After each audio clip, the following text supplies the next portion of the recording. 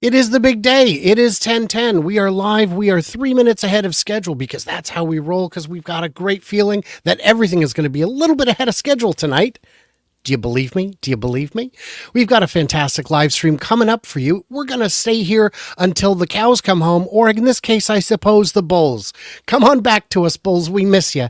We can't do it alone, and I can't do it alone, which is why I am joined today by Jan from TESLA Fix is joining us in part for this. It's going to be a lot of fun.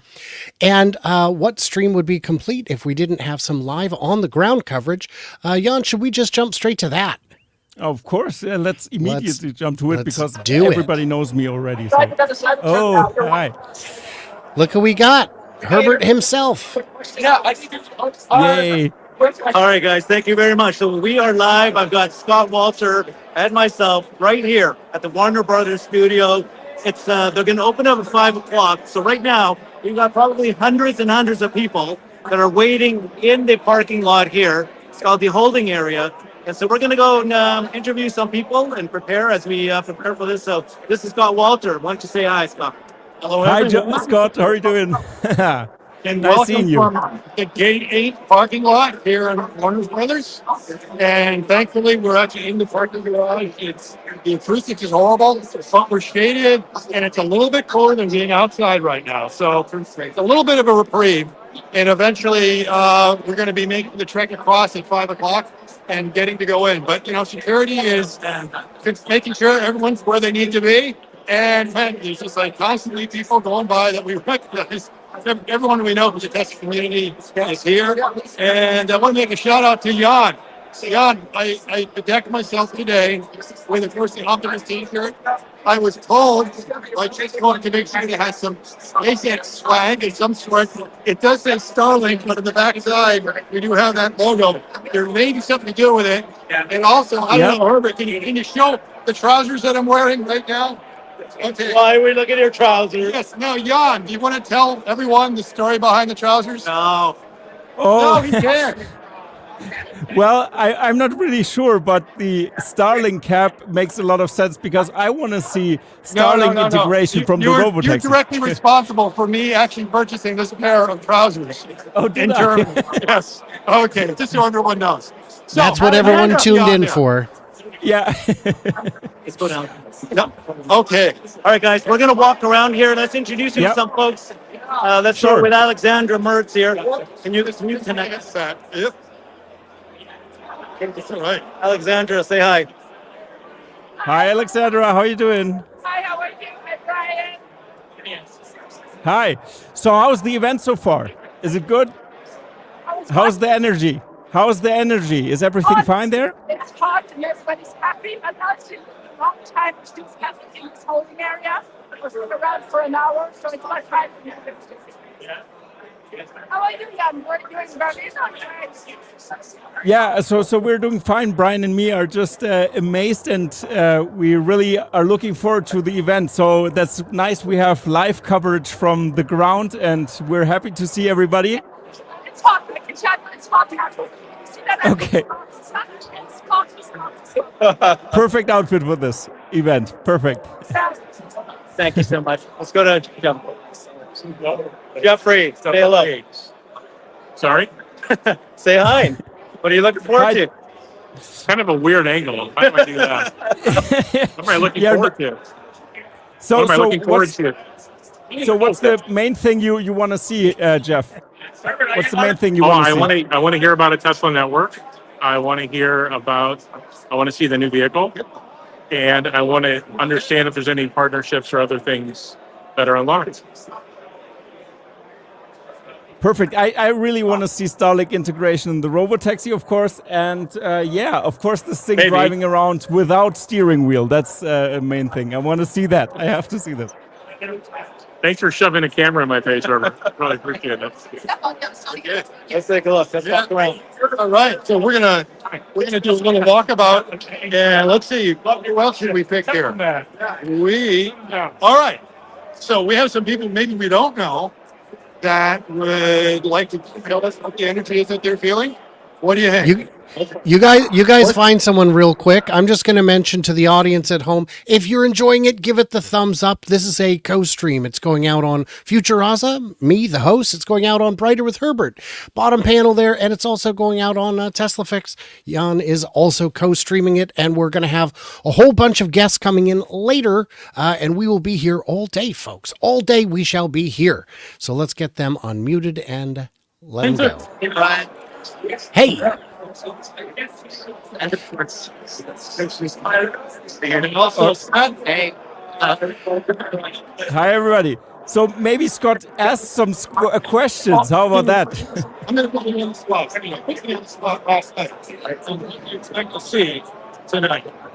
Yeah, I think it'll be something historic. I expect it to be a nothing burger, but I think today I'm going to turn heads and exceed expectations.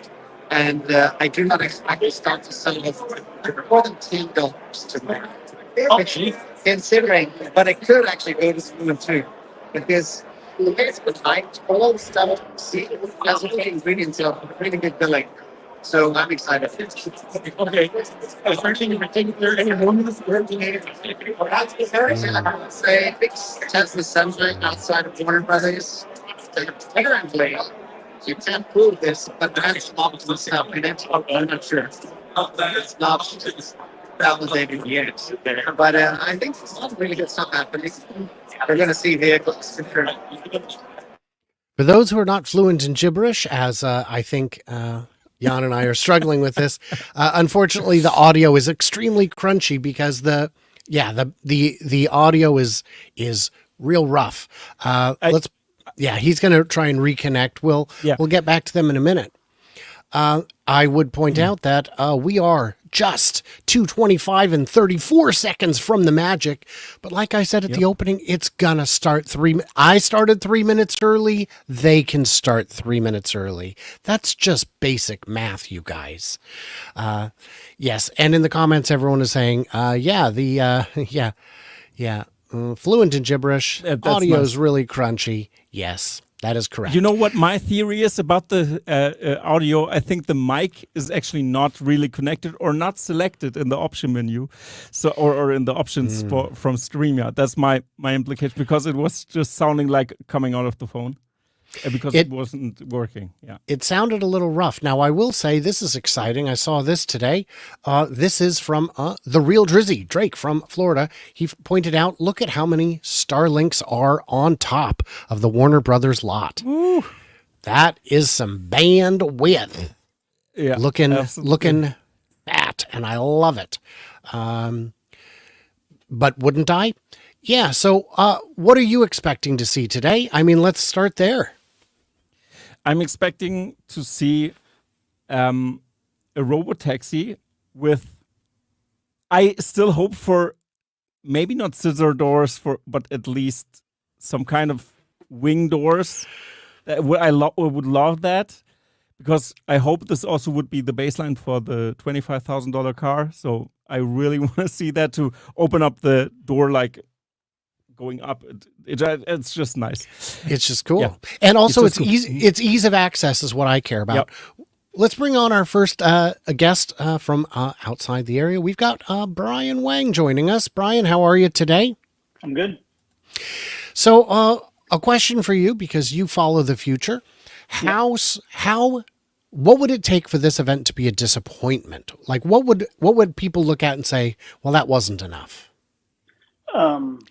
In terms of the stock price, if they don't give a firm timeline, or if the timeline is well over a year, I think that would be disappointing in terms of like getting RoboTaxi or supervised something out there. That would be a disappointment, I think. What would disappoint you personally? Disappoint me personally, I would like to see some kind of deployment within 6 months. I think it can be supervised deployment. I think China has national laws on robotaxis that say you have to have supervised right now, and most you can have 3 cars for every 1 person. I personally believe all cars, Waymo, Apollo Go, all those guys with LiDAR are doing supervised at 1-to-1 or 1.5 persons to 1 car. So I think going through a supervised phase my belief is not that big a deal, and that you need to do it for the regulator itself to feel comfortable with. So I would like to see it come out in big volumes. Do you really think that Waymo is at even less, worse than 2-to-1 supervised? I think Waymo could be at 1-to-1 or one person to one car, and the best I could possibly see them doing is 2 cars to one person. Wow. But I don't think they're above that, is my personal belief. Based on Cruise saying that they were at 1.5 person per one car in their court documents, and then looking at the pictures from Shanghai, looking like it's at 1-to-1 for Beijing and those other Chinese car companies that are doing the same thing. They seem to be at 1-to-1 or worse, based on the stations I saw. Wow. So that's my Wow. Jan, what would disappoint you? Considering I live in a continent where we don't have access to this kind of technology, I would not even be disappointed when it will take 2 years for the RoboTaxi to arrive, in my opinion. But I get why people and everybody's anticipating a faster release. But not so much can really disappoint me. If I would be a little bit disappointed when it would be supervised at first. I know it has to be maybe, but what I could see is maybe a hybrid of, but that doesn't make sense. I've thought of the scenario that what about you having a driver license, you call a RoboTaxi and then you get in and drive, supervise yourself, but then the RoboTaxi has to come to you. So I had a gap in my thinking there. So overall, I wouldn't be actually disappointed, I think. It would be very hard to disappoint me at this point about this topic, because I live in Europe, so I'm disappointed all the time. So this means every nugget I can get out of this technology, I would really love. Yeah, that would be a lot of fun. Tesla AI Girl is not at the event, but near the event, as I understand. Great little channel, shows a lot of normal drives. And what I love about channels like that, and they're increasingly common, is how routine the drives are. Jan had a chance to experience, I think, 11.3.6 and maybe another version when you were here. 12.4.1, which means no nag. So yeah, I had a good experience with that. Yeah, with wow. 30 Teslas. Yeah. Oh, nice. Yeah. He gets builds before me, but there. It is, so I'm on now 12.5.4.1, I think is the one I'm on. And it is great. I use it all the time. It just works. Now I've had people say, well, that means it's ready to go. And I say, it's not quite ready to go because it still can't read. And there's a no right on red in my neighborhood that is a weird 5-way blind intersection. And if I set the car loose, it would probably be a week before it crashes, and probably days before it gets a ticket. So, got to get that sorted out first. That's a substantial gap, but we don't see what's going on behind the scenes. They may have a lot going on that we don't see. Brian, could you see if you could turn up your volume a little bit for me, if possible? Okay. I want to say thanks to Matt for the super duper chat. Much appreciated. This is a very difficult process. I'll leave that up for a minute. It's a very difficult process. We're putting in a lot of work, and it's not easy, and it's challenging. And then, of course, we also have a super chat on Herbert's channel. Hope you guys like my Cybertruck commercial at the beach on X from a few weeks ago. Very cool. Very exciting stuff. So, yeah, very fun. Let me see if I'm missing anything. Nope. Very cool. So, the question was asked, Herbert will pop in and out. They don't have a static location. Starting in a matter of minutes, the doors will open and the masses will begin herding inside. I am, of course, concerned about the bandwidth issue for any event like that. The cell towers aren't expecting a cluster of 500 people to all be trying to stream video at the same time, and it makes it pretty challenging. I'm going to add one more guest at this time, Brian Rashetsky, who you may know as he was a drone pilot in the at Giga Texas. He did a lot of coverage there, but he has a lot of experience with Tesla as a product, as a company, all that. Brian, how are you? I'm doing great. How are you guys doing? We're doing good. We're a little worried because we've only got 3 Brians on the show, and we do have a Jan, and that's really it's making him uncomfortable. But it's a little weird, but I might consider changing my name in the long run. So I considered changing my name to get a ticket. But I actually looked up the court calendar to find out if I could get it done in time, and the answer was no. So that would be tricky. Yeah, maybe you change your name to Elon Musk, then they just let you in immediately and get you into the CEO corner. And yeah, because no one knows what he looks like. He's very reclusive. Exactly. That's he's a secretive man. Brian, what are your thoughts on today? Talk to me. I'm sorry, Brian Rashetsky. Brian, yeah. Exactly. See, it begins. If we just had surnames. We Three Stooges. We don't. Brian Rashetsky, you first. Oh man, I don't know. There's so many different things to think about. It does seem like this is like finally that day we've all been waiting for. Something that when you talk to anyone on the public, they have no idea about this. And it's the one critical thing that I think will just change everything. I think we're going to see more of the Tesla bot than I think a lot of people I've heard discuss. I think there's going to be a lot more emphasis on the Tesla bot than I think we may think. And Grok integration into the vehicle. There's just a lot. And between that and then like entertainment, those are the things that I'd love to kind of brainstorm and think about in my head. And you've got experience with Uber and Lyft, and you've got some perspective there. Hold on. Sorry. Get out of here. Get out of here. Now I know he's talking to Jan. Oh man, sorry. Screaming. I did some Uber and Lyft for a while.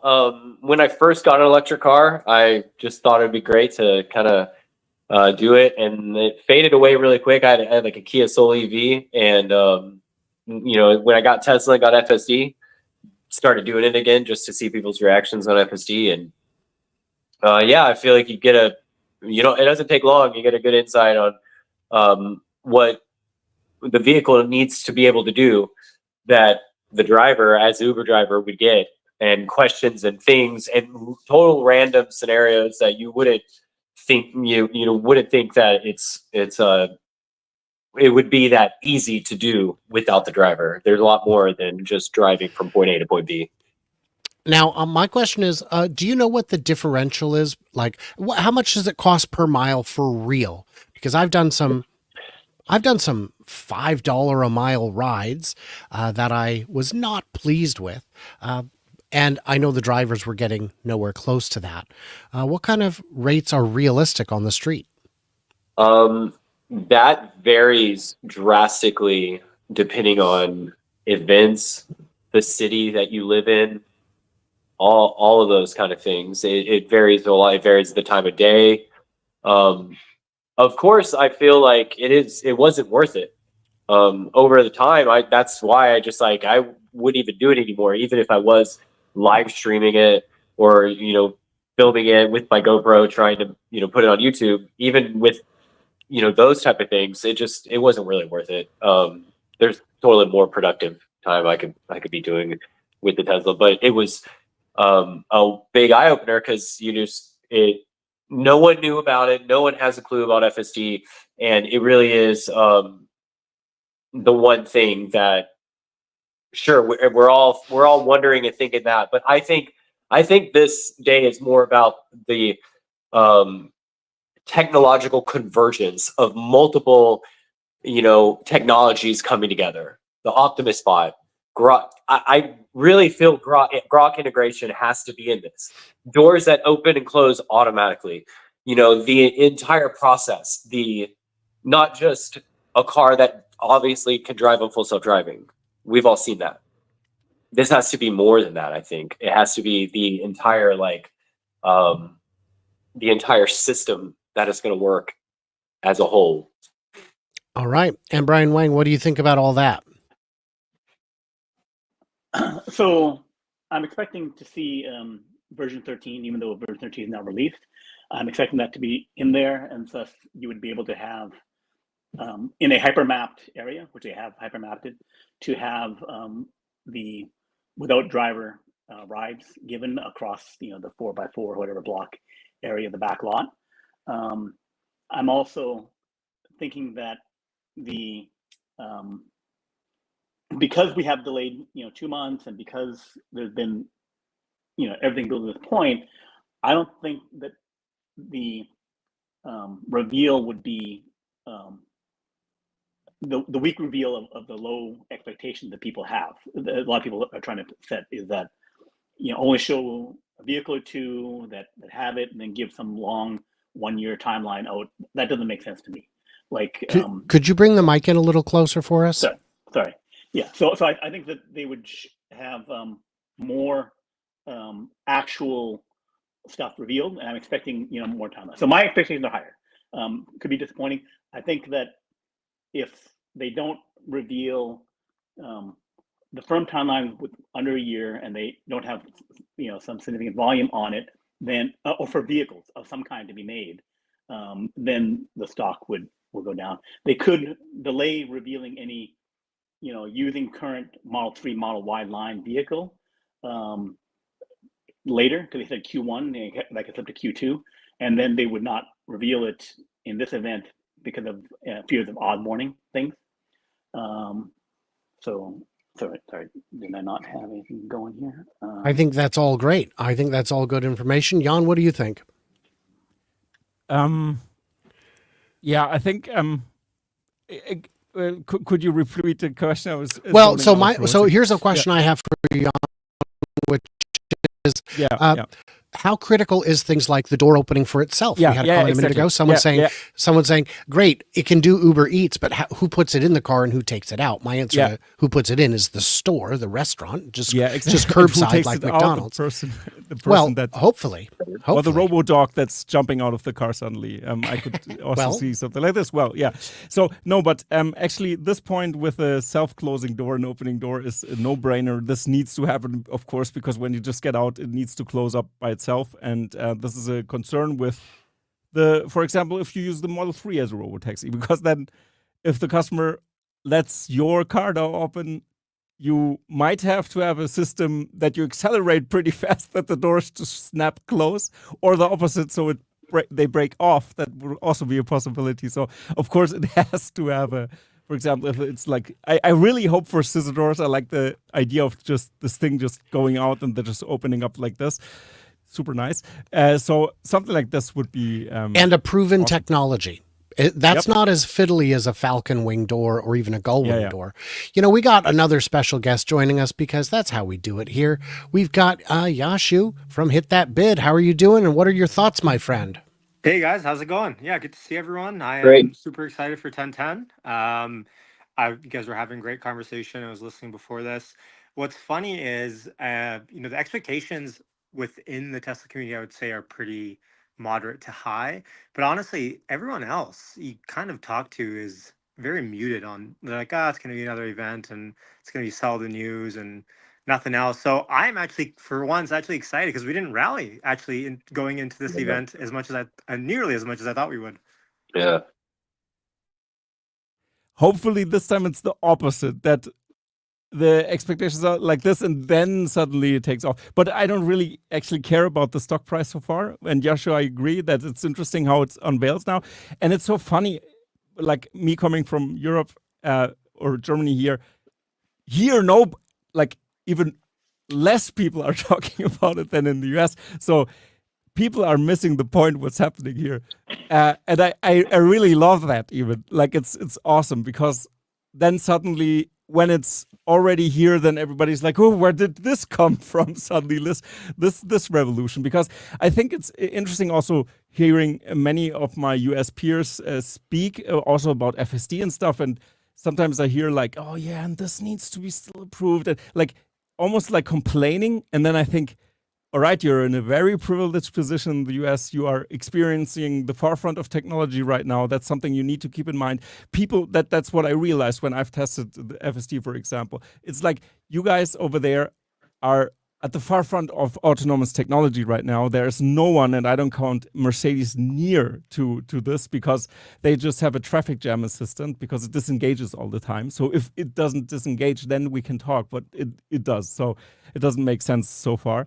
And people commute to work every day with this technology already, and it's rolled out. And now you have pretty nice ass over there. So actual smart summon, of course. I mean, no profanities here. No, ass went wide a week ago. We all understand. We're Americans. Yeah, I know.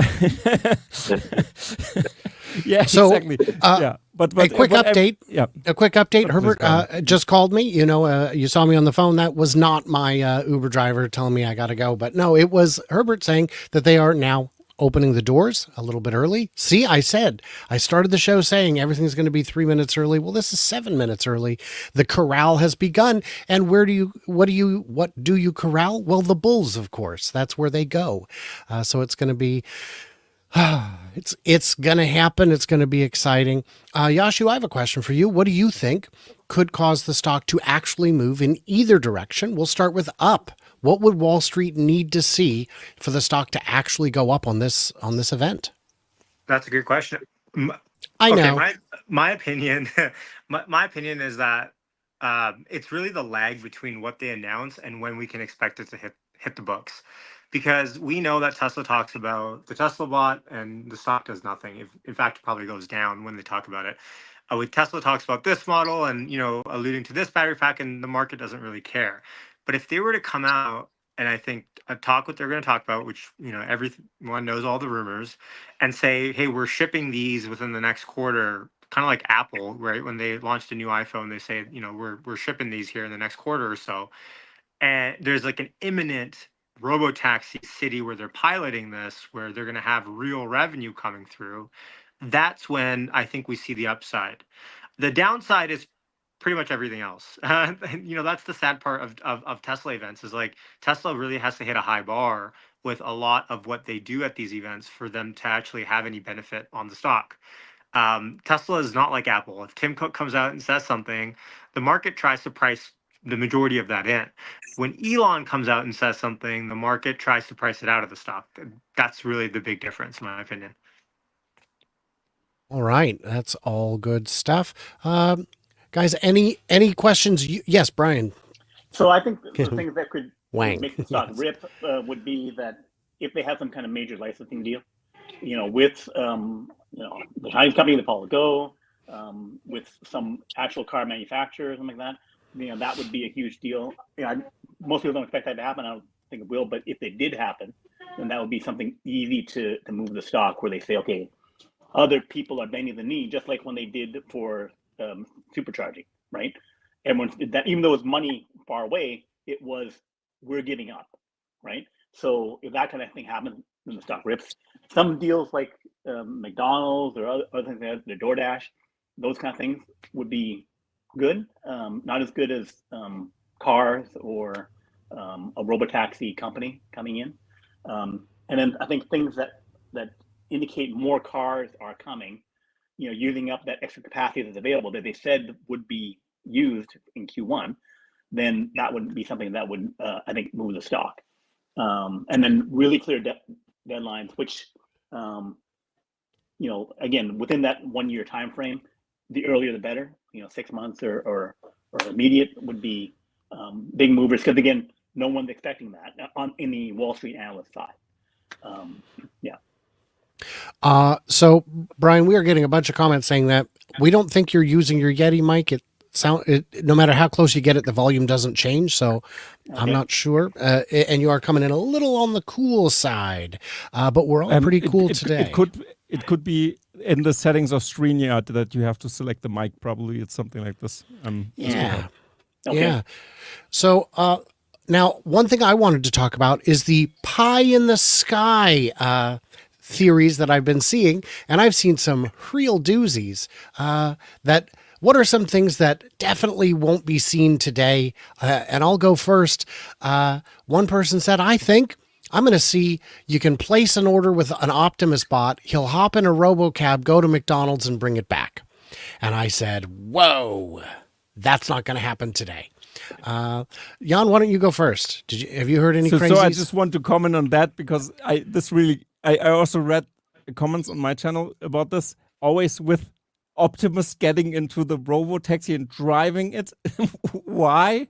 This thing is the robot itself. So why does any robot would it look cool that he gets out of the car? Sure, absolutely. But driving it, no. Why? No, it doesn't really doesn't make sense. The fidelity of the feet needs to be adjusted, so it's just. And then Optimus uses a calculator. Why? Exactly. No, but I think to please the Wall Street analysts, if Tesla doesn't invent time travel at this event, then they're out, kind of. And that's something like no, I'm not sure, but I think always people have interesting thoughts, but I think it's just show us the RoboTaxi, and that's okay. One big deal, so, Brian Rashetsky, what's something crazy you don't expect to see? I keep saying I wanted to see Jerry Seinfeld doing a Cars and Coffee with the robot in the car, and the robot's like he keeps asking him like, "Really, you're not driving?" The robot's like, "No, I'm not driving," and they do like a little bit. I love it. Yeah. I don't expect to see that. Could it happen? Sure, I love it. Yashu, do you have any crazy theories you've heard that you're definitely not going to see tonight? No, off the top of my head, but I do want to say Brian's point is a very astute one to make it a little bit serious for a second, because I'm just thinking going back to Hertz deal, right? When you look at the Hertz deal, Tesla stock moved. Why? I don't know. I don't know what Tom Brady and Hertz really had to do, because we knew the Tesla order book was already packed at that point, but they had placed 100,000 cars or whatever it was in 2021. I think your head is on it towards the right track, even with this, because if there is some sort of big partnership with a corporate brand or something more mainstream, do we see a moonshot? And I guess that's something to watch for tonight. So I'm going to add in one more person here. We've got one of the biggest names who didn't get a ticket. It's the president himself, Joe from Tesla Owners of San Joaquin Valley. I imagine he's hey Joe, what's up? I love it. His background almost makes it look like he's driving, which would be a definite no. Joe, you are on mute. If you want to share with us your thoughts on any crazy theories you've heard that are definitely not happening today. One thing that's definitely not happening is I'm definitely not driving. My time truck is. The other thing that's definitely not happening is I'm not showing up at that event because I didn't get an invite. Oh no! I hear some people. No, I think Brian's idea would be freaking awesome. You're gonna have to narrow it down. This is a Brian intensive space. We only added a Joe, a Yashu, and a Jan, and I mean, really, that's that's kind of our quota. If you're a Brian and you're watching this, I think you need to join the stream. That's just all there is to it. Yeah. So, Brian Wang, have you seen any crazy theories that are definitely not happening? People are saying that they'll show the Roadster and that it'll fly. I don't think that's going to happen. I would like it to happen. I don't think it's going to happen. I think even if they had that capability, I think they would have a separate event for it. So I don't think that you would pack that into a RoboTaxi event. I agree with all that. I don't know how much Optimus we'll see. This is a We Robot event, but it's been hyped as a RoboTaxi event. I mean, maybe not hyped. Maybe that's not the right word. We've been hyping it as as that, but they've called it that. They've referred to it as a RoboTaxi event. I think We Robot is just a great bit of marketing. So whoever did that is great. I do want to address this. Herbert was excluded. No, Herbert's at the event. He's walking inside as we speak. The doors have just opened. He will be back. But I am actually the one hosting this because I'm just cool that way, I guess.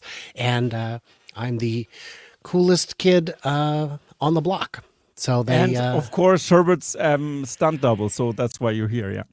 Yeah, I am Herbert's stunt double. That is very true. That is very accurate and the right thing. Any other crazy theories we might have heard that are definitely not happening? Joe might have a theory. Joe, please tell us what's not happening, or should I call you King Joe? Oh yeah, he's back in full regalia. Well, definitely there's not going to be a robot driving a robot vehicle. That seems ridiculous.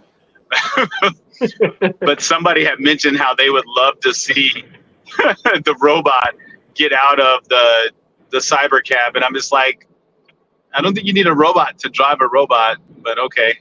So that's definitely not happening. Indeed. Yeah. So great I'm minds looking. think alike. Yeah, Brian just said that. What's funny is actually, and I have to hop off here for a little bit, but I might be back. The last thing I'll leave everyone off with, I think, for this event is, will we see the infamous Gordon Johnson at this event trying FSD for the first time? Maybe, just maybe, that might be the only thing we'll never see. I mean, he was really suspiciously quiet in the last couple of, let's say, half year or something like that, because all the vaporware is pretty real and driving around everywhere. So I don't know what's his definition of vaporware is, but in my understanding, it's some software that actually doesn't kind of work. Doesn't exist. It doesn't exist yet. Thoughts on board member saying, if you think you know everything being shared tonight, think again.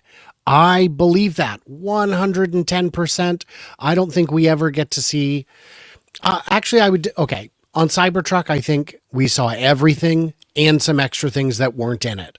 We did see, sail storage on the bed flaps. I don't know what you call them, the bed sails that were just in the render, but not in the prototype. And those, of course, did not make it into production for pretty obvious reasons. But I think there will be, just like with the robot demos, a lot that's held back.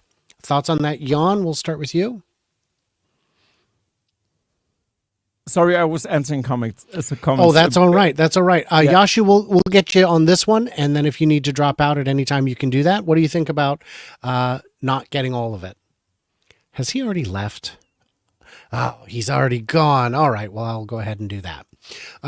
Brian Rashetsky, you take that one. Oh, that's not good. How much do you think they'll hold back? How much of what we see tonight will be, this is just scratching the surface, what's underneath it? Obviously there could be a number of licensing deals that are in the works that would not be mentioned. There could be a lot of stuff. What do you think?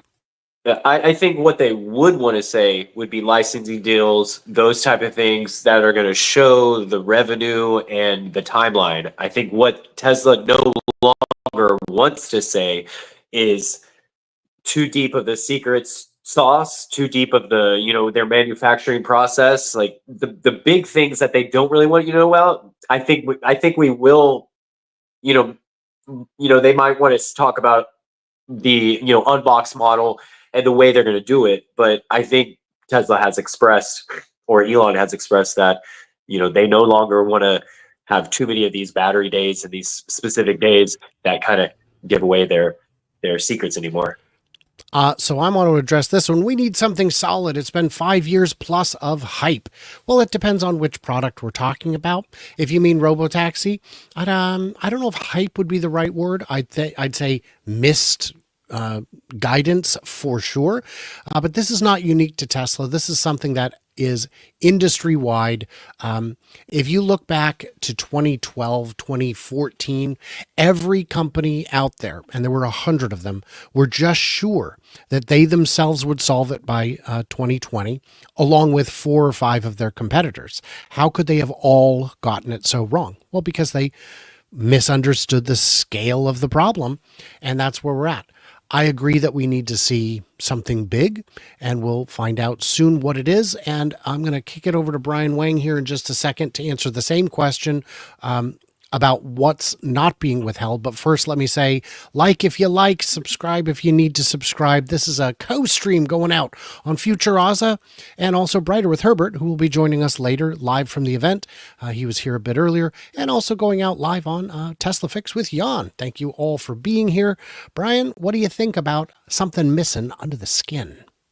Well, I don't think they'll have time to get into the technical issues that, they're doing all the work on improving things and building the vehicle, that kind of stuff. But I think they'll have, only 69 minutes to really present, here's what we're doing, and then it's going to be transferring over to giving rides. So I think there's only so much time to show some stuff. It's okay, here's the vehicle, here's what it does. Even that could take, 10, 15, 20 minutes if they, get in and out and show a lot of things around it. So I think each of the demo things will take up a lot of time. So there's only 4 or 5 things you could possibly present in any kind of meaningful way is what it is. So it has to be the highlights, 4 or 5 big things, and then it's off to the races, I think. And of course, just as I was going to kick it to the president himself, he'll be back. He'll be back. And we will have more exciting guests coming along shortly. Anyone want to add anything that I may have missed on what will not be mentioned, Jan? So, yeah, I'm not and sure. someone in the comments said, I think you misunderstood what the question was. And maybe I did, but we're having fun. Yeah. We're filling time. We've got about 2 hours until this starts, but there is a thirst for what we do. So we are doing it, you thirsty, thirsty viewers. So let me just finish my point here. I think that we won't see I'm not sure if we will see the cyber van, as a product category launch. I think we see the RoboTaxi lineup, which could include a van type vehicle where you could, or multiple passengers seaters like they had in their. All right. Well, Jan will be back in a second, I suppose. There was a question. When will Herbert start live streaming at the event? We don't know. He will pop in when he is available. He will share with us insights, I assume, once they're in and settled a bit, if connection is reasonable, and we'll go from there and find out as that happens. We do have Joe back with us, perhaps. Maybe not. Maybe not. I'll wait until his buffering issue is resolved. Oh, there he is. So, Joe, the question is, do you think that there will be something that they haven't disclosed that we will hear about? Or did we already do that one? Oh, man, I'm losing it already. No, I think I think Tesla does a lot of chess moves, and I think this is going to be an event, definitely, where you're gonna see what you thought was never what you thought. You know what I mean? Like they do these things and have these ideas that we think we have an idea of, and then when it comes to fruition, you start to realize like, oh, we didn't know nothing. So I think there's going to be a lot of that. Like everybody has their speculation, wishes, and dreams of. I mean, this is like a Star Wars movie, right? Everybody who's a fan knows the greatest Star Wars characters and how to make the best Star Wars movie instead of anybody who actually made it. So we're just gonna have to wait and see. But Tesla plays a lot of things close to the vest, and they keep a lot of secrets, and they always exceed the expectations. So we'll see what happens. Indeed. Oops, I clicked on the wrong one. Panel, tell me if I'm wrong. If they haven't applied for any approvals on a new car design, it's going to be at least a year before we can get anything mass produced. I would address that by saying in the US, vehicle manufacturing is self-certified. So if you have certified it for road use, it is certified. So that would not be an obstacle. the bigger obstacle would be companies do months of road testing. We typically see at least 5 to 6 months from the time a new vehicle hits the road, and we see shots of it out in public testing from then until it actually is put into production. So I think that's the bigger one there. And guess what, guys? We have got joining us, Herbert is back. Welcome, everybody. So we're now moving. Thanks, guys. We're moving. There's a group of us. There's quite a number of folks entering into the Warner Brothers studio. You can see that we've got Tesla Boomer Mama there, and there's a big lineup. Everybody's trying to wait for. This is really the front of the line here, and you can see that they're really slowly putting everybody forward. So we'll dial back in again and show you if we can. But they did say that they're allowing cameras and reporting from inside. So stay tuned. Thanks, everybody. That's very exciting. Thank you for joining us, Herbert. We appreciate it, and we'll talk to you when you are stable again. Yes, of course it's me, Alexandra. Hello. No, that's Kathy Kilcher. Oh, Kathy. Oh, hi, Kathy. I just heard a voice, and I didn't know who it was. She's here too. Yeah, I know who you are. You know, Kathy knows who I am. Of course. See you guys. Very fun. Thank you, Herbert, and we will see you in a little bit. Very cool. So did you guys have thoughts on how quickly a new model could be implemented, could actually be rolled out if we see it today and they say it's design locked, it's ready? How soon could we see it? So they're not going to have anything design locked. I would tend to agree. Sorry.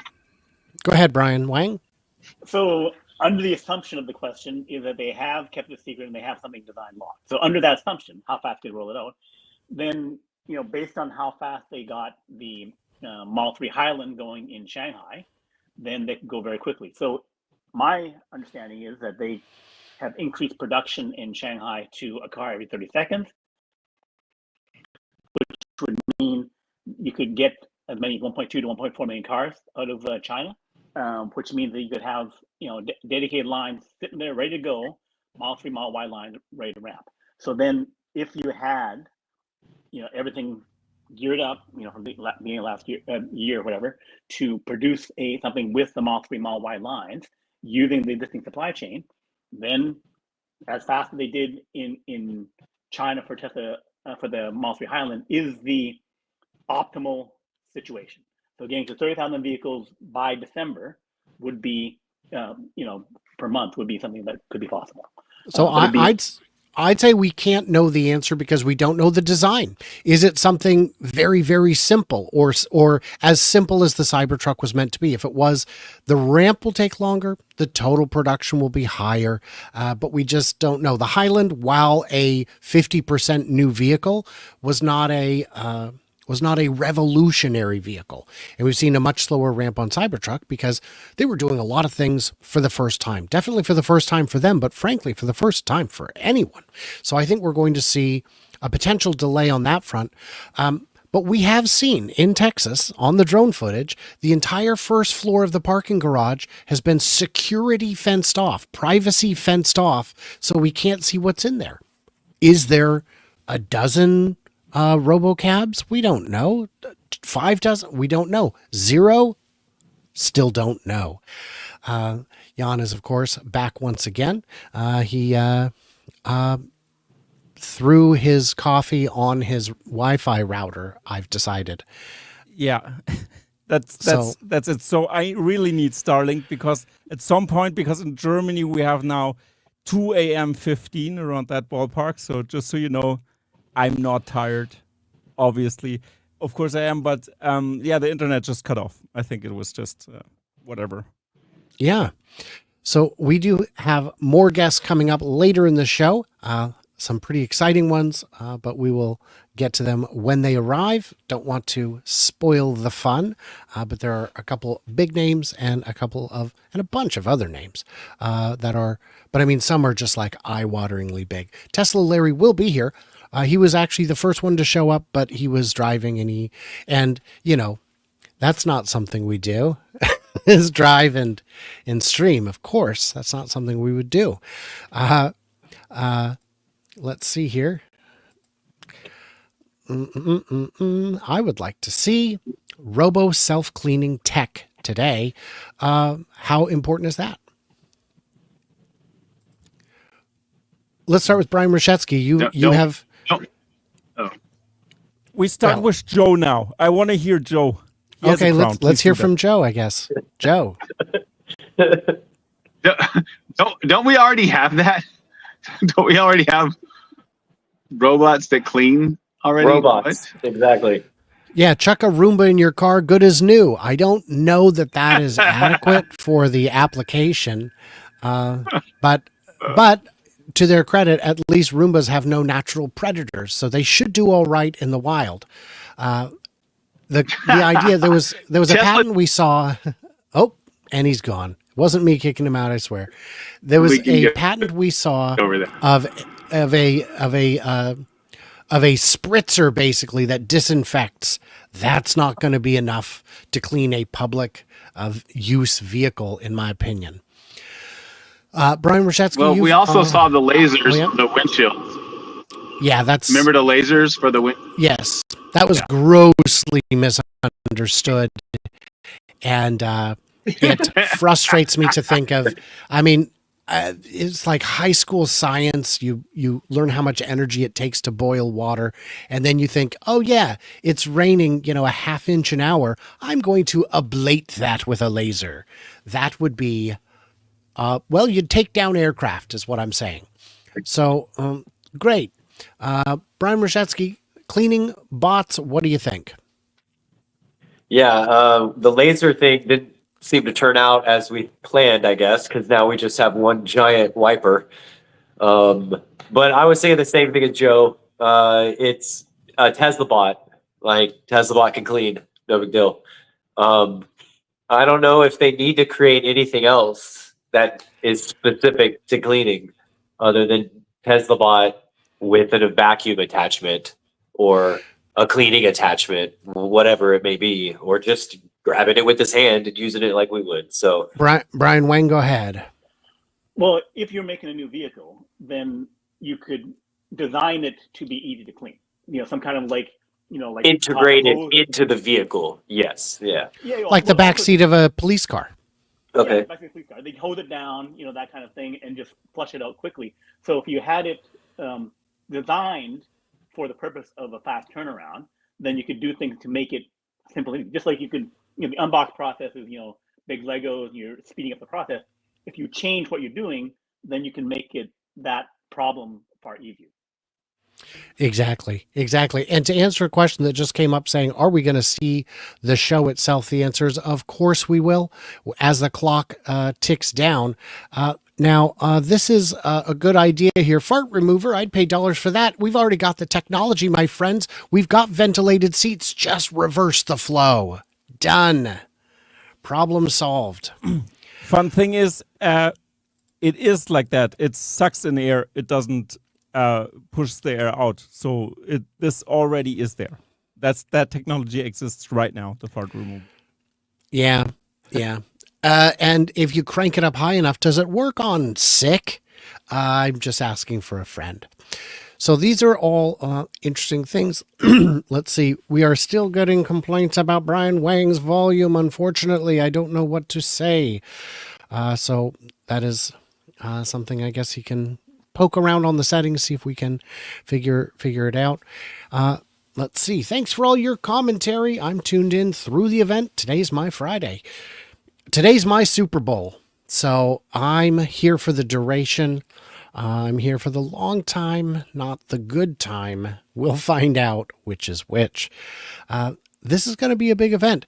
Does anyone have any speculation as to the total number of attendees? Kind of a tough guess since we're the only ones not there, but guesses? Anybody? I think about 1,000. 1,000, based on how many people have lined up there. I think it's going to be more like 2 or 3 based on the number of people we collectively know who are going. And you've got to figure there's a whole lot of people who never announced that they were going, who we've seen showing up, and a whole bunch of people, of course, in the background that none of us recognize because they're not, because they don't stream every minute of their lives like I do, for crying out loud. Oh, is Beyonce or Taylor Swift going to be there? I heard they're going to do a duet at the end. Oh boy, let's dream big, you guys. Why not? Is the real? Yeah. I hope that everybody printed out their CERN Basher bingo cards so we can play the CERN Basher bingo. Of course, we need to do it. So actually, we maybe look into that too. I'm gonna take them out of X, and then we can just look at those too. And I also have a special, if you like, we could also check this, because I've did a very interesting interview with somebody about the scenarios of the RoboCab or CyberCab if it was in Europe, kind of. And I'm actually right at the editing process right now, and I couldn't make it before the event, which is sad because we are speculating about the RoboTaxi. So an episode that I didn't launch so far. You could also check it out. But first, Scott is back again. So let's Scott see is back. Scott, you are in a super, super quiet and modestly sideways place. Wow. Okay, can you hear me? Can you see me? You know what I need to do? Give me a second here. I've set everything up completely wrong, as usual. Trying to get on here. There you go. You have it. Okay, there we go. Is that everyone recognizes me from the voice? When I start talking, then they know. All right. So we're still over at gate 8. The parking structure is behind us here. So you can sort of see the cloud behind me. The sun is setting, so we're hoping it's going to get a little bit cooler. We need to make it over there. So we're being sent over in slugs every now and then. We get to cross the street, and then we probably have to go through the same security. So there are way more people here than I expected. They said it was going to be limited. This does not look limited to me. And I would say we were thankful to actually be inside that parking garage because it was naturally cool. Out here, it's still a bit warm, but I'm sure when the sun sets, it's going to cool off a little bit. And there's definitely a lot of energy here. And let me see. Should I do like a man in the street interview here? Do you want me to ask anyone how many I would love that. Cybercabs or any questions you'd like to ask? Sure, let's start with that. How many Cybercabs are we going to see? Hey, everyone, how many Cybercabs? How many are we going to see? How many Cybercabs? 5. 5? 20. How many steering wheels? 0. 0. Okay, we get 0 on the steering wheels. 5 is a common number I heard from everyone that I asked. We have some people. How many think 20? 20. We got a couple of 20s. 20s back there. How many think 100? Yeah, no one's going to think 100. Okay. There's some 5s. How many think we're going to see at least one? Yeah, I think most of us would think that we're going to see at least one. So, any other questions you would like to crowdsource here, Blair? Oh, boy. Deployed when? Oh, deployed when? That's a tough one. I know. Okay. Deployed when? When do you think it's going to be deployed? Mid next year. Mid next year. Maybe with drivers before that. No, as I've said many times before, to have the correct prediction on when FSD is going to be available in the Cybercab, all you have to say is not this year.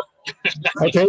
Eventually you will be wrong, but your track record will that you have been right many, many times on that prediction. I'm going to go with not this year because there's less than 3 months left in this year. What do you think, Brian? What do you think, Jan? We're all divided, but we're thinking, definitely not this year. Would you say that there's 1,000 people? Would you say there's 2,000 people? I'm really bad at guessing. How many people you think are here? How many were invited? 300. You think at least 1,000? 1,000? I'm hearing 1,000. How many jelly beans in the jar? Okay, I'm not getting that. So we're talking, it's interesting. I'm not hearing 1,000. Well, let's say not more than 1,000, not 2,000, but yeah. Serving Tesla tequila tonight. Tesla tequila tonight. Let's see. By Optimus. Could be. Now, the thing to remember is that how big is this slug? How many people are right here? How many people do you think we see right now? Let's guess. I'd say 150. What do you guys think? but 150 right here on this side of the street. But and there's still more behind us in the garage. I think at least 2 or 3 slugs have gone ahead. So it could be in the order of 1,000 for sure. I would think. Wow. Maybe somewhere around there. Wow. Very exciting. Very cool. You love to see it. Panel, any other questions for the crowd, for the wisdom of the masses? How many Optimus bots? How many Optimus bots, Scott? What do you think of that? Oh, pardon. Repeat the question. How many Optimus? How many Optimi? Okay. All right. How many Optimuses? Wrong. The question is wrong. It's how many Optimi. All right. How many Optimi? 4. 20. I have 20. There's a bunch. A bunch is 5. Did you know that? A bunch of bananas means at least 5. Okay, so we are learning so much. Yes, it's not 4. 4 is not a bunch. So if you want a bunch of know-it-alls, you need to have at least 5 of us together. No, 4 famously is right out. Here we go. All right. So Scott, what have you heard so far? What was the main thing people are talking about or are most exciting about from your impression? Okay. Now we hear everything from something like seeing the Roadster with the SpaceX package to there'll probably be an impressive drone show because supposedly there was a test run last night that some people got some pictures of, and the drone show showed Optimus, the head, and there's clearly the feeling that there's going to be a couple of product reveals. A lot of people think there'll be the cyber van along with the cyber cab. Maybe showing a couple other types of robot form factors under tarps. So we'll probably see something that looks like maybe a robot dog under a tarp. One other kind of thought, and I'm going to throw this back to you. They're pushing a lot of traffic, physical traffic, people to the showrooms for the watch party. And I'm wondering if there's going to be some product unveil tonight that you can order and that you can only order by being at the showroom. What do you think? I think you should ask the crowd. Oh, okay. Once again, crowdsourcing. Is there going to be a product that we can order tonight? No. Maybe. I get a no and a maybe. So there you have it. So once again, there'll be a reveal, but something you can actually order tonight. No. Order or pre-order? That's a good question. Okay, pre-order? Let's go with pre-order. There'll be pre-order, but not something you can order. I think the question should be, can you pre-order an Optimus tonight? Yeah. Okay, this is the thing. If you can, all right, let's do it this way. If you could pre-order an Optimus tonight, and the down payment was $1,000, hell yeah, and the price was going to be $100,000. But it's not going to be $100,000. No, let's say it's $100,000 right now because it's early. How many would you order? You are number one. They point to you and they say, you can order as many Optimi as you want right now. I'm a cheap ass. I don't want. You only order one. Okay. I would take an order for 200,000 and then I would get buyers. You would get buyers. Okay. So maybe there'll be plenty of buyers. Let's say the down payment is $10,000 for an Optimus, and you got 7 days to come up with the money. I have somebody who can come up with money. Okay. I know. I'm not talking about one. Would you say 100? Let's say it still costs $100,000. $100,000, 10,000 down to not okay, 10,000 for each order within 7 days. So you can put it down right now, and if you order 10 Optimi, that's 10 times $10,000. Can you come up with $100,000 by the end of the week? If you can, the question is, do you have a guaranteed delivery date? Yeah, 2 weeks. That's the question. That's the question. So I don't know. If there is 10 being delivered by Elon personally, then yes. Okay. By the way, they won't be 100,000. He's already said they have the class around 20. Eventually, they'll drive it down to there. But wait a minute, you're throwing away money. Or let's say you're taking money off the table. If you can buy an Optimus tonight, how much would you pay? Tonight. Take it home with me. Take it home with you. First Optimus? The first, yeah. Well, I'm not an influencer, so I haven't. It doesn't matter. I mean, I'm saying that you're a businessman. You've got a use case for Optimus. How much would you pay for it? Pay tonight, 25K. 25K, but you would pay more, wouldn't you? How much is it worth? How much would you buy an Optimus tonight? You're taking 5 times that if you can. 5 times that. Okay. It's minimum worth is 50,000 a year, probably. It's worth 50,000 a year, right? So if there was 100K mark, is probably 100K. Okay, so people be willing to pay 100K. Can you go up and downstairs? Yeah, I assume it should be able to. Can you do my laundry? Can it do your laundry? Can it do your laundry? Well, there we have it. So everyone's willing to pay at least 100 grand for one Optimus. That's delayed. Brian, you're not on. Like your mic is muted. Scott, we're going to go ahead and check back in with you in a little bit. Get back with us. We can leave the video running if you'd like to leave it running. I think you're saying something. Let me unmute you. What's that, Scott? What? Checking with you later. All right, we'll talk to you in a bit. See you, Scott. Thank you very much. Thank you, Scott. All right. So, guys, this is ridiculous fun. The audio gets a little crunchy at times. James has gone green. Maybe he'll be back. We'd love to hear his thoughts on some of these very exciting matters. Brian Rashetsky is joined by a special guest host. And yeah. And you know what, guys? All of this stuff, don't just, but let's see here. Scott is still talking. It's so loud. It's very, very difficult to work with. Oh, and now we've got Herbert. 6-year-old. But I love. Oh Yeah. yeah. Okay. Herbert, you are live. What is up, my I'm friend? live. Okay, thank you guys. We're still waiting in line. We're pretty close to the front, but there's pretty security, right? They're going to check everybody, but they've not let anybody into the Warner Brothers studio yet. I'm way ahead of where Scott was. He's like so far behind me now. I'm way ahead of Alexandra. She's a little bit behind. And Jeff is further back. I need to save him a seat. But yeah, you want to people here want to say hi? You want to get in camera? No? All right. This is a good plenty one. of that watching you, before. watching me. Yeah. Yeah. Hello, everyone at the event. Hi. Oh, yeah, you've actually got it pulled up. That's very fun. Awesome. Let's see here.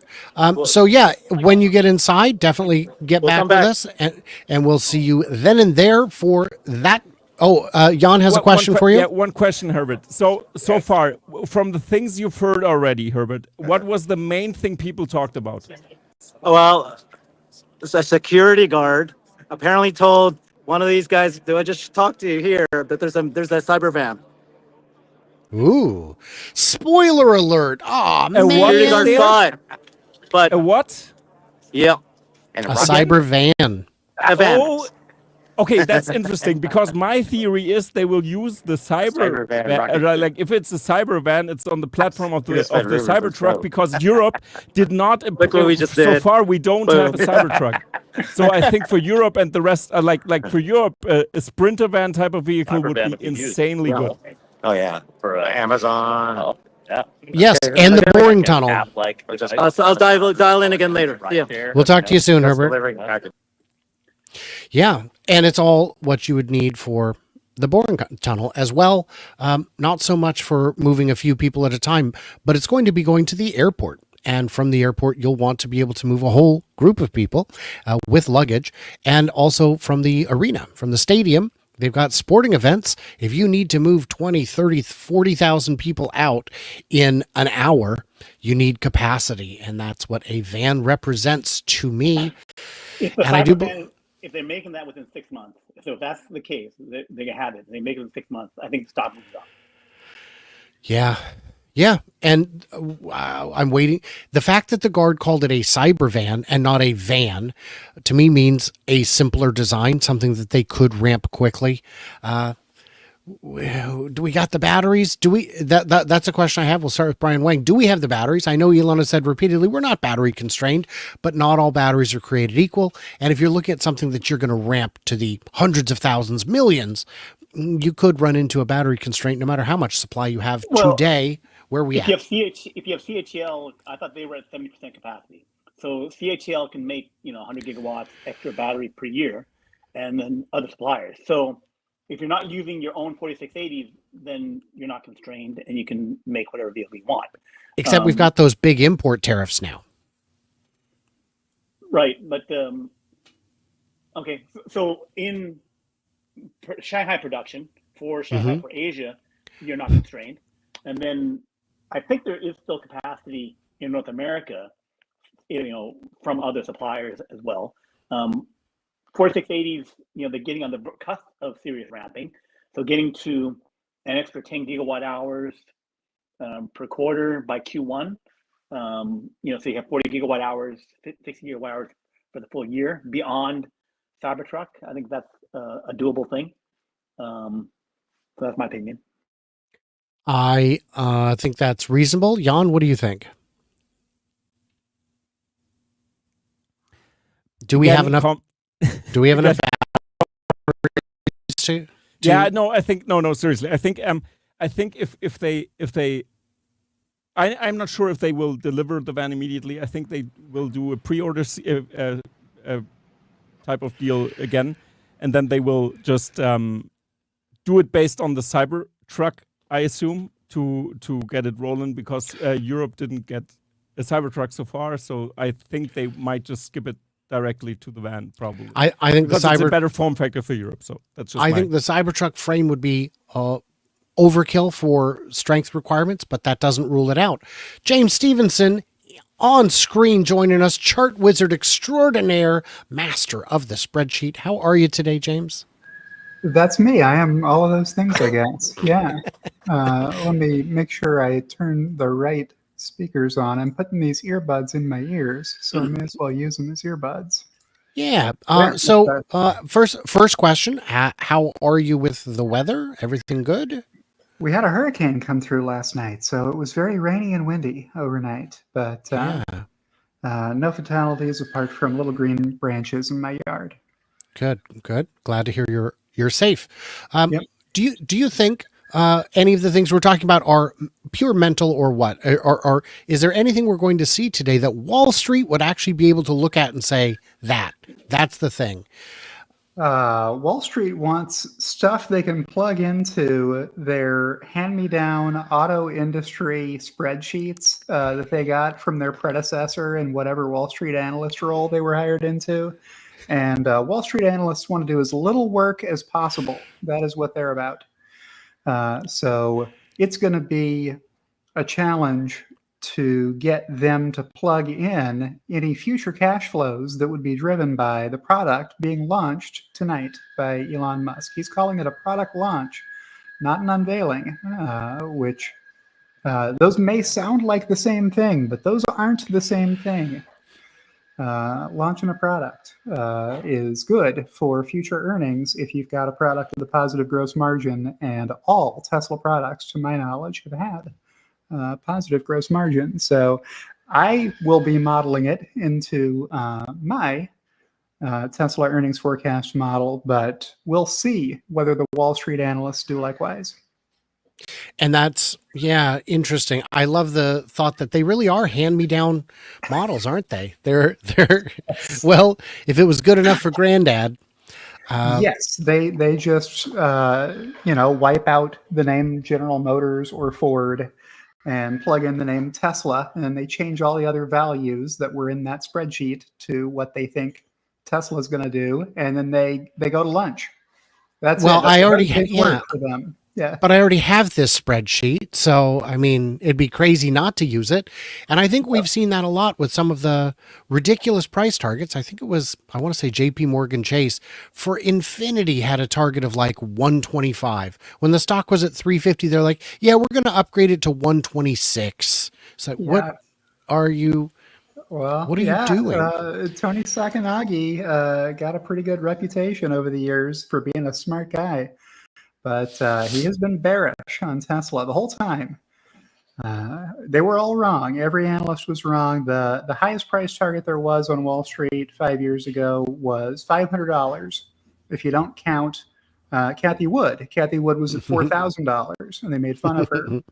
And then Tesla stock split 5 for 1, and then it split 3 for 1, making Kathy Wood right and everybody else very wrong. Well, to be clear, it wasn't a 5 for 1 split. It was a 420 split, wasn't it? I'm pretty sure that's how the math works. Yeah, there's 20 for 4. Yeah. And Kathy Wood got the right number, but she did it with the wrong math. So I think you get partial credit for getting to the right answer, but she was assuming that FSD would be complete and that's where all the value would come from. And now that she sees the values there without it, now we've got a loftier ambition. And that number didn't include really stationary storage, which at the time was just a handful of Powerwalls and a Megapack demo with no real customers yet. This was before the South Australia plant went in and crushed it in terms of revenue and return on investment. That was absolutely insane. Is there anything, one of the fun discussions we had earlier is, what do you definitely expect to not see tonight? We included flying cars. We included Optimus driving a RoboTaxi manually. I went ahead and added to that using a calculator because, I mean, that makes just as much sense. Anything that you've heard that you definitely don't expect to see? Yeah, you shouldn't see an Optimus robot moving the steering wheel of a car. What would that be for? You may see one as a passenger in a driverless vehicle tonight. That would make more sense, I think. Yeah, funny stuff. Yeah. I would put in the category of things we will not see tonight. No two-wheeled vehicles. Sometimes people say there's going to be a motorcycle or something. It would be really cool if you let Franz von Holzhausen design a motorcycle for you. There have been electric motorcycles, but Tesla's never going to make one because Elon was in a very bad dirt bike accident as a teenager and said, I will never make a vehicle with less than 4 wheels. Okay, so that answers this next question, which was Chris here asked. 3? No. Yeah, I Not don't see a stable enough. I haven't seen problems with stability, but I don't see a real benefit to 3. All you're doing is distributing the weight differently. It's 4 is a good number. It divides neatly. It cubes neatly. But triangles are the strongest shape. Yeah. That's not a real triangle. But a That's just 3-wheeled vehicle will always do worse in a crash test than a 4-wheeled vehicle would, all things being equal. absolutely true. And if what we need is utility, you're going to get more utility with 4 wheels. Heck, let's go to 6. I mean, the semi's got the most utility. It's a big rig, baby. It's an 18-wheeler. So that's what I expect to see is not only 18 wheels, but also in motorcycle configuration. It's a very long, skinny motorcycle with a lot of grip. And it's very hard to turn because of the way centrifugal forces work in a gyroscope, basically. So we're having some fun here, guys. Let's see here. This is a good point. Oops, I missed it. 4 makes a nice big square for the batteries. I would agree with that. That makes sense to me. What about dune buggies? Won't get stuck in the sand and powerful winch. Tesla bus. So we heard Herbert said, I don't remember if you were in the stream at the time, James, that there was a cyber van that a security guard had seen one himself. We don't know if that's a real product. We don't know if that's a real rumor. We don't know if that's an item that's just on display that's for fun. I won't be surprised at all if we see a high passenger density vehicle. That makes sense. It's one of the use cases that needs to be solved for. If you're going to make all transportation go electric, you got to have a large high passenger count vehicle to replace all of the use cases. that people have today. Outside of China, China has already solved their electric high passenger vehicle density problem. They have electric buses, and they are everywhere. I want to say the city of Shenzhen alone has like 4,000 electric buses. So they're way ahead of the rest of the world. And BYD makes electric buses in factories all over the world, which is helpful. Somebody's saying to look at Tesla's live feed, but I'm looking and it's still, correct me if I'm wrong, everybody, it still just looks like this, right? Because I have that screen up. It is right here. Hour and 13 to go. How will we ever survive? The suspense. It is killing me. Yeah, we just passed I want to say something. 4.20 minutes. Wow. So James, I have a question for you. How do you think? Do you think that Tesla will unveil the or the cyber cab and also maybe the cyber van in that sense, that also is easily convertible to a 25K car or a cyber van which you can drive with a steering wheel? So what's your opinion on that? Because I think, like I've said many times before, since we don't have the Cybertruck, I think having the van is a big one. But I've annoying the audience already with that because I said it 3 times already. Yeah. Yes, that would be a very Tesla thing to do, to have the unboxed line roll out with 2 different models. They would have to do one of the 2 first. It would be madness if you tried doing both at once. But you would have just one with it or one without a steering wheel. Or maybe they'll surprise me and they'll be able to hot swap them out. I don't know. But one as a cyber taxi and the other as the $25,000 car, which there's no chance they would actually price it at $25,000 anymore, right? They've been talking about it for 60% inflation ago. They've been talking about the $25,000 car. That's not what cars sell for anymore. It feels like when you could buy a house for $5. Yeah, there was a dollar meal still at McDonald's when they called it the $25,000 car. Those days are gone. Yes, and now they call it the $1, $2, $3 meal, and the cheapest thing on there's like $3.50. So, guys, that's not. I don't know if you know what words mean, but I swear they had meaning. For those just tuning in, we are 71 minutes from go time. Very exciting. We'll check back in when it hits the magic number, which I believe would be 1:09 and 42 seconds is the exciting number we need to get to. We'll leave it up. Yes, please. Sorry. I have another question for James again, because since we are having you here, and since I didn't interview you on my channel, I'm going to use that opportunity now to scoop in some questions here. But since you have a lot of contact with also the Tesla bears, and this is very funny to follow. I think you have like a big dispute with Brett Munkin and stuff like this. I'm following this very closely. It's almost like it's such a nice story there. What do you think is the main thing you've heard from the Tesla bears? Kind of what are they when they look at the Tesla event again? Because we've had a lot of those. Gordon Johnson, for example, said that the Semi is actually vaporware. I think he even spoke very highly of Nikola Motors, even, which is ridiculous with the Badger and stuff like this never coming out. So now the Cybertruck is out, the Badger is not, and the Tesla Semi is out, and also the Nikola Motors stuff is gone, kind of. So what do you think, or what have you heard about from the Tesla bears in that sense? Maybe you've heard something. Gordon Johnson was not the only Tesla hater hating hard on the Tesla Semi. Bill Gates was also shorting Tesla and saying that it was impossible.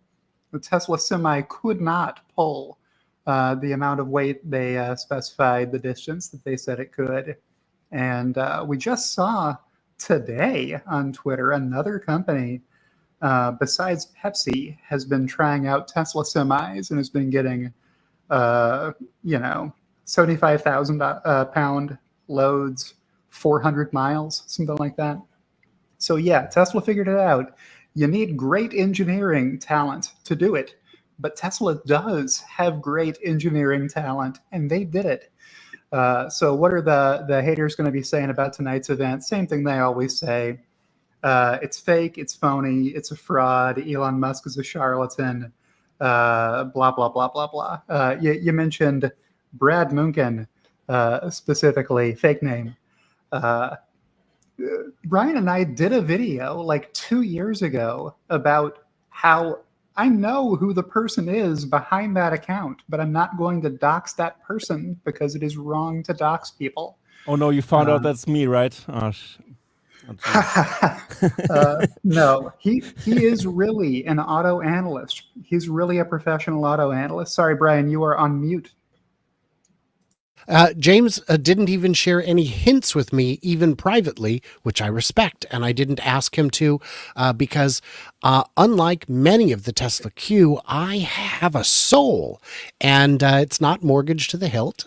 So that's great. I sleep well at night. I don't have a pillow. I can't afford a pillow, but I sleep great. Also, during the day, I sleep a lot. It's my lot in life. So. Yeah, but I think I want to take this opportunity here and say something also about the if somebody outside of the Tesla community, because we're really much in the deep end. I'm following Tesla closely. Everybody also follows Tesla very closely. From a very like nuanced and baseline, without hype, without nothing. Do you guys see maybe the event in which light do you see the event? Is it like more hype, what to expect? Because I've seen so many things that people are sometimes so disappointed, or haters sometimes are so disappointed with what's unveiled, and then but the timeline is off by 3 years or 5 years. I'm like with FSD, I'm like, it's totally fine that this was even delayed, in my opinion, because people, I think, tend to forget how big of a challenge it is to solve something like this. And of course, it's ambitious timelines. I'm the same way because I have this ADHD brain, and when I move forward, I'm always like very enthusiastic and think, will be totally possible in 3 months, and I'm totally off always. But but what do you think? Like when you would consider yourself and very neutral. I mean, you also, Brian, I think you're always being very baselined about everything. You try to keep the emotions down, which is pretty important in the field. I'm not like this. I'm a hype man, so I love to hype everything up because I'm very passionate about this. I'm really much a fanboy, but that's why I always put you in the front row when I'm freestyling, because you're my hype man. That's true. Yeah. And I do try and keep it real, and that doesn't always serve me well professionally, because when I see things that don't make sense, I call it out, and that makes me a secret Tesla Q. And then, but at the same time, I'm too much of a fanboy, so it's like you can't win with these people. And by these people, I mean I guess two different sets of people. But yeah, James, what do you think of all that? And by the way, thank you for bringing in the real analyst. Yeah. Keeping it real sometimes goes wrong. Dave Chappelle wrote the authoritative piece on that. But yeah, my consultant Loki is here to help me answer your question. And there is always hype for Tesla events, and I try not to fall for the hype. Loki does a better job not falling for the hype than I do. But for this event, it feels like the hype is more credible and more directly tied to insiders or Elon in particular. And it feels more substantial than usual. Like, this is not Adam Hoover hype. This is legit hype this time around. I would point to two events that were exactly what you wanted or less than what you expected. Tesla Model Y unveil was a non-event. It was very muted. It was very quiet. Oh, and we'll release it in a year. And 365 days later, they did. It's actually, I think it was 366, but it was a calendar year, something like that. It was a leap year. And it did come out on time as expected. The announcements of Shanghai Model 3 and Y production both came out exactly as expected. And the Cybertruck delivery event, the last big event we had, was I'm confident that was a very hyped up big event, and we got exactly what we expected, which is Cybertrucks are in production now. Would you guys agree?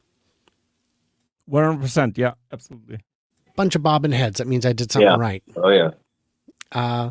And of course, Brian Rashetsky lives in Austin, so he has been front row. So we've got this going on. Hey guys, welcome. So I'm now inside the studio. Take a look at this. This is how do I do this? Can you make me larger? I'll flip. Of course I can. Of course I can. There you go. So we just entered. I'm one of the early people that's here, and if you smells so good. And if you could take a look, there's actually the studio right now. Look at that, guys. This is amazing. Look at the setup. It's like a real city, and you're following along. There's a party. You can see that just a few people because we just got in, and they're serving food, and they've got certain drinks. But look at this. It looks just like a friggin' city. Isn't that Those awesome? optimists look so lifelike. Where? The ones serving hors d'oeuvres. Is that not Optimus? Thank you so much. Eric, right? Yeah.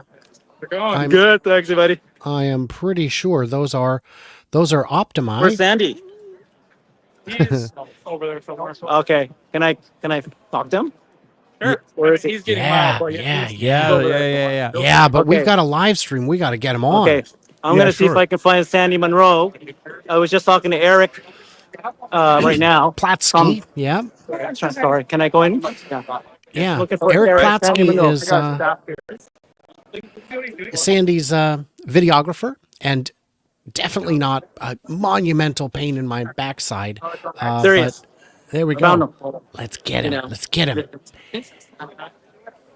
I'm going right in. Hey, Can I break in? Sandy Monroe. The man, the myth, the legend. When I give it up, I don't have any no around. I can't believe it. I didn't even have dates when I was a kid. Sandy's already started drinking, guys. Thank you. Thank you. Yeah, you're welcome. You're welcome. Yeah, how you So doing, what man? is So Sandy far, no looking problem. forward to? All I'm doing is Okay, let me ask sucking him. down. What are you looking forward to, Sandy? Looking forward to seeing, obviously, what we know is going to happen with the Tesla, rideshare thing. But what I really want to see is real robots. I want to see a Model 2, and I'm hoping that they're going to talk about maybe getting a minivan. I really think that Tesla needs a minivan. That'll just send everybody over the edge. So there you go. Minivan, soccer mom. Soccer moms need. Sandy. Yeah, I need a minivan. So we want to ask you, Sandy, that the last time I interviewed you, you made it sound like you actually got inside info or you had seen some kind of bot. Can you explain what actually happened? They're expecting it today. Yeah, I was in Austin when they had the last deal, the Cybertruck reveal, and a guy came over with a cell phone and he said, "Here, have a look at this." And I looked down and here's a robot. It's got a tether from the robot to up in the air somewhere, and this thing was walking around. And then he showed me the second video, and it was a video of the robot. He had a bolt and a washer and a nut, and he put the thing together. And I know a lot about robots. That's not something. I was shocked. How do you know it wasn't? How do you know that it's a Tesla bot? It could have been anything, right? It could have been anything, but that's what I saw. And you know what? I'm encouraged. Well, okay, Sandy, what do you think about this setup here? Let's take a look. Let's show people. And just what's your thinking about all this? So this this is a soundstage, I think. Yeah. So I've been to Warner Brothers before, and this looks like the real deal. So I'm thinking that maybe what they're going to do is drive the RoboTaxi around here. That's what I would guess, anyway. Yeah. How do you and I get in the same RoboTaxi? How do we get in front of the line? How do we get in front of the line? I'm gonna follow you. No, I'll be here taking pictures. What? They almost didn't get him in. No. His name is Alexander, but it says Sandy on his ticket. Yeah. He got harassed. Okay. Yeah. Twice. Thank you so much, Sandy. Yeah. Well, thank you. Thank you very much. Cool to see you guys in real All right. like watching you guys on YouTube. Say 3, 2, 1. All right, there you go, Brian. Hand it back to you. Did you? Maybe I'll dial back in. But did you see what we're looking at? Huge fan, Herbert. Absolutely, it looks fantastic, Herbert. Thank you so much. Cyber Bulls. Yeah. Well, we appreciate the love, and Herbert, we will see you in a little bit when you are back with us. Thank you. Okay. Okay. Jan, your thoughts? Yeah, I think it's gonna be amazing so far. I think we like you said, the cyber van seems like a real deal now, kind of, but we have to see how it looks like. I'm very interested in that as well, because since of course in the US the RoboTaxi makes absolutely sense because there's the rollout, and I still think that we still need a product, and that's why the cyber van would be nice, because we didn't get the Cybertruck so far, like I said a million times now. But yeah, maybe the van for pre-order, the Cybercab wouldn't make sense because it needs to have maybe special seats or something like this. I'm not sure if they just would convert that into a $25,000 car. So for me, the RoboTaxi will be like a main thing, of course, but for looking at the global rollout, I think, yeah, the van makes actually very much sense. That's what I love I'm it. looking for. I love it. And you added a video to here. Should I click on that? Yeah, let's see what this is. You live and work in Switzerland without owning a car. Since the Swiss have superb public transport, of course you go by train. During the ride, you've summoned a cybercab via TESLA app. You need to do some errands like grocery.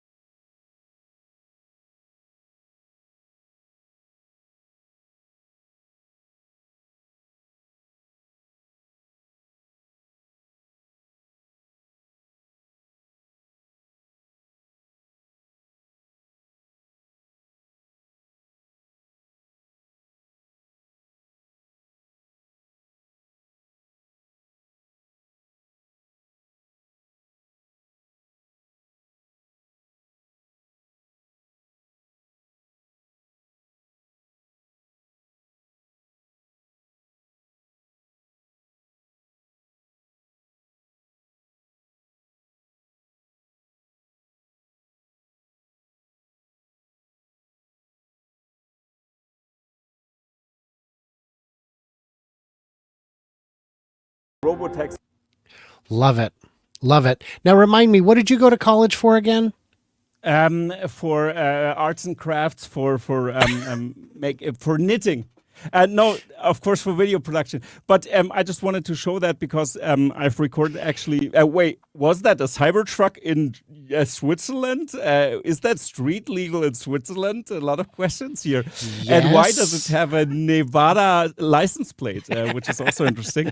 So this is a video that I have in the pipeline. We could like watch it more but it's not the time right now because it's so close to the event. So, but I just wanted to show that for 1 second here that. Yeah, it's gonna come out soon. It should have been out before the event because it's speculation a lot, so many questions will be answered. But I think we're gonna see more of that. But it's interesting. We've highlighted the scenario of going grocery shopping because when you don't own a car, obviously you want to kind of you go by train, for example. Public transport is good in Switzerland. That's the scenario, and you need the last miles.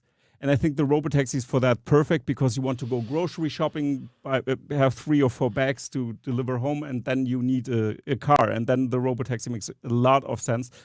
Also in Switzerland, but they have good transport because in the US it's a different story. You have these huge highways that just run through the cities, which is still amazing to me because I was there and tested FSD with it. It makes so much sense.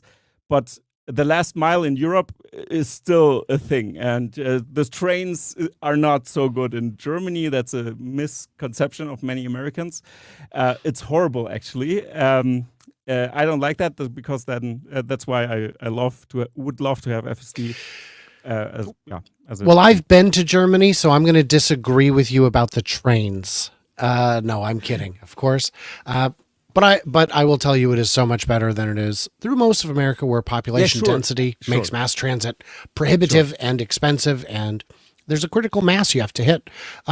My concern with the cyber van in Europe is that it would still have sharp edges. Guys, you got to round the edges if you want to sell in Europe. No. Everyone knows. Yeah, but that's what I mean. They could learn from the Cybertruck because I mean, you've was one of the first ones who actually found out about that they are really heavily working on the approval of the Cybertruck because we haven't heard anything with the Christmas party that you suddenly spawned.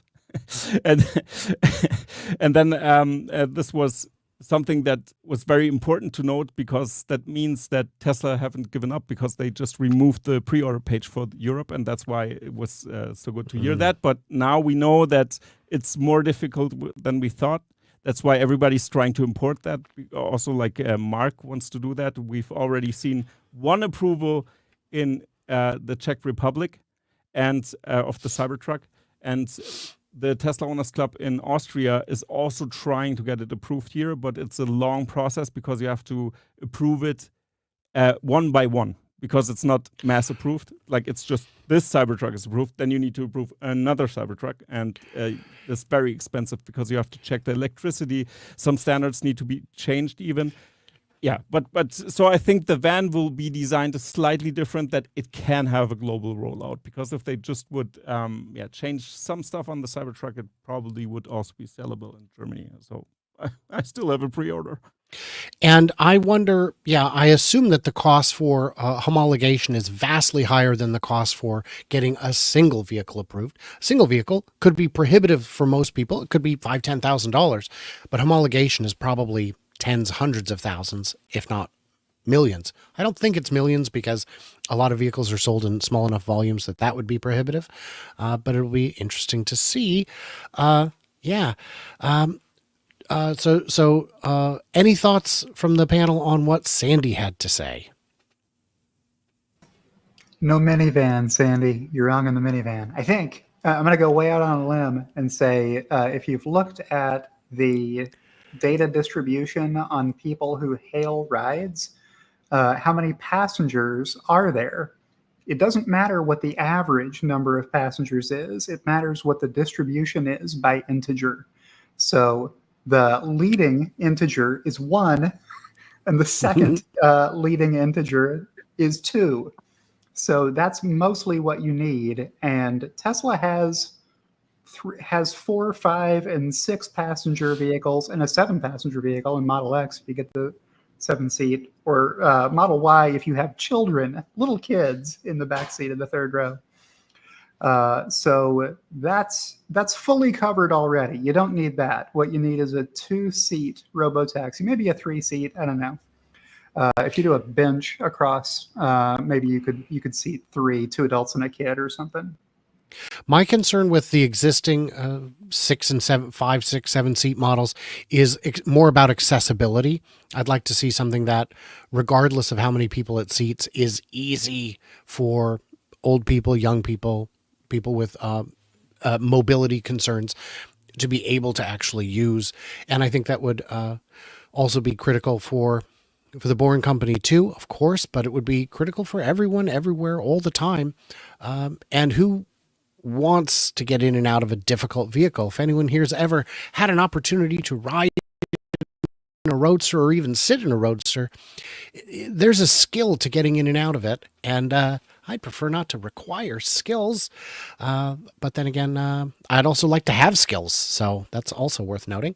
Kelly Sloan, the vice president, I think she's now the vice president of the Michigan Owners Club, says that I'm awesome. So I don't know. In the chat, you guys can let me know if that's true. It's a rumor that's been going around. I don't know if it's confirmed at this point. And of course, Jan knows Kelly. So she could have been saying Jan was awesome. I mean, it was Jan's video, right? I thought it was an awesome video. Thanks. That's how you want to design a product. You want to design the. Maybe she thinks that's how Jan is spelled. It's with a Y-O. Maybe. I mean, it's possible. We love you, Kelly. And Kelly will be at the Tesla Light Show in St. George, Utah, with her amazing husband, Bert, who is absolutely a great guy, and a former Ford engineer who helped me understand a lot of things about the Mach-E because of his work on it before he retired. So that was a lot of fun. Hey, I'm getting some kind words. That's always awesome. Appreciate it, you guys.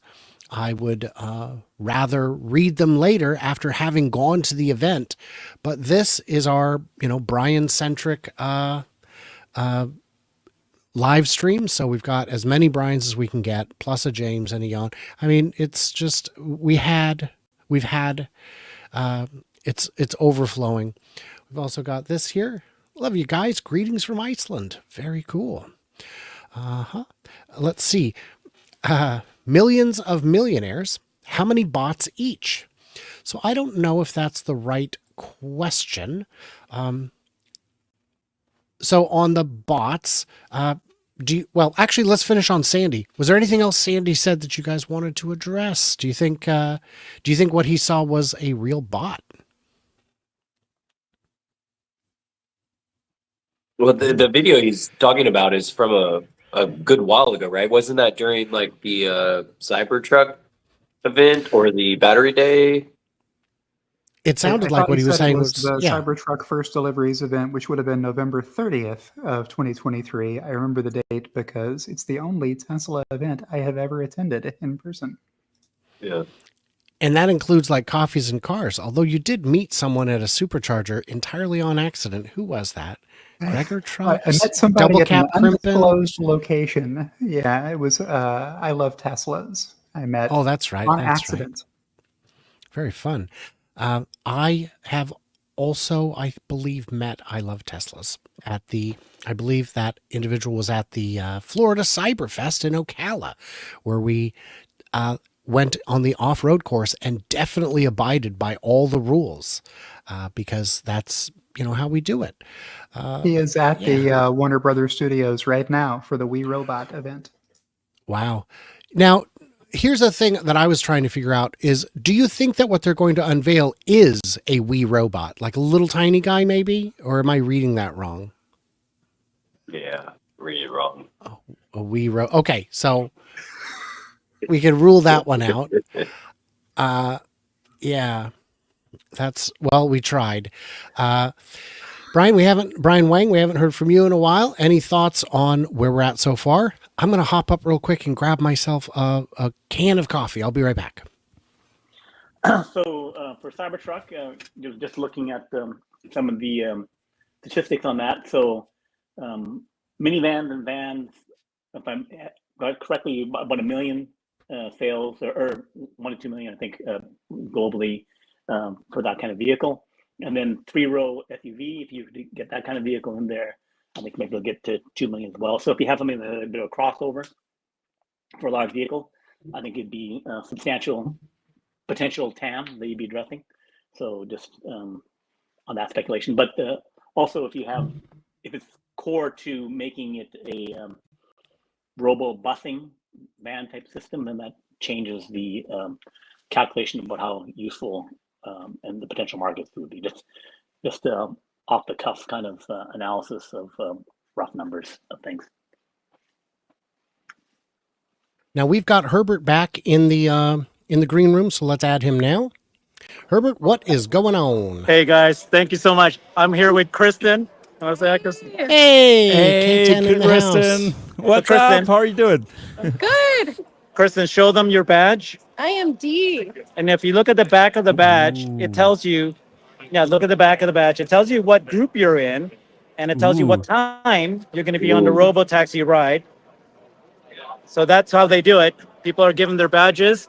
And then I found out something else. So if you take a look at back here, I don't know if you can see that, but there's tents back there that have orange lights.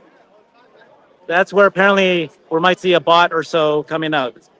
So this is amazing. If you take a look at the atmosphere, just everybody is milling around, but a gorgeous, gorgeous set. Let's talk to you, Kristen. All right. Yeah, tell us what you're looking forward to and what you're seeing so far. How's this compared to everything else you've ever been to? Well, I mean, all Tesla events are awesome. But when I did the interview with Brian, I think they're going to do what I said I wanted them to do, where they're going to drop us off and pick us up at different stations. Yeah. So looking forward to that. Okay, and then what do you feel about this event though? Don't you think this is so much bigger and better even than the Cyber Rodeo? It looks like it's different. I don't know. I can't say it's bigger and better. Cyber Rodeo was pretty amazing. It's bigger and better. But the RoboTaxi event itself, I mean, the RoboTaxi itself will be bigger and Yeah. better than just, Just watching it. Yeah, isn't 100%, that great? Yeah. Thank you so much, Kristen. So we're gonna walk around. I actually saw Dan Ives, so maybe I can grab him and we can have him show up on our little quick channel here. Hold on a sec. That would be very cool. And Yeah, with just you 2 guys, seconds. Yeah. Yeah. Okay. There we Yeah, go. do it, Dan do it. Ives, man. Everybody, welcome Dan Ives. So Dan, what do you think as an institutional analyst? What's your experience so far? Look, I mean, I think this audience, the excitement is as big as we've seen in many years. And I think I don't think they are going to disappoint. I think this is going to be something where, from potentially, we'll see Optimus. I think from a CyberCab perspective, but from RoboTaxi, they're going to give more specifics than I think many are expecting. And I think there's going to be, from everything I'm seeing, there's going to be some surprise in store. Okay, Dan, are you going to change your price target tomorrow? I'm just focused on where I'm eating right now because there is a lot of good food selection. All right, thank you, Dan. I'm gonna get him right after the show and see if he'll change his price target. We'll see. All right, another quick one for Jeff, the man. So you walked in, Jeff. What do you think? What do you see so far? Well, it's an amazing event. I mean, if you just look at everything's laid out, it looks like Tesla's really pulled out all the stops. Looks like they've got something to unveil. I think that's going to be pretty amazing, pretty exciting. Again, I want to hear the plan for the Tesla network. I want to hear the plan for the new RoboTaxi, and I want to hear their plan for scale. Like those are the three things I'm looking for. And I think I'm going to hear it today, but we'll see. Okay, I'm telling you, everybody's really, really bullish now. This is as good of an event as you can see so far. So we'll dial back in again when we have time. Thank you, guys. See ya. Thank you, Herbert. It was great having you. We'll see you in a little bit. Bye-bye. Oh man, I'm telling you guys, I am loving this format. I am appreciating my selection of guests, my co-hosts in all the different ways, and everyone who's been able to pop in and out. If you're enjoying it, leave the thumbs up. And if you hate it, leave the thumbs down. Please. It's engagement. It reads the same way. It doesn't matter. I just need you here. And if you really hate it, leave a bunch of comments because, YouTube will be so mad that they'll just show it to people. And I love it. That's what we do. So by all means, and I always remind people of that in the comments when they leave some big long troll. I say, thank you so much. You got 5 people to respond to you. This video's going big and it's all because of you, you counterproductive clown. So that's just what we do, man. It's great to see the right people there. I want Sandy Monroe there. I want Jeff Lutz there. Obviously, I want Herbert there because he's my bro. But I saw Rob Mowers apparently in the area. I assume he's at the event. Yesterday, I'm trying to remember which, it wasn't Wired magazine, but one of the big tech magazines. They've been invited. They're actually doing PR. I mean, 99% of the way they're doing PR. It's that last 1% that really chaps my chaps, but that's all right. I've got tanning leather. I can make it work. So we are now let's check the clock, you guys. That's the wrong button. Let's see here. It is, nope, We that's just the wrong passed button. 42.0 minutes till showtime. There we go. 6:19. Yeah, 40 and 8 seconds by my count. So we're going to get there. We're going to make it. Thank goodness we started days in advance because that's the best way to fill time. Let's see here. Earlier I did mention one reason that everything looks so good is because the roof is covered. This is the Warner Brothers studio lot. Drake from the real Drizzy from Ocala sent this photograph. It's all these Starlinks up on the roof. As I imagine, a good number of those are the Wi-Fi that is enabling the kind of quality streaming that we're getting from inside. And I know what you're saying. Yeah, low is a type of quality, and it is, but any at all is what's actually kind of surprising. So we do need that. We've got this comment here.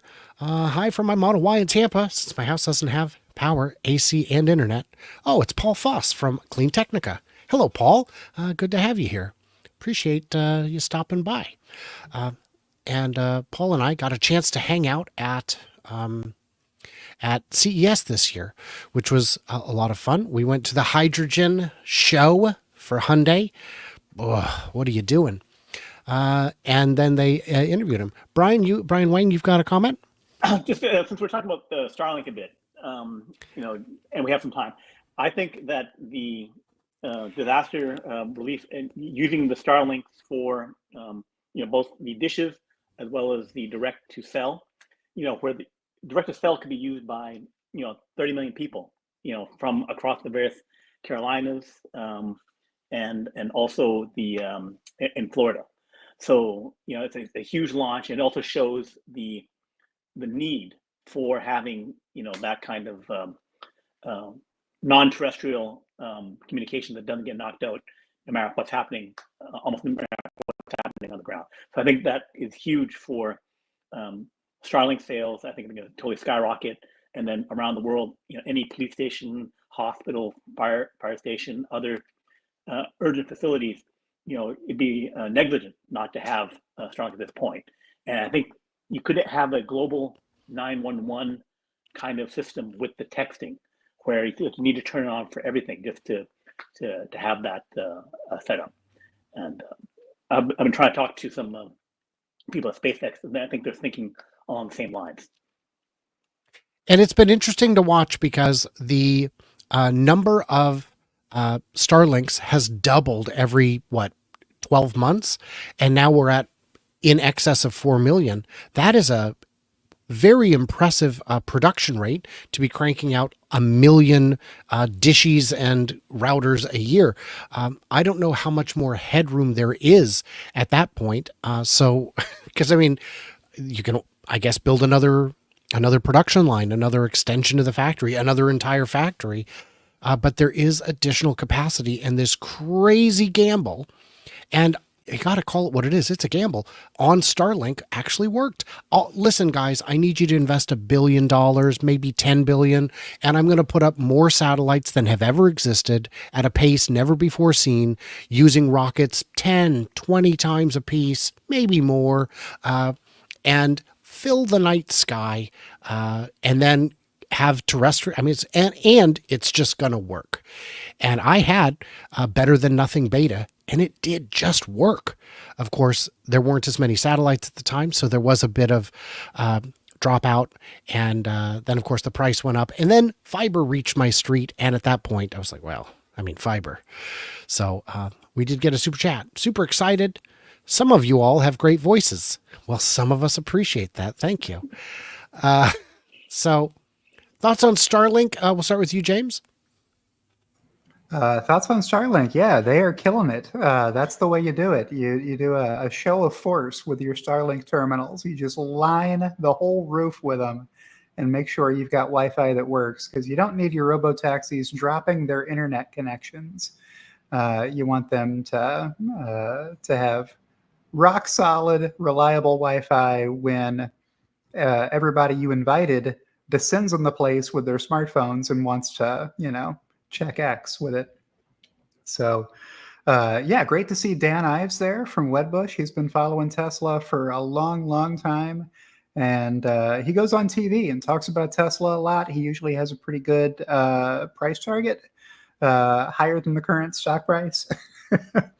So it'll be great to see him in his next televised appearance talking from firsthand experience about riding in a Tesla robotaxi. That just hits different than when you say, we heard Elon Musk claim that robotaxis will do whatever. It just works better.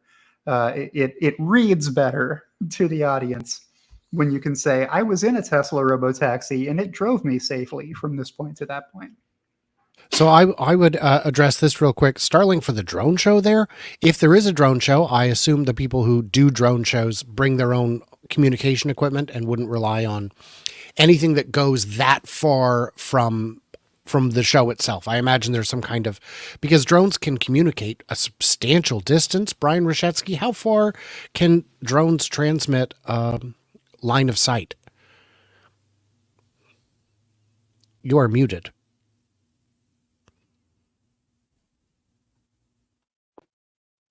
Line of There we sight can go. be miles in some situations, but in this particular situation, what he's talking about is not just one drone. It's many drones communicating together. I don't particularly know in that scenario if you really need good internet connection for that type of 3,000 drones together. Maybe you do. That could totally be a possibility. But in that way, I would speculate more that it would probably be more for the show, for the RoboTax, for anything going on there. But it definitely could be for a drone show as well. And I just think those guys probably have their own communication system. Thoughts from you, Brian Wang? Well, for me, in terms of SpaceX Starlink, in terms of the overall scaling of it, they have over 6,000 satellites up there, and then they increase the bandwidth by using some like new E-band or something like that. It increases how much capacity they can use. So the limitation is more on how many. They have a new factory near Austin in Bostrop, making just devices that can receive Starlink. So that's the Starlink Mini and other devices and the other dishes that they're making. So them ramping that up to huge volume, $1 million a month, I think is something that they have in their plans. And then by adding a couple thousand, 3,000 version 2 minis, which is what their pace is with just Falcon 9s, I think they can support probably 20 million people. Yep.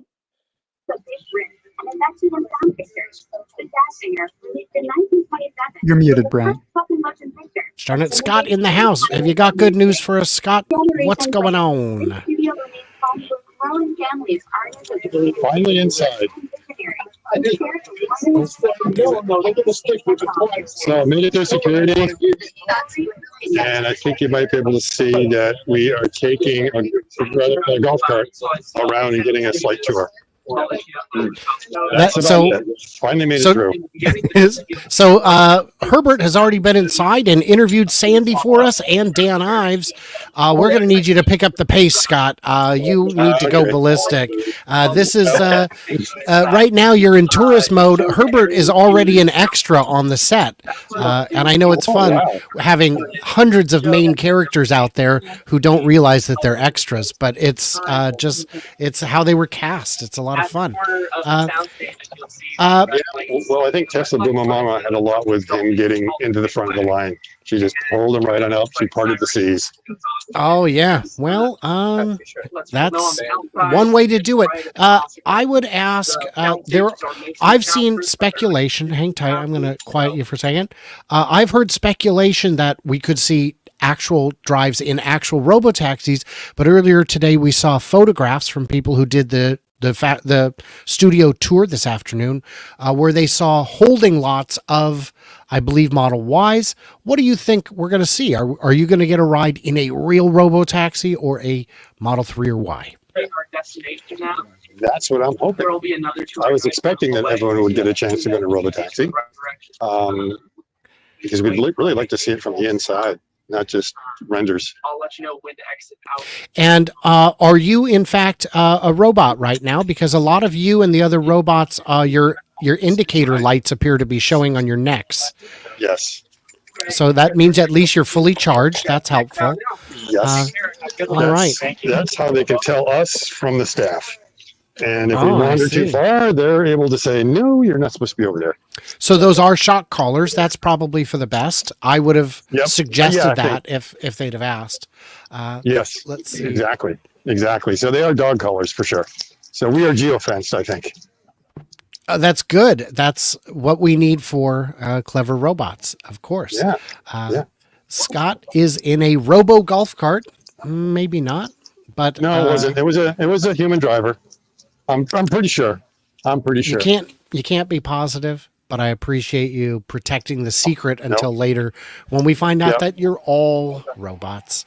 And that's the only reason this panel was not invited, is because we are still of meat, which is not surprising. I came from a long line of meat, but do my best. Anything else going on there? Should we put you on mute for a minute until you get to where you're going? You can do that. I was just wanted to let you know that it's where I am. If Herbert's got more exciting news, or John, they can certainly pipe in. I'm going to try to find where they are, I hope. Yeah. But yeah, so you get an idea. That it takes a little while to get through. I didn't see them, like, as far as I know, everyone like legitimate cards or tickets to get in. I didn't see Yeah. Doesn't mean we're for that. Robot confirmed. Okay, we will get back with Scott when. See, I think this is when we get something to eat right now. That's what it looks like. So we're going to get some food. Yeah, do that and get back with us when you have an opportunity. This is the stage over here that we're going to be. Yeah, so I'm going to grab a bite and then. Yes. Okay. Scott, we will see you back in a little bit. Thank you for joining us and appreciate your contributions there. And we'll see you in a bit. All right. Yep. Okie doke. All right. So I should point out, I don't think he's a robot. No, I've met him a number of times and I'm very convinced he's human. Kim Java finally got in. She's sitting behind Scott. There you go. I was going to say, Dr. Scott Walter, probably the person in that golf cart most qualified to administer a Turing test to the driver failed to do so. That's the only way you can really know if it's a robot or an android. Well, that's neat that Kim Java got in. I knew that she was looking for a ticket and not getting one.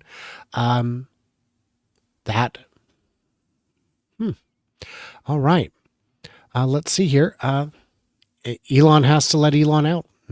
I hope Tesla has major battery cell news tonight. An awesome new battery that maxes out the charts. I don't know if we'll see that, but what I hope we will see is just an explanation of where the batteries will come from for something that's new and high volume. So that would be pretty interesting.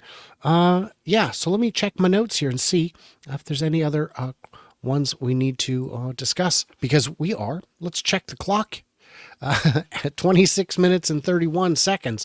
And again, you guys, it'll definitely start a couple minutes early because I have said so, and I am never wrong when I make promises for other people based on no information. So actually, I'm 10, 15 minutes late, never a surprise. These things happen. I guess the question that we've started to touch on earlier was the price. Now, James, you had said 25,000 seems impossible just based on inflation, to which I would say Model 3 is 35,000. It's legit 35. You can find inventory cars, and it's a better car than they originally promised for 35. If you can sell a Model 3 at 35 with a profit, I'm not saying you should sell early cybercabs for that kind of low price. Definitely make hay while the sun shines, as Tesla always does on every new model. But at scale, do you think 25,000 could work? Possible. Yeah. I mean, I guess if they make them in China too, it would be easier with their cost of labor and locally sourced production. That was always one of my favorite Tesla Q theories back when they were building the Tesla Shanghai Gigafactory, GF3. They would say, Tesla hasn't figured out where they're going to get the battery cells from yet. Like, oh yeah, sure. They probably forgot. Probably Tesla forgot to figure out where they were going to find the battery cells to make the new product. Come on, folks. Don't you think it's somebody's job at Tesla to figure out where to source and procure the batteries?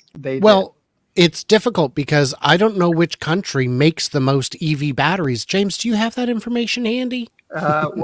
Check's notes. It's China. Oh my gosh. Yes. So China makes the world's leading. They're the leading producer of electric vehicle batteries. Yes. I did have a question that came in the other day, and this is open to everyone.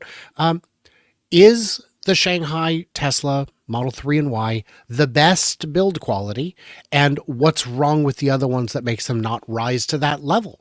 Do you guys have thoughts on that?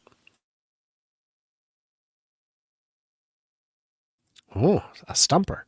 I don't currently live in China, so I've never driven one. I can't give you that opinion. I have driven Jan's Model 3 Highland. That was excellent. It was exceptional. I think a car can only get to a 10, just like any kind of dish. Like I've had burgers that were a 10. No, this is the best burger I've ever had. No, it's a 10. It's as good as all the other best burgers you've ever had. And I think that Shanghai is definitely a 10. Berlin is, from everything I've heard, a 10. But my Fremont Model Y is a 10. There's nothing wrong with it. There's no gaps. It's square. It doesn't rattle. You build enough of something, it gets good. So I don't think that's a real concern. And have you had yes, the Brian? Capital Grill bacon cheeseburger? It's an 11. Sorry, Brian. Brian Wang, go ahead. I think you can get to next level. I think that, everything to 10 and then something goes next level and it becomes the new 10 and all the other 10 get dropped down to 9. That you can get a breakthrough in quality, capability, other stuff. Like probably your, Toyotas from the 90s or something like that, got to a level of quality beyond, the other vehicles that were around at the time. That's a good point. That's a good point. There was take a 5-star safety rated car from the 90s and put it in a small overlap rigid barrier collision with a brand new car that only scores 4 stars. And I'll tell you which one I'd rather be in. Neither. Yep, I'd rather be in the control room. I have a 2018 Model 3, and sitting in the new refreshed Model 3 in the Tesla, showroom it blows my mind. It is the most beautiful car. The badging is amazing. You slam the door and it doesn't sound like my car at all. I have a slight rattle that I can hear through the back seat. That seems to be something going on in the trunk area. I bet that car sounds just perfectly silent. The evolution that Tesla has shown just from the one Model 3 refresh is drastically amazing. I think when we see the Model Y refresh, it's going to be even better. And I bet all these new cars are going to be on that, that same quality level. So I'm not worried about that at all. I think Tesla is completely shown that they are moving extremely fast in quality as well as safety and every other thing they do. But I just meant in terms of build quality. I have also driven the new Model 3, and it is a different car. The Model 3 was great, but this is definitely on another level, and somehow they managed to make it and sell it at the same price, which is and Model Y sales are still going gangbusters. Model Y could become the second or third or first best. It's already the third best selling car in the US. It could overtake 2 or even 1. And that would be crazy. Look at this. We've got Herbert back again. Herbert, what is going on? Yeah, I don't know. Hey guys, can you hear me? We sure can. All right. So the show's about to start. Everybody's lining up, and you can see now that that's the stage there. And the groups are forming. So we all have our group numbers. It looks like everybody's going to have a time frame when they're going to go on the RoboTaxi ride. It's going to happen soon. So this is it. We're all getting very, very excited now. We're just waiting for the actual presentation coming soon. Are you doing the RoboTaxi rides before the presentation or after? No. It's going to be afterwards. Okay. I think. Of What course. time is it start? 8 o'clock? I think it's 7. No. The RoboTaxi ride. Oh. I think Group A is 8 to 8:30, and then Group B is 8:30 to 9, and then 9:30. I'm at the 9 o'clock one. Group C. So you will be tuning in for that. You will be joining us live. We will be in the car with you. If I can, in just when I'm inside the RoboTaxi, I will stream then. So let's 9 o'clock. yeah. Hopefully that will happen. We will be there. All right, We'll be man. Hey, there. James, nice to see you, buddy. Show me your dog. See you later, guys. I gotta go. Bye. I gotta see the dog. Loki was on frame earlier. There's Loki, the real brains of the Loki. operation. Love you. Thanks, guys. Bye-bye. Thank you, Herbert. We will see you in a bit. I did. All right. And we've got Simon Hale joining us. Simon is Wall Street adjacent, quite literally. Simon, what's going on there, man? Hey, Brian. Yeah, I've been actually down, coincidentally, down in New York from Montreal. I flew down yesterday, and I'm meeting with, today I was in meetings with BlackRock all day. They're the largest money managers in the world. And tomorrow I'm with Goldman all day. Not related to Tesla, but I'm literally ducking out of these meetings, and we were having sushi this evening at some of these joints, and I'm like, this is way more important than hanging out with BlackRock and Goldman this evening. Yeah, and it's I don't know. Do you have an idea as to why these companies don't get it? It's actually an interesting question. So I took a note on that today, if I can find it, because I just got out of a meeting. But it was to the effect of, somebody said to me, and this was somebody at BlackRock today, and they said, if you read it in the Wall Street Journal, then the risk is already priced in and we won't invest in it. Wow. And basically what they're saying is, and I took that back on Tesla, is if you're reading about it in any journal, it's not priced in. So most of us are not reading about the facts of this. And there's an opportunity there. And so the guys at BlackRock, these guys are managing $14 trillion of assets, and they're just looking for missed opportunity. And they're running quants. These guys aren't active managers that are actually, BlackRock, they're not necessarily active. They're just running quants on things that the rest of the market is missing, and they don't care what company they own, and they're agnostic. But if you can think of it in terms of Tesla, is that this is a missed opportunity, in my opinion, and Wall Street's not picking it up. It's not in the Wall Street Journal, and by the time it gets there, you shouldn't be putting risk in there. You risk money to that risk asset. Does that make sense to you, Brian? It does. It does. I would say the money hasn't really shown up for Tesla. It's definitely in the news. Institutional investors only carry something like 30% of the shares outstanding. It might even be less. Whereas with some of the other blue chips, they're at, 60, 70%. Brian Wang, you have a thought on that? I just have a question for to understand what they were saying there. How did they treat NVIDIA then? So NVIDIA got into the news and it still kept going for a while. So how does that translate into they don't invest in it, or the fact that they still have more AI data centers to make, $125 billion data center in North Dakota, that's stopping them priced in, so they segregate out what's priced in and what's not?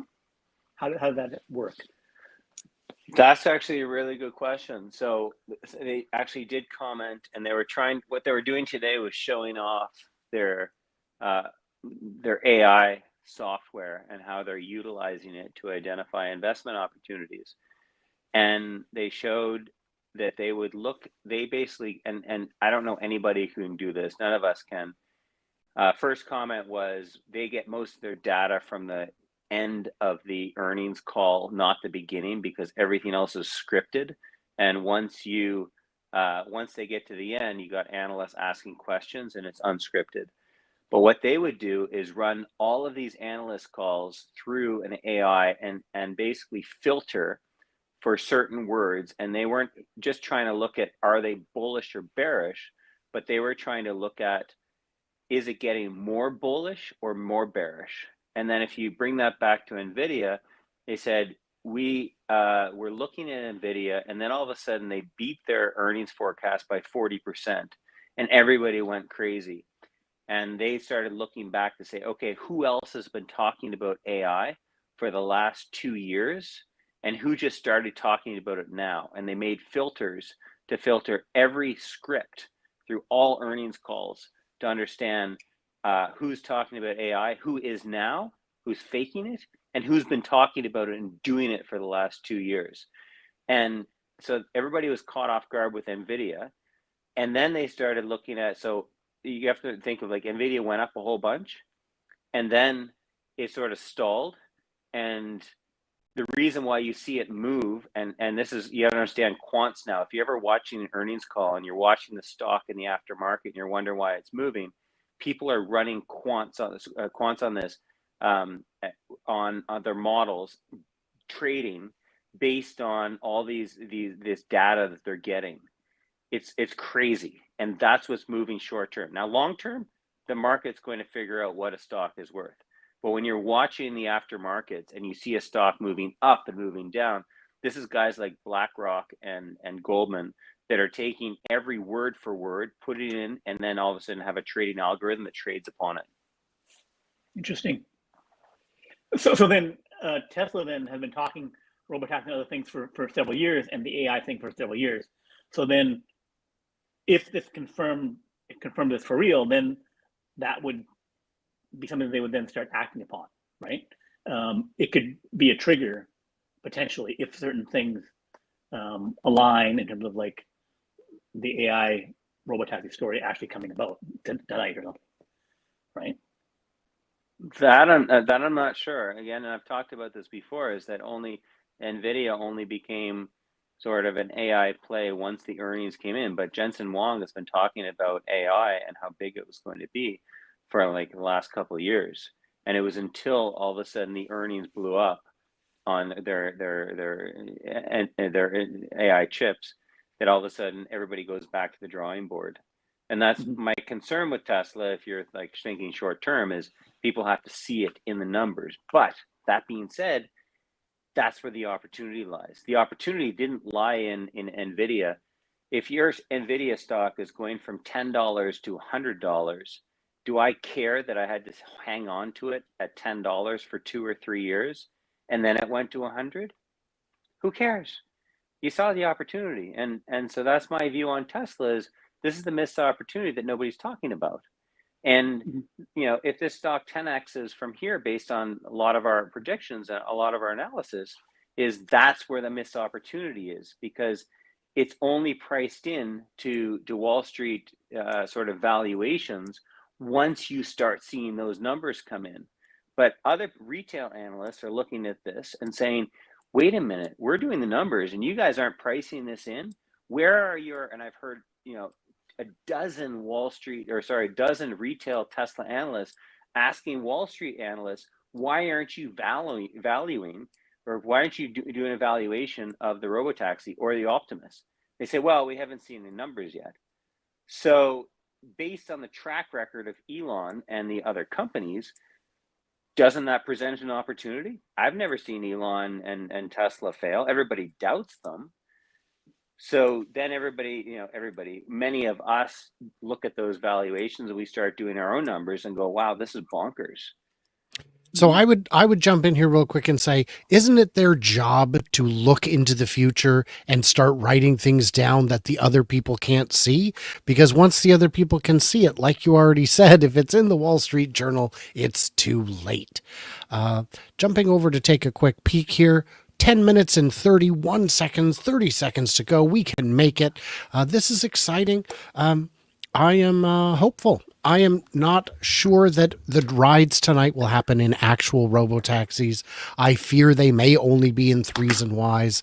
And if that's the case, it's not quite as exciting, because that's how I got to the store last night and home from the store. But maybe there'd be new features. Maybe the doors will pop open for you. Maybe, some different stuff would happen that way. I don't know. So I have something to add here, because I've just hijacked Farzad's stream. I went over there. That's why I was gone for half an hour or something. So sorry for that.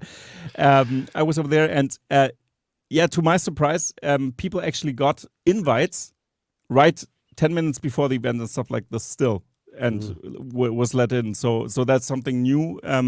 That's why some people are now showing up on X that they are in. And we've also had interesting views of, I think, Dr. Know-it-all shared a lot of interesting photos, like not on stream, but on X, about the maps and the stuff we've seen, like the materials that they got, the map of the event and what's covered there. It was just something I wanted to share.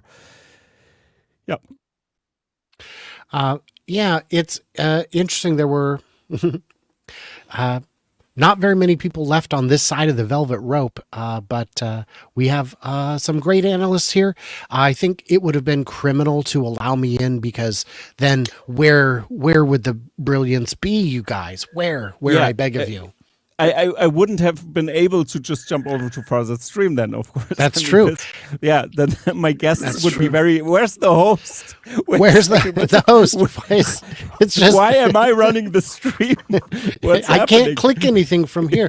Alexandra is very sweet. She said yesterday on a show that we did that Brian, you're going to have an even better view because you'll be able to see and hear the presentation, while we'll be stuck with all the cheering and screaming and weeping and sobbing from happiness. So that was very encouraging. And I think that's all very, very true and believable, because, sure, the people who get to go can go back and rewatch the live stream. But just like us, we can go back and relive the ephemeral moment that has passed. Oh. Yeah. By the way, Jan, are you coming back to Michigan in June for the big event there? 100%. I cannot Really? stress enough how nice the event was when I was there. It was crazy awesome, and it was fun. Yeah. Yeah. I have invited James, and he has assured me that he will not go. He said, I've never been to James. Michigan, and I can't think of a reason I would. And I said, Not going to start now. Yeah. I said, but Jan's going to be there. And he said, did I stutter? And I said, just now? He goes, no, the first time, not the second time. I might have made up that whole second half of the story, but that's what I do. That's how jokes work, you guys. It's like looking at stuff up. It's like looking at an adult film and saying, I don't think that gentleman's a plumber. With that said, let's see how we're doing on our countdown. 6.5 minutes ish, 7, maybe 27. 2 weeks, I think, is the real number, but we are getting there. So interesting, this comment, 5,000 watching. That is just on X, or no, maybe just on one channel on YouTube. That's just on Herbert's channel. The total count is just under 20,000. If I look here on Herbert's channel, there we go. Herbert's channel, 4,800. My channel, 672. And then on my X, premium channel, so where I scoop up the last, the sad people, the 197 people watching on my channel. Thank you very much. I love this. It's awesome. Thanks. Oh, we're doing the work for you, Herbert. We're shoveling the coal. Help us. Just a quick thing before the 5 minutes. Yes, is please. that, the movies that were filmed in the Warner Brothers lot that I think are the most relevant were Blade Runner, The Matrix. So those were the one with possibly futuristic vehicles that might associate with that. Inception was also there, but several. And one thing was in the maps there was also a Westworld part. So Westworld is also a theme there. Fits perfectly.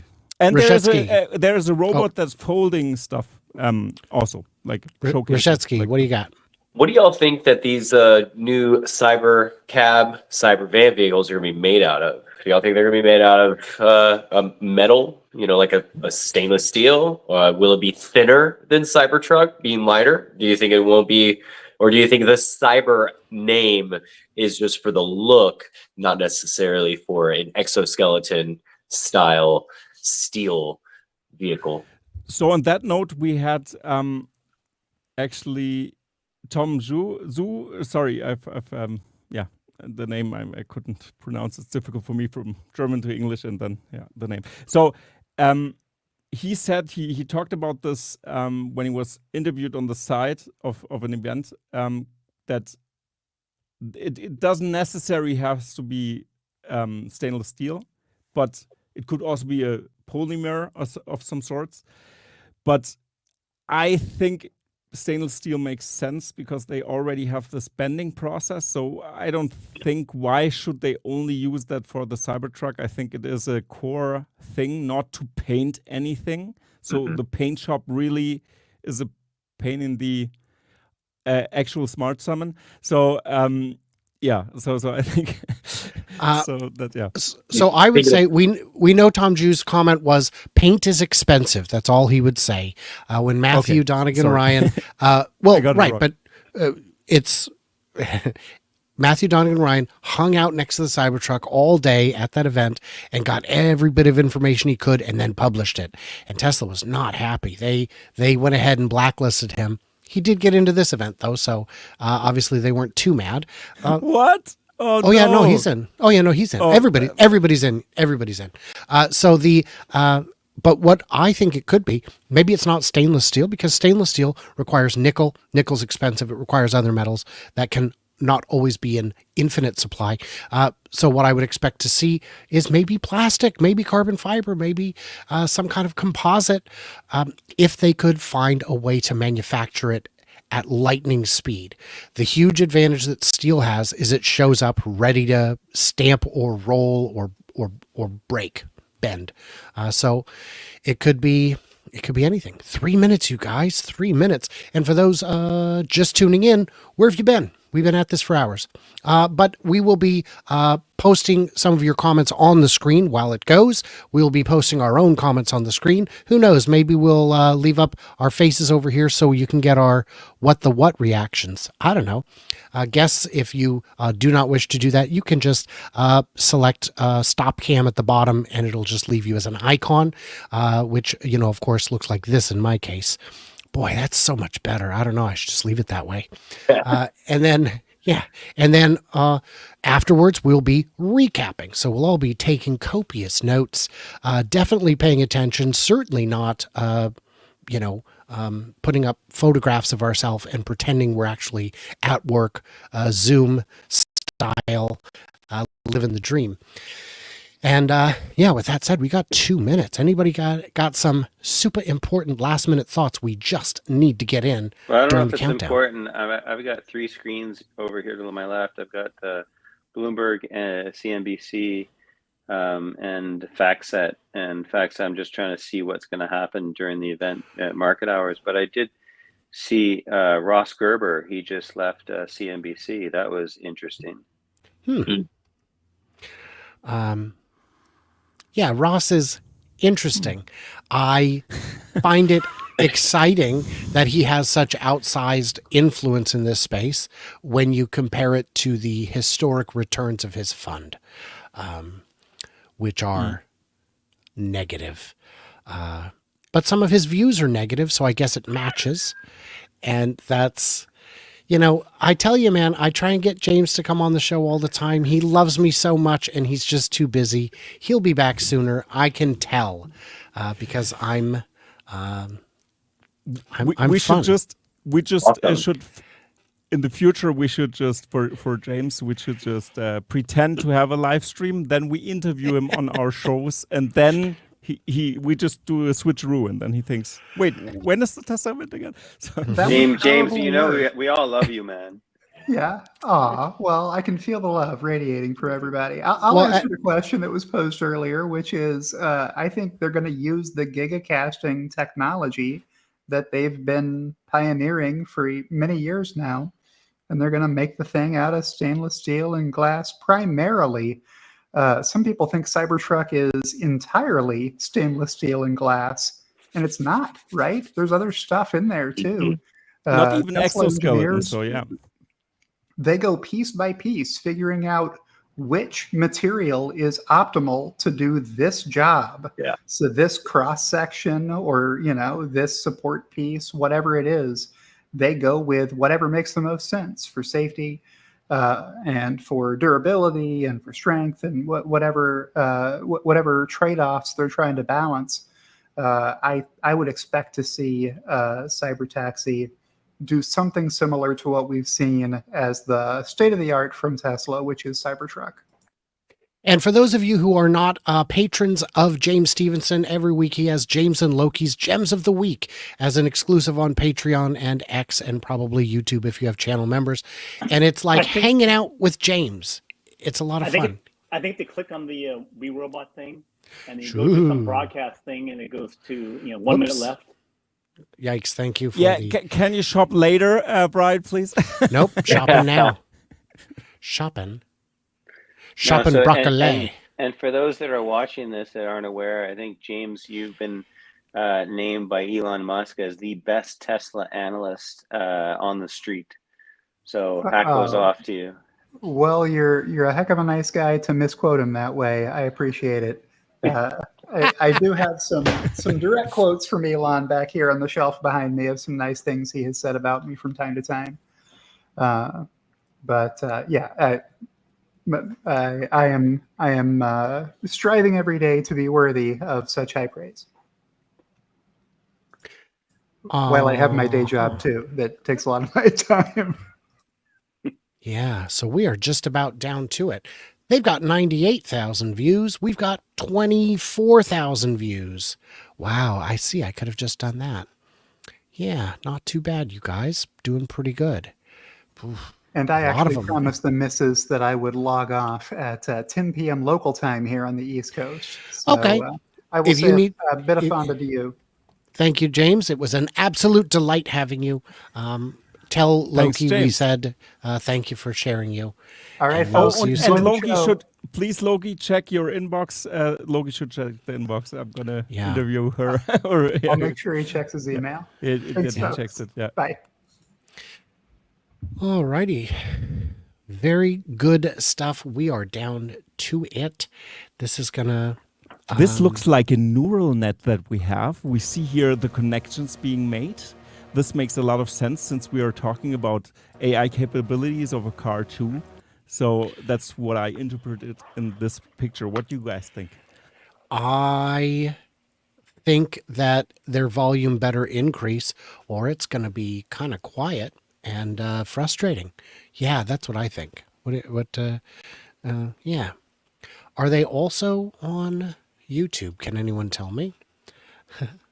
I don't think so, but I check. Yeah.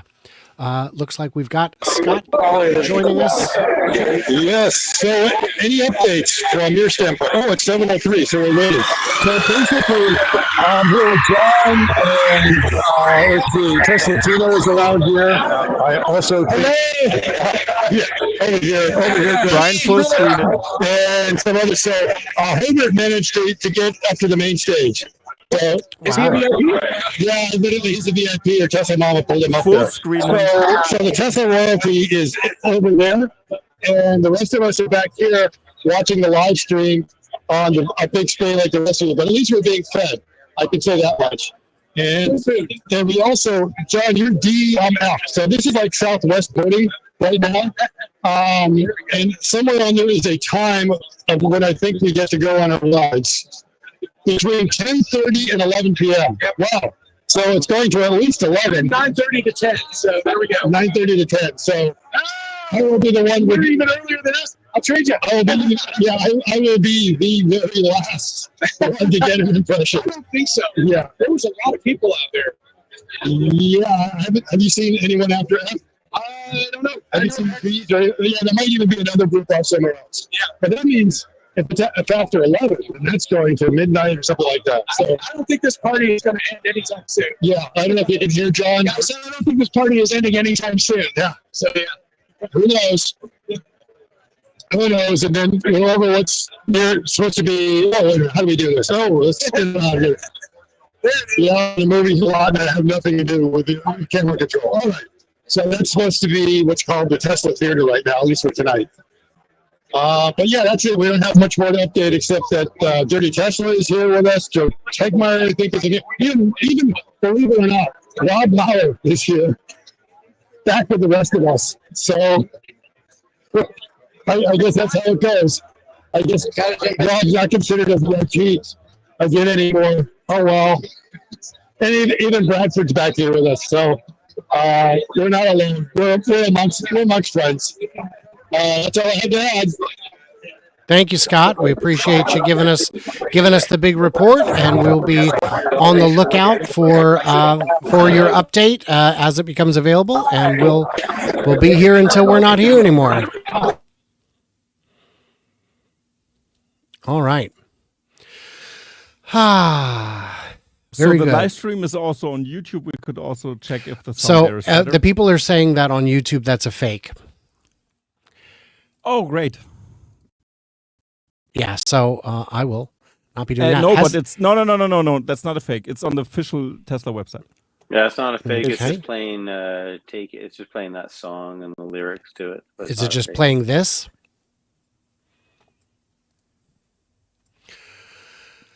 A very interesting decision to. Yeah, it's playing that, I think. Okay. Well, we'll see if the sound is better there. But I'm not sure if it's a little delayed or not. Well, I've got them both up, so whichever one hits first is the one we will do. Yep. Oh, man.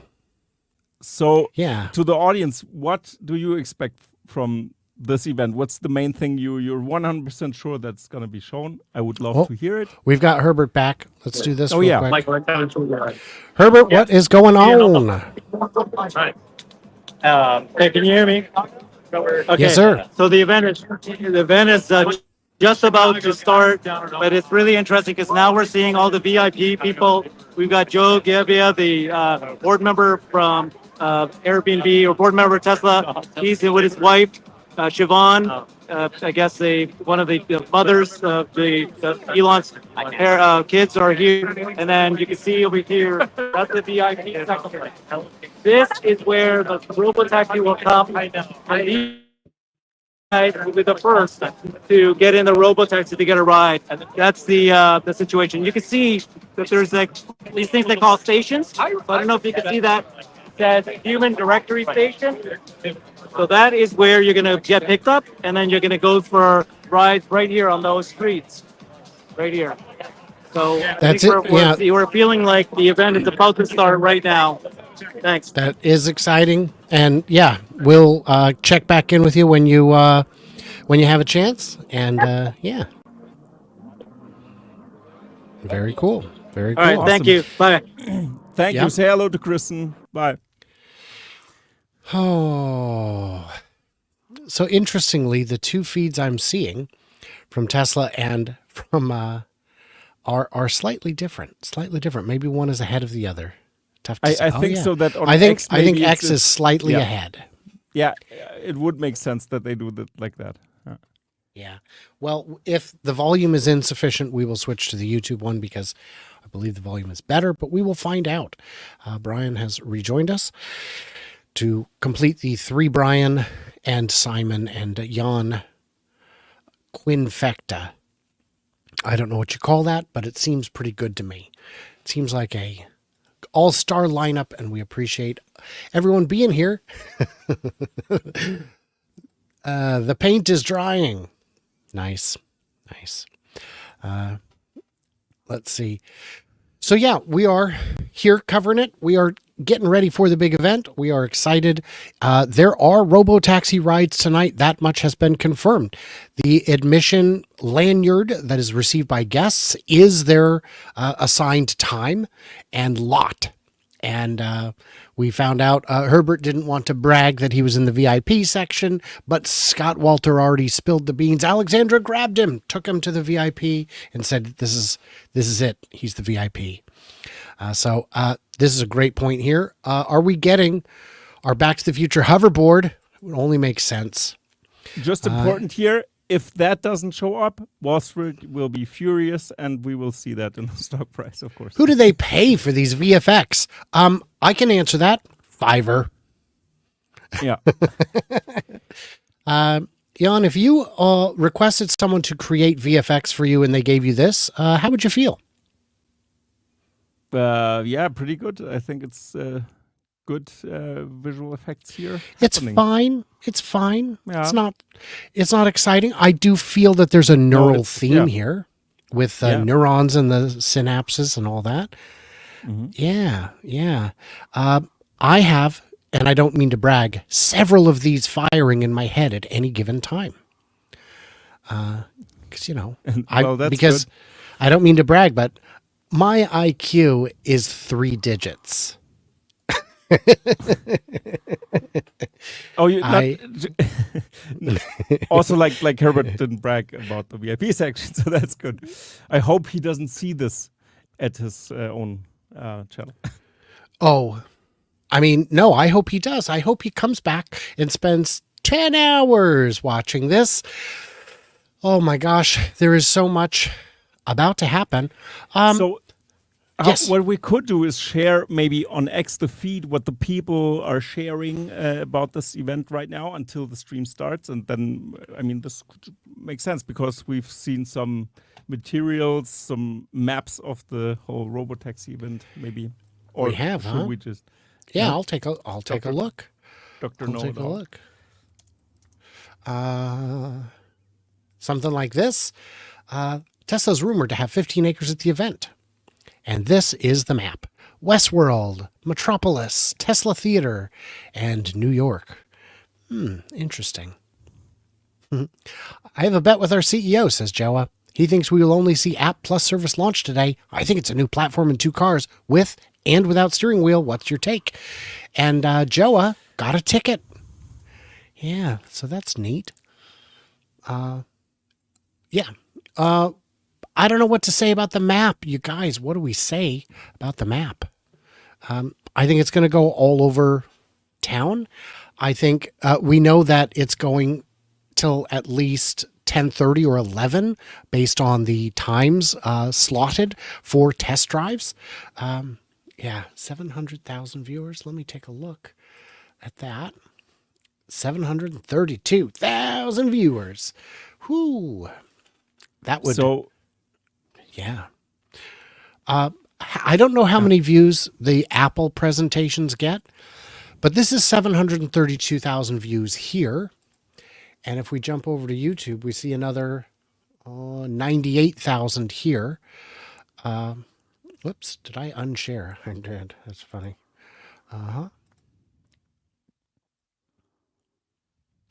Another, 98,000 here. But, yeah, this is likely to be fairly big. I do believe. So Simon, do you think that there is anything that could happen at this event that would make analysts dump the stock? Like anything they see where they go, sell it. Now, we didn't see a big buy the rumor run up, but we could still sell without buying the rumor. What do you think? Man, I've been contemplating this for the last day or two, going like, what's going to happen? Honestly, it's a coin toss. I'd be going off like my gut, but you're right. I thought about that, the fact that it hasn't run up right before the event, and many times. So just based on that, I even like went into Grok and was asking how many times has Tesla run up or down after they've announced. Like, so I'm playing with all those things. What I am looking at and saying, I don't know what will make the stock move down, but I do get this gut feeling that even if there is a sell-off tomorrow, because just like, a lot of the events that are played out, that we view, Cybertruck, AI Day, Battery Day, a lot of us in this community will look at it and go, holy moly, like we're blown away. And we're so excited about what's to come. And then there's either tumbleweeds in the media or the stock sells off a bit the next day. But there's usually support after that. So even if this isn't fully recognized, which I'm hopeful, but I don't think it'll be recognized by Wall Street. What would make it back to, that on a sell-off, it would be because I'm looking here if this is something new. Is what something new? The visuals that we're having. I mean, I don't know. They're Yeah, it's just new that those are servers now, I think. Yeah. So yeah. Data center. Yeah, I think it's interesting because this topic isn't as easy as, for example, a product release for the average customer, I think, and because it's very complex. And I think this one is really much in the details. I think the ripple effects of this event will be seen maybe way later, that people realize what's happening, and that would be the point when this hits the consumer market, kind of, to see, because then the neural net capacity that you need to process this and to actually run a system like this is so huge that it's crazy. I mean, not from and I think analysts know this more or less, but overall the consumer, maybe it's a little bit difficult to grasp, kind of.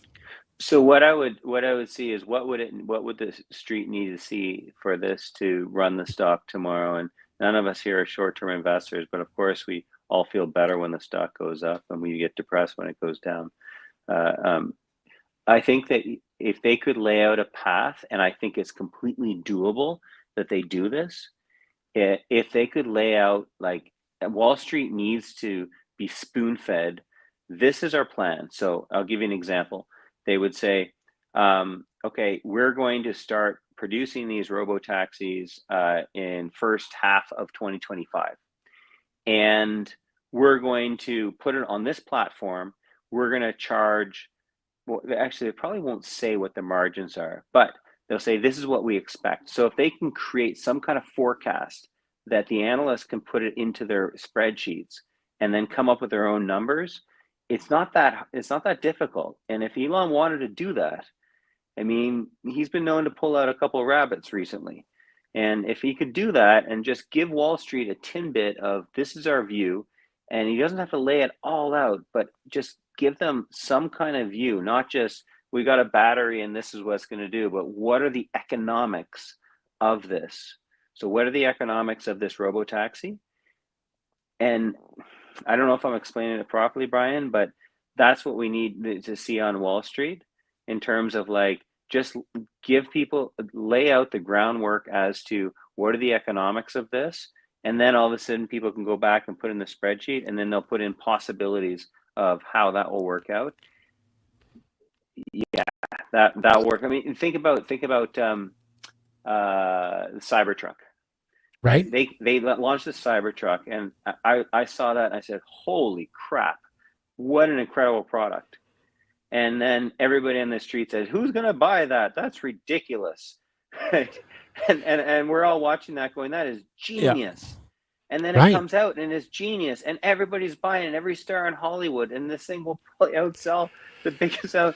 But they didn't lay out that. They said, maybe we'll create 50,000. Okay, we ramp up production, we'll get to 200. All Wall Street said is, yeah sure you will. Well, so I like what you're saying. What I'm hearing you say. Now, I had asked Matt Smith, I don't know, a year or two ago, maybe 2 years ago now, when will Wall Street count Megapack? And his answer was, when the revenue shows up. Correct. And then the revenue showed up and they started counting it. Then that would make sense. Cybertruck, you can debate its merit, its demands, its manufacturing efficacy, its design, but you can't deny that it is a truck and that trucks sell well in America. I guess you can deny it's a truck. Some people tried that. But with this, I think what we need to see is concrete expectations, something that, like you said, that they can actually put into their spreadsheets. Guys, if you're watching, wondering what's going on, it is 7:19 p.m. on the West Coast, and it hasn't started yet. Why?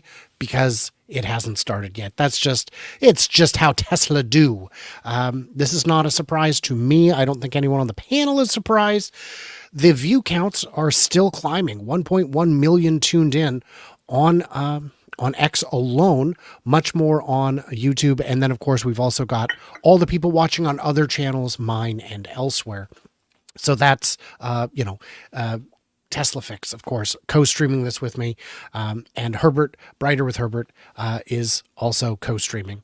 So this is, oh my gosh, it is... They're building the anticipation, you guys. And I did see a great comment. I put it up on the screen that said, maybe you guys aren't ready for it. but your kids are going to love it. Back to the Future. Marty McFly. I have a news from Tesla on the Silicon Valley. That Yes. Unfortunately, somebody passed out right behind at the Tesla event. The firefighters came quickly. Okay. Well, yeah, just Well, yeah. not relevant, but yeah. Interesting. Yeah, it's this is going to be a big one.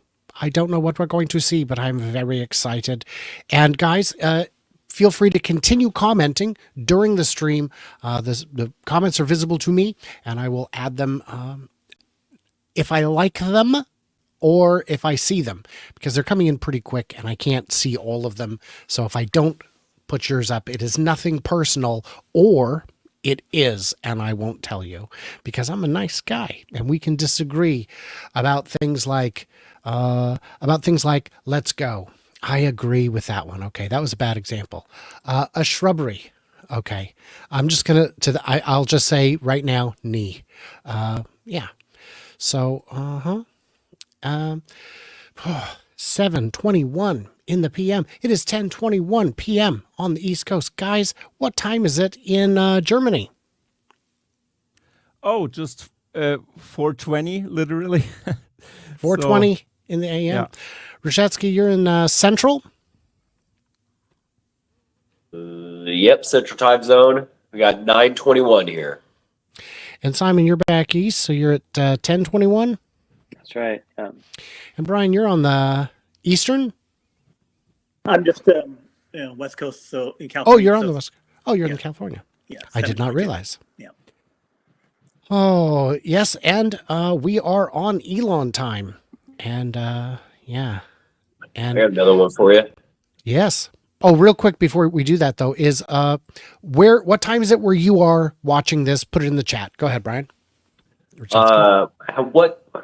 What kind of kilowatts per mile do you think that we'll see the Cybercab get down to? Because I think that's going to be a really big thing. The more efficient the vehicle can be, the less batteries it's going to need, and the less charging infrastructure it will need. It can, if it's extremely efficient, it can charge on an L2, pretty rapidly. It can probably even just charge on a regular 110. So there won't be any constraint whatsoever with someone purchasing this or purchasing a bunch of them for a building. They'll just need a bunch of wall outlets. What do you guys think about that? So I think you're absolutely right. I think we're going to see better than 200 watts per mile. Which would mean that, but the reason for it is you don't need a massive motor. You only need one that is of appropriate size to handle the regen. And it could be single motor. You don't need breakneck speed if you're not the driver. I don't want breakneck speed if I'm not the driver. So you can have a smaller motor, which means you can have a lighter motor, which means you can have a smaller battery, which means you get into this virtuous cycle where the brakes get cheaper, the wheels get cheaper, the tires, the suspension, it all gets cheaper and lighter, and then you can scale it all down a little bit more again. So I think under 200 watts per mile. Thoughts, everybody? Yeah, I agree with it. It has nothing to do with the charging time. It's just how do we bring the cost down, the capex of each vehicle, and it's just going to be a feature of that. Yeah, you'll have a smaller battery and it'll be able to be much more efficient than any of the cars they have on the road, just because it's a smaller vehicle. Mm-hmm. Thoughts, Jan? Well, sorry, I was just reading comments, so I was again gone mentally. What kind of efficiency do you expect from the RoboTaxi? I think since it's lighter, it will have a different like the weight to how do you say, the energy ratio or performance ratio, whatever is will be better, I think, than other cars from Tesla. I think it depends. I'm not sure. I think it will be good, especially when they are going with a lightweighter route, not stainless steel. Maybe if it really is, if they would save like a lot of weight, then I think it's can be good. But I'm not into the details of how much in numbers that would be kind of. But I think it will be, yeah, it will have a better ratio than other Teslas probably. That's my guess. Or maybe, but maybe I'm just wrong. And yeah, I think it's All right. if it's substantially lighter, that you could get to maybe 50% better than the 4.5 miles per kilowatt hour of Model 3 or something like that. So maybe in the range of 6.5. Tough to get much beyond that because you have to go to pretty big extremes. Like I think Aptera had 10 miles per kilowatt hour. So it's tough to get really that high. that's true. Yeah, it gets prohibitive at that point. I did have someone in the chat complaining, next time do a sound check for all participants. My friend, we are almost entirely volunteers.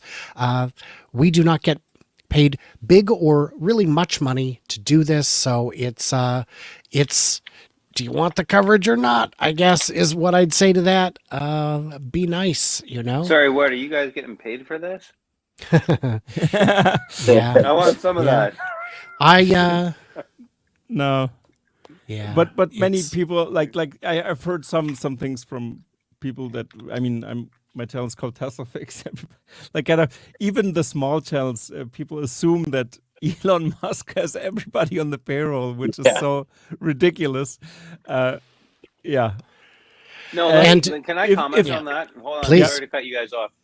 Yeah, I've heard that before in chats, or I've gone on spaces on X. I know I've seen all of you guys. I've never met you in person, but I've seen you all in spaces and on other YouTube, and I'm sure you've gotten the same comments. So to everybody else out there, like, we're not doing this because we're getting paid by anybody. And this probably, I work in wealth management. I manage money for clients, and most of our clients don't want to invest in Tesla because of Elon Musk. And we force them to because we tell them, hey, this is a good idea. And so I just want to be clear that we're doing this on our own time because we think it's the right thing to do. And we're excited, just like everybody else is joining here at like 11 o'clock or on like a Thursday night. We're leaving to be, from being with our families to do this because we're excited about this cause. It's pretty darn awesome. And I'm going to look back on this and say, it's almost like a lunar landing. This is really awesome. Yeah, because it is. This is a revolutionary technology that we are about to witness. And the fun thing is, for me, is I love that it didn't spread so much, or it's like dampened a little bit. This or the hype is not as big as at some announcement we've already had, because people will look back and say, why didn't we pay attention?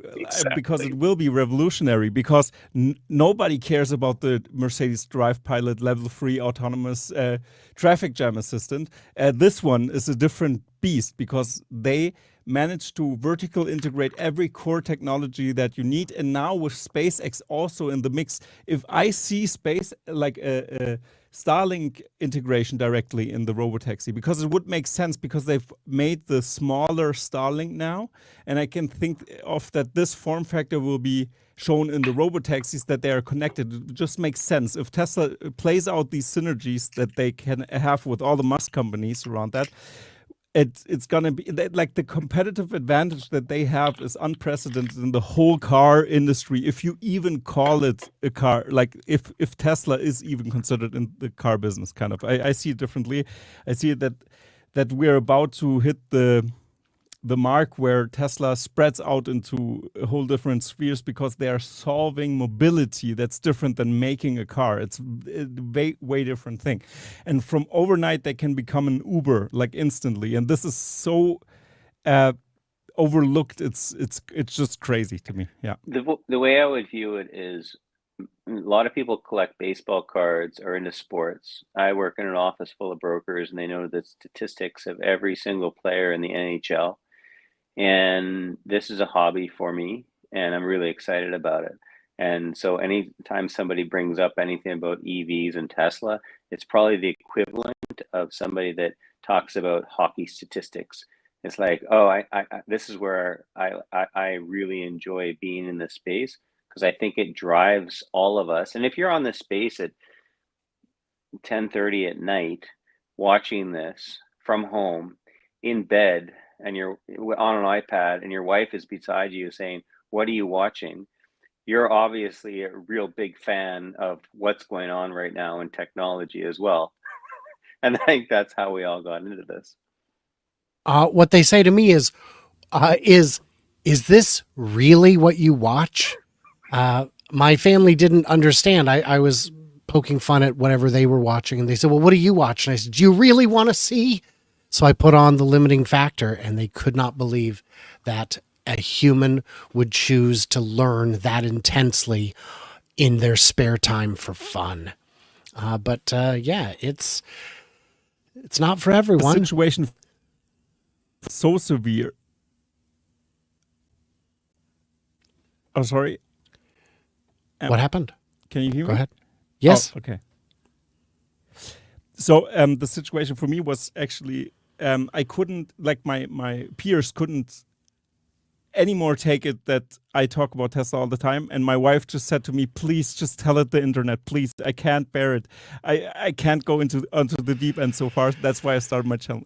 So yeah, well, that's that. We're all like those kids that wouldn't stop talking about dinosaurs. So I'm getting a buffering issue here. Let me see if I can catch it up to current. I don't know why it's doing this. Oh, we know why it's doing it. Because there's a million people on and it crashes. Let's check YouTube. No, the one on my other computer is doing fine. Okay. Yeah. Well, yeah, they're X streaming, not quite up to speed. I wonder if refreshing would be refreshing. Because everything else is running obviously just fine. Okay. Let's see. Big news coming up, as Matt points out here. Starship launch 2024. Could be in a couple days. A matter of days. That's another one of those moments in history that I can't believe people choose to just not watch, not care about. Watching the everything since Starhopper live when possible was exciting to me. Watching them try to land it was exciting. And then watching every one of the fully stacked starships lift off into the sky, some quicker than others, has been historic, monumental, exciting. It is 7:33. For those who are unaware, there was a medical emergency in the crowd, which required immediate attention, and starting the event at that time would have been the wrong thing to do. So they, I don't know if that has been addressed, or if it takes another few minutes. Add lame techno music. Sell.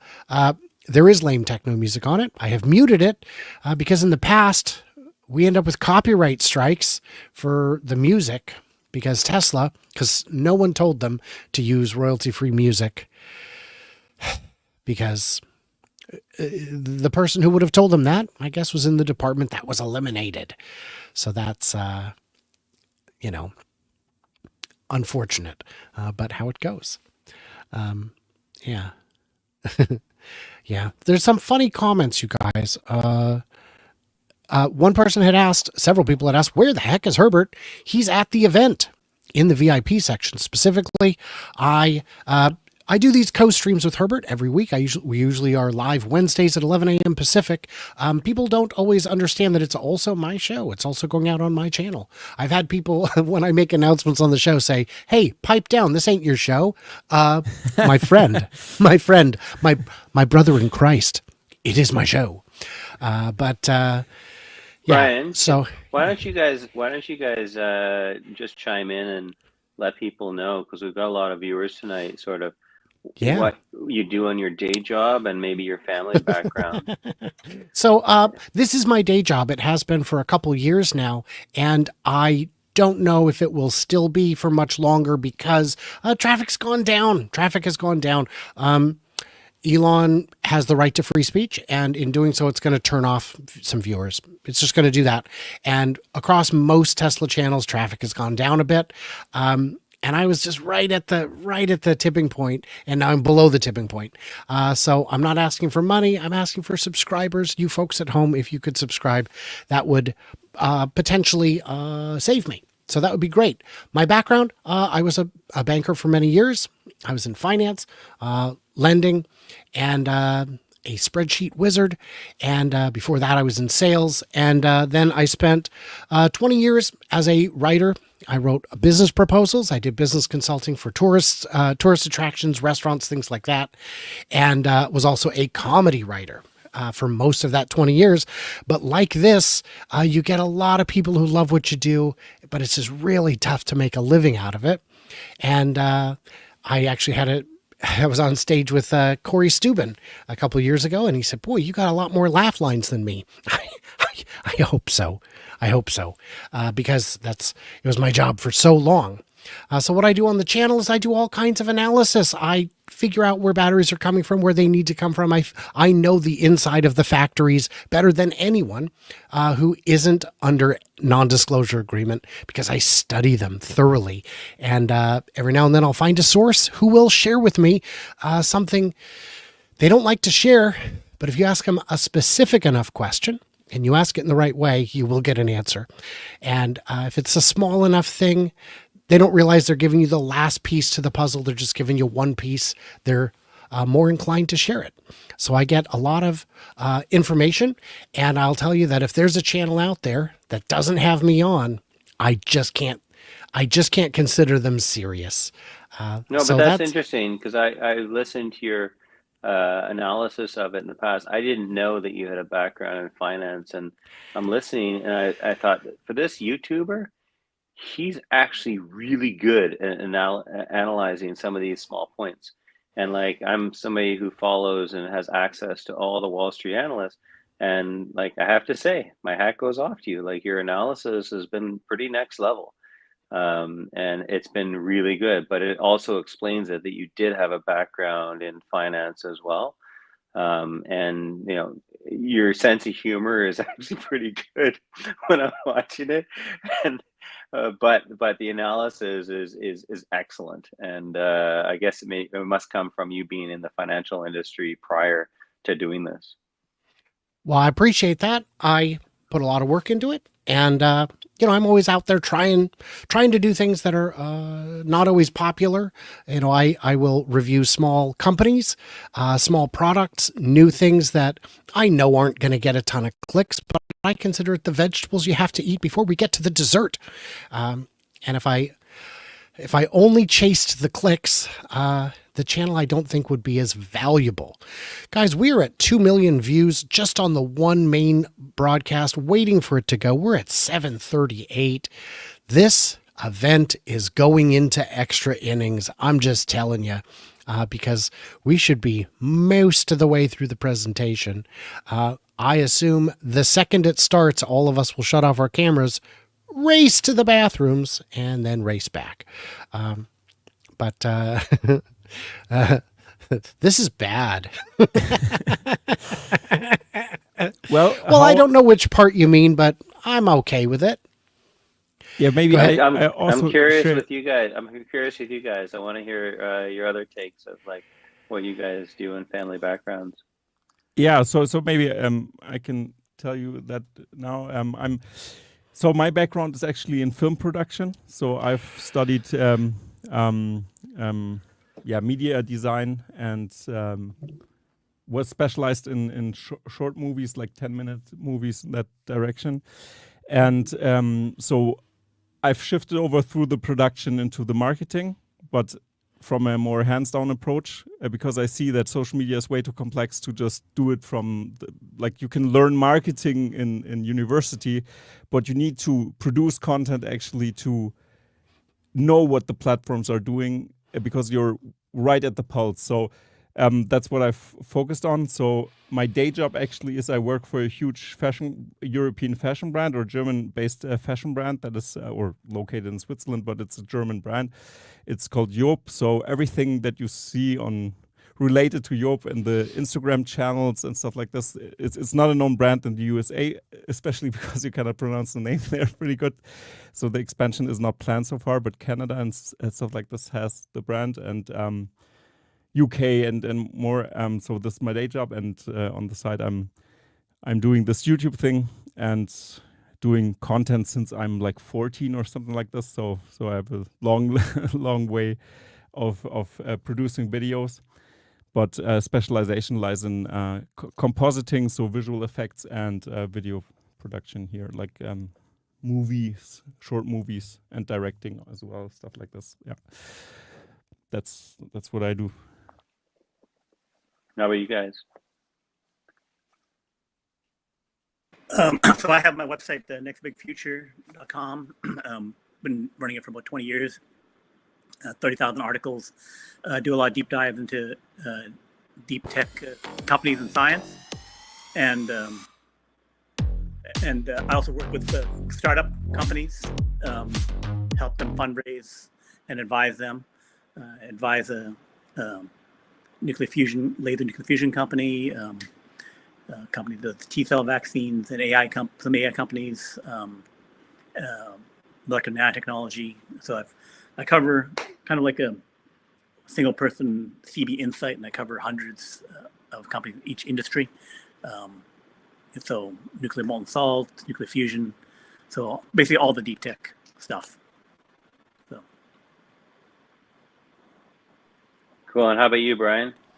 Other Brian, third Brian.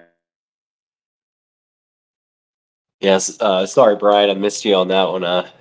I have horrible allergies right now. I think those hurricanes have been making our weather here in Texas extremely dry and brutal for allergies. So, but my background here is I was a drone pilot. I'm a photographer. My current full-time job right now is a product photographer for an antiques company. So I take product photography of just all sorts of random stuff. I've done an extremely large amount of different types of photography. I think I'm mostly known for Getty images and stock photography. A lot of Austin related photos are my photos, or you've probably seen my photos a million times. If you've ever seen an article of Austin, you've probably seen one of my photos. I've also been a drone cinematographer, or drone pilot on a couple movie sets, very low budget. I got into Tesla, into investing into Tesla, because of the story. A lot of what you guys have talked about previously about investing in a Tesla and in the analyst side of it is a little different than what I kind of researched and think of when I think of like Peter Lynch and his idea of you're not investing into you're investing into the story. And that's what I keep thinking that today is. It's that story.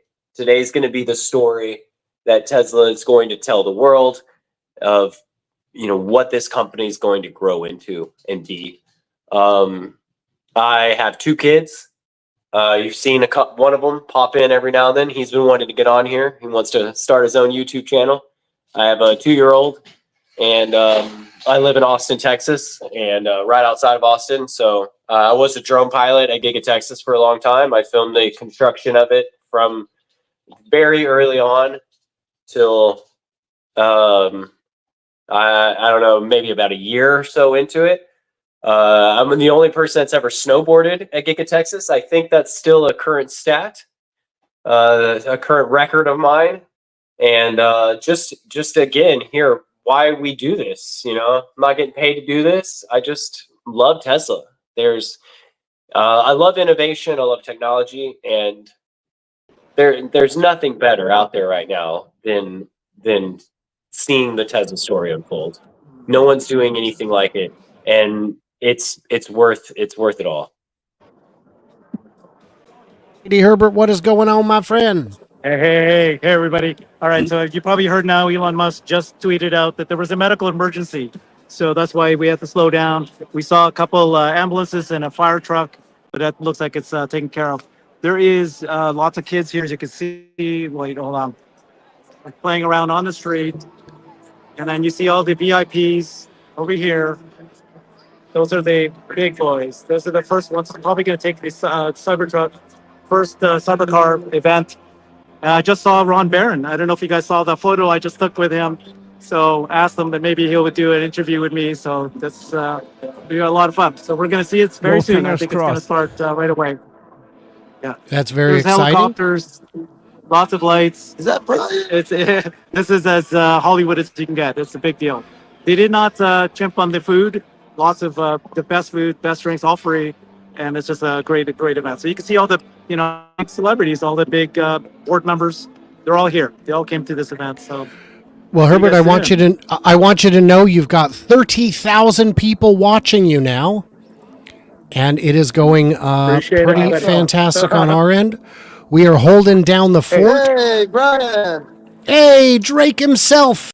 How are you, my man? Yeah, you got some fans here. You got a lot of fans here. Yeah. Brian. All right, guys. See you soon. Bye-bye. See you soon. All Bye. right. So that is very exciting stuff. If I could keep this stream rolling properly, that'd be more exciting. But, hey, what are you going to do? We can try that I share it and maybe this works. Yeah, why don't I'm you not do sure. that? Let's try it out. That's a great idea. Oh, could you hear the audio? But There I don't you want go. to be claimed. Audio is also playing, right? Yes, but I can mute it on my side too if you want to turn it back on. No, Go ahead and turn it back on. Yep. Okay, I just wanted to I check, but it's very apologize quiet, actually. to Brian Wang for the super chats hiding your face. I do not mean to do that. It is nothing personal. If there's one thing my streams definitely could benefit from, it's more Wang. So we will work on that. And for that matter, Brian, I've never had you on the show directly. We can remedy that in the future.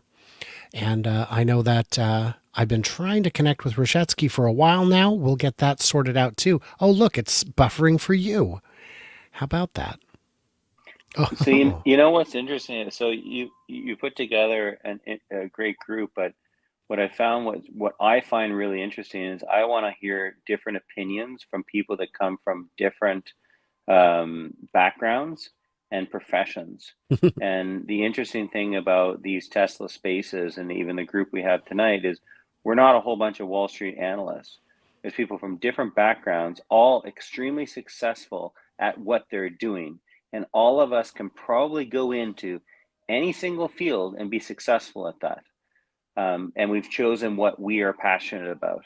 And then, but we've all come together on this Tesla topic, and we're all coming at it from different angles. Like my therapist would say, when my wife and I are talking about something we can't agree on, and I love my wife and she's the best in the world, but she'd say, you're both on different islands and you're viewing it from a... Jan, we can hear it again. Go ahead and mute it again. I guess I can't control the volume on my side. What do you mean? Like I have. Oh, you know muted what? right Never now. mind. Never mind. I have it muted. That's a different. Okay, but I have it muted too. So Sure. Did anyone else hear music, or was it just me? now I just. You're hearing things, dude.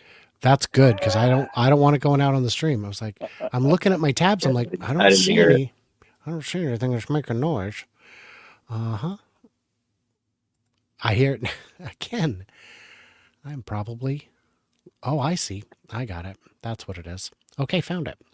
I think even geographically, we're all pretty distant. Yeah. Only 2 on the West Coast, and the rest of the show was more of the same. Coast to coast, and a bit internationally. Yeah. Again, this is- right now it's 4:40 or 4:50 a.m. in Germany. I just wanted to make this clear. And it's a work day tomorrow, so that's fun to make a lot of marketing efforts tomorrow for my company. Wait, are you Great. going to work tomorrow? Heck yeah, I am.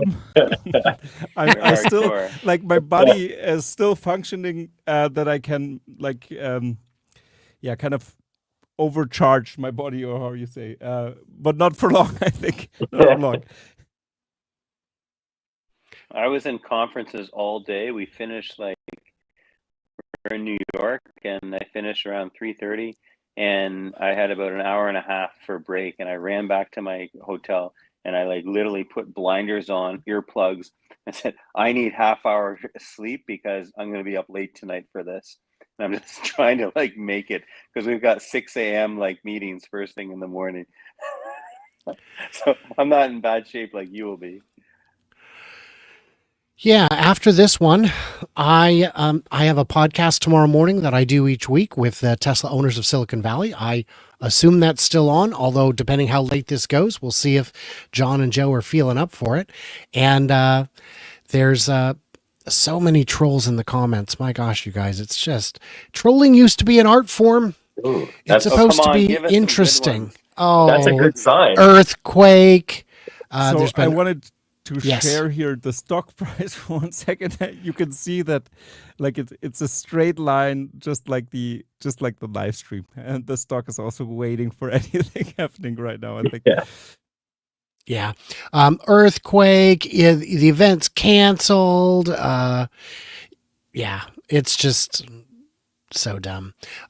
Trolling used to be an art form. It was something that people took pride in, where they could, you have to keep it just convincing enough that people go, no, wait, what? And this is just thread sharding. It's just not good work. It doesn't offend me as an analyst. It offends me as a comedian. It's terrible. Let's see if this something here. Yeah, the medical emergency. Someone also said, there's no explanation. We deserve an explanation. We had it on screen for 5 minutes. There's a medical emergency in the crowd. And we know that that's not bogus because someone showed up, and Herbert came in and said, we saw the ambulance. We saw the fire truck. It is not fake. It is real. Tesla has a product. Brian, I think the comments are coming in because they view us, they view you and this channel as all professionals, and we're supposed to be reporting them on a minute by minute basis as they would be watching CNBC or something to that effect. And that's just the mindset that they're in. Yeah. Yeah. Well, also people love attention, and it's easier to get attention for doing negative things than positive things. So it doesn't bother me. Just keep the comments coming. You folks, silly and otherwise. Is it time? Is it time? Let's do this. Oh, baby. Let's go. Okay. This reminder, this is a co-stream going out on Tesla Fix, Futurasa, and Brighter with Herbert, with many special guests, including Brian Rashevsky, Brian Wang, and Simon Hale is here. Okay. All right. Is it which? Oh, come on! I can't unmute it. It's not unmuting. You have to unmute it. Reshare it. Come on, clever robots. Seeing us here, as you know, this is the birthplace Is audio playing? of many epic Yes. films. Many of them depicting Pretty quietly. a vision of the future. We're here tonight to experience that future that is closer than you think. And who better than Elon, right, to show us that future? So it looks like Elon's on his way, so let's welcome him out here.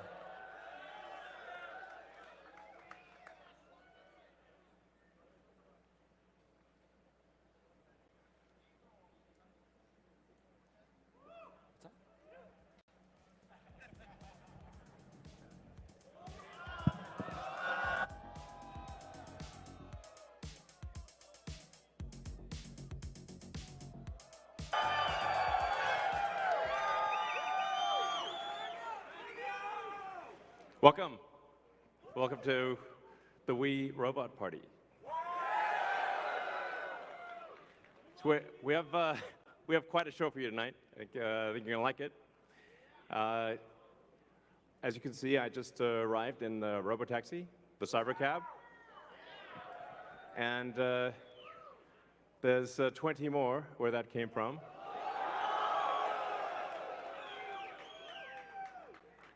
So they've been traveling. There's no people in them, as you can see. The car's just going by with no people.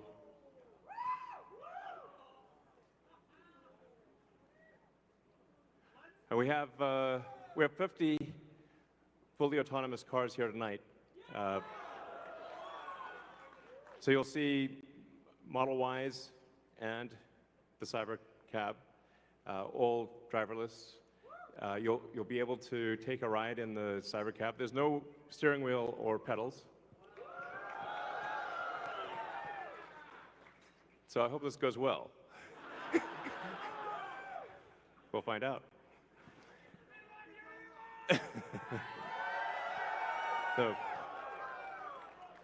So you see a lot of sci-fi movies where the future is dark and dismal, where it's not a future you want to be in. So, like, I love Blade Runner, but I don't know if we want that future. I think we want that duster he's wearing, but not the bleak apocalypse. We want to have a fun, exciting future that if you could look in a crystal ball and see the future, you'd be like, yes, I wish I could be there now. That's what we want. So when we think about transport today, there's a lot of kind of pain that we take for granted that we think is normal. Like having to drive around LA in like 3 hours of traffic. Yeah, and people that live in LA, I mean, try to get from Pasadena to, El Segundo during rush hour is like, you can fly to, another city faster than you can get to crosstown LA. So, and you have to drive the whole way. Unless you're in a Tesla, of course. Now, Tesla already does quite well at this, supervised self-driving. So supervised full self-driving is actually working quite well. I'm sure there's people in the crowd, you're using that, yeah? So we'll move from supervised full self-driving to unsupervised full self-driving, where the car, you could fall asleep and wake up at your destination. So, but there's also a challenge for a lot of people that cars cost too much. I mean, when you factor in everything that goes into a car, and the car insurance, and the car payments, and the storage of the car, it's very expensive. So with, and you say like how many hours a week are cars used? Your average passenger car is only used about 10 hours a week out of 168 hours. So the vast majority of the time, cars are just doing nothing. But if they're autonomous, they could be used, I don't know, 5 times more, maybe 10 times more. So you could actually, for the same car, would have 5 times as much value, maybe 10 times as much value. There's 168 hours in the week, and like I said, only 10 of them are used for driving. So, and then a bunch of those hours are looking for a parking spot, which is, can be pretty annoying at times. So we want, with autonomy, you get your time back. This is a very big deal. So it's not just it'll save lives, like a lot of lives, and prevent injuries. I think we'll see autonomous cars become 10 times safer than a human. I mean, if you think of times past where there used to be an elevator operator in every elevator, but once in a while they get tired and they accidentally shear somebody in half, So now we have automated elevators. You just get in an elevator and you press a button, and you don't even think about it. And it just takes you to the floor. And if you did see an elevator operator with a big relay switch, you'd be like, that's weird. Now that's how cars will be. And it's not just the lives saved in injuries, but if you think about the cumulative time that people spend in a car and the time that they will get back, that they can now spend, well, I guess on their phones or watching a movie or doing work or whatever you want to do. You can think of the car in an autonomous world as being like just a little lounge. You're just sitting in a comfortable little lounge, and you can do whatever you want while you're in this comfortable little lounge. And when you get out, you will be at your destination. So, yeah, it's going to be awesome.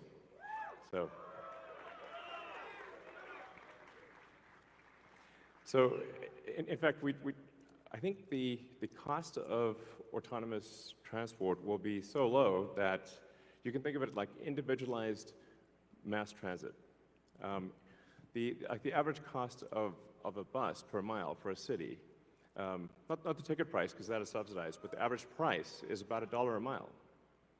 Whereas the cost of cybercab, we think probably over time, from the operating cost is probably going to be around 20 cents a mile. And price, including taxes and everything else, probably ends up being 30 or 40 cents a mile. So yes, and you will be able to buy one.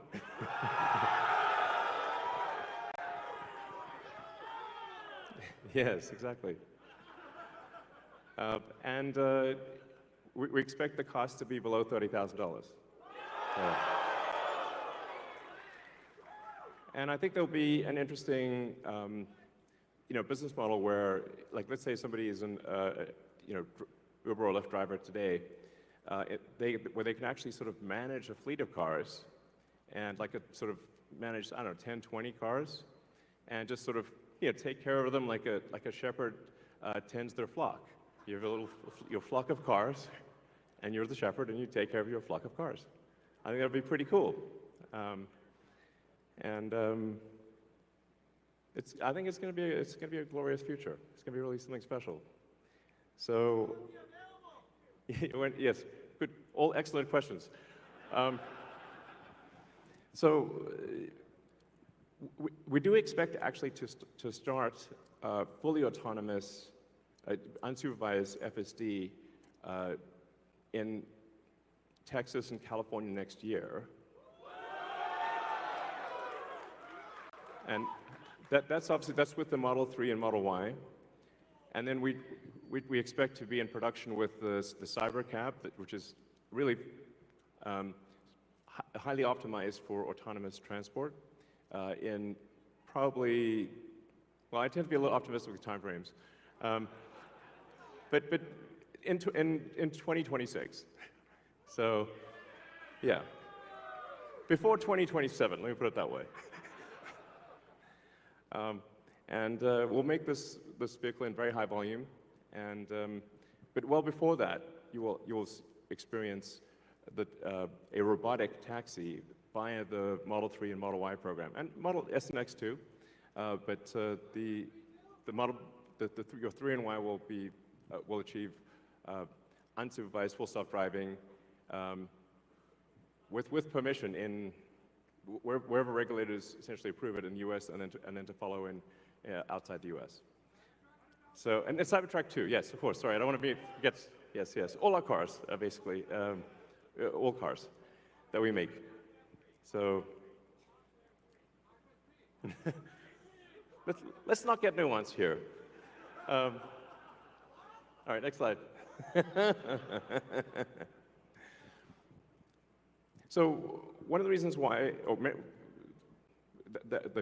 the computer can be so much better than a person is that we have millions of cars that are training on driving. So it's like living millions of lives simultaneously and seeing very unusual situations that a person in their entire lifetime would not see.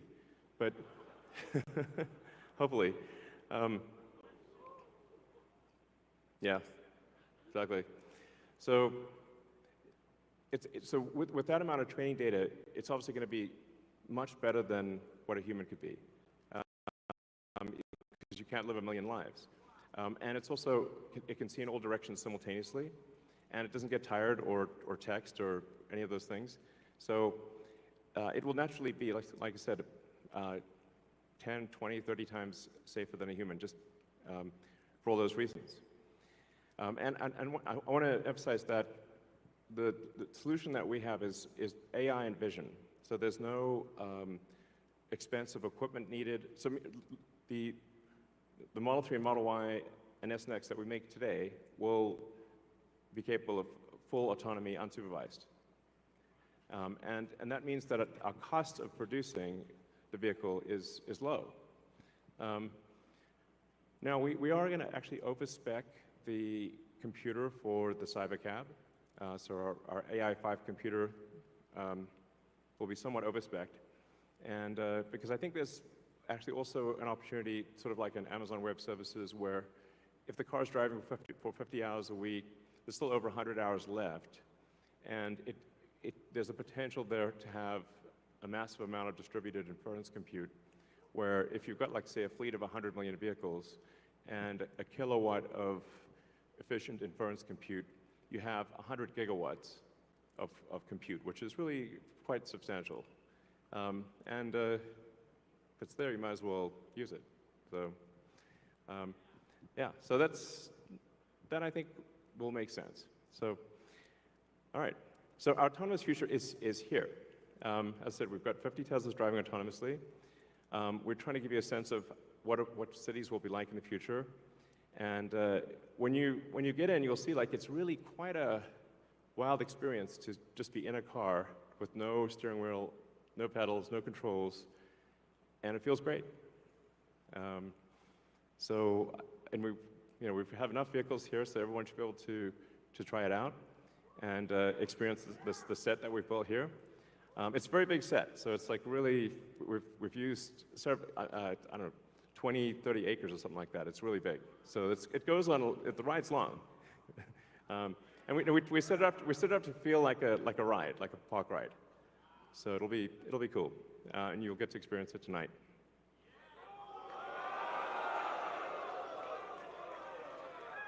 Something we're also doing is, and it's really high time we did this, is inductive charging.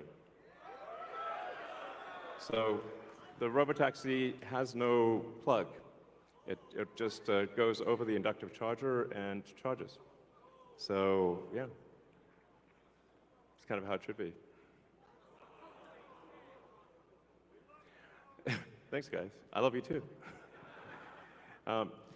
So one of the things that is really interesting is how will this affect the cities that we live in?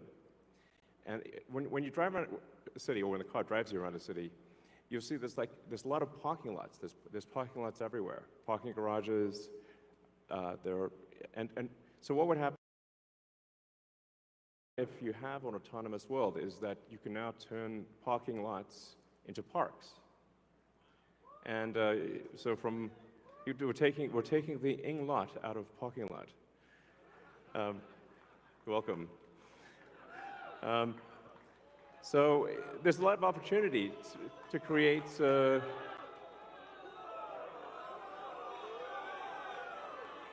green space in the cities that we live in.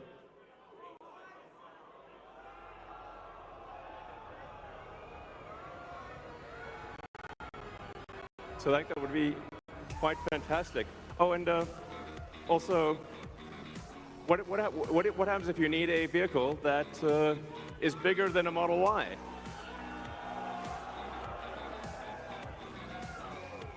The RoboVan. The RoboVan is we're going to make this, and it's going to look like that. Now, can you imagine going down the streets and you see this coming towards you? That'd be sick.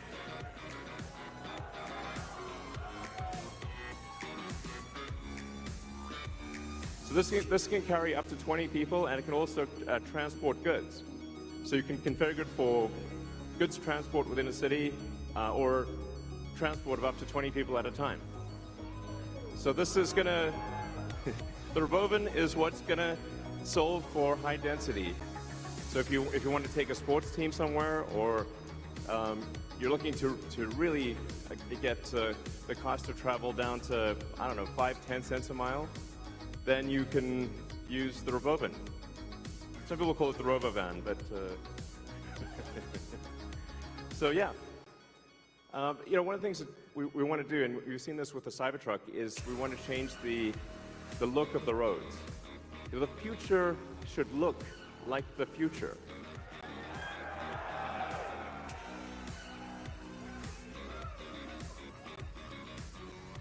So, speaking of robots, so everything we've developed for our cars, the batteries, power electronics, the advanced motors, gearboxes, the software, the AI inference computer, it all actually applies to a humanoid robot. It's the same techniques. It's just a robot with arms and legs instead of a robot with wheels. And we've made a lot of progress with Optimus. And as you can see, we started with someone in a robot suit, sort of down, and then we've progressed dramatically year after year. So if you extrapolate this, you're really going to have something spectacular, something that anyone could own. So you could have your own personal R2-D2 C-3PO. And I think at scale, this would cost something like, I don't know, $20,000, $30,000. Probably less than a car, is my prediction, long term. Now, it'll take us a minute to get to the long term, but fundamentally at scale, the Optimus robot, you should be able to buy an Optimus robot for, I think, probably $20,000 to $30,000 long term. So, and what can it do? It'll be able to do anything you want. So it can be a teacher, babysit your kids, it can walk your dog, mow your lawn, get the groceries, just be your friend, serve drinks, whatever you can think of, it will do. And yeah, it's going to be awesome. And I think this will be the biggest product ever of any kind. Yeah. Because I think everyone, of the 8 billion people of Earth, I think everyone's going to want their Optimus buddy. And there's going to be maybe two, and then they'll be producing products and services. I predict, actually, provided we address risks of digital superintelligence, 80% probability of good, a good outcome. Look on the bright side. The cup is 80% full. The cost of products and services will decline dramatically, and basically anyone will be able to have any products and services they want. It will be an age of abundance, the likes of which people have almost no one has envisioned. It'll be something special. So, now one of the things we wanted to show tonight was that Optimus is not a canned video. It's not walled off. The Optimus robots will walk among you. Please be nice to the Optimus robots. So you'll be able to walk right up to them, and they'll serve drinks at the bar. And you'll directly, I mean, that's just, it's a wild experience just to have humanoid robots, and they're there, you're just in front of you. So, yeah, with that, let's party.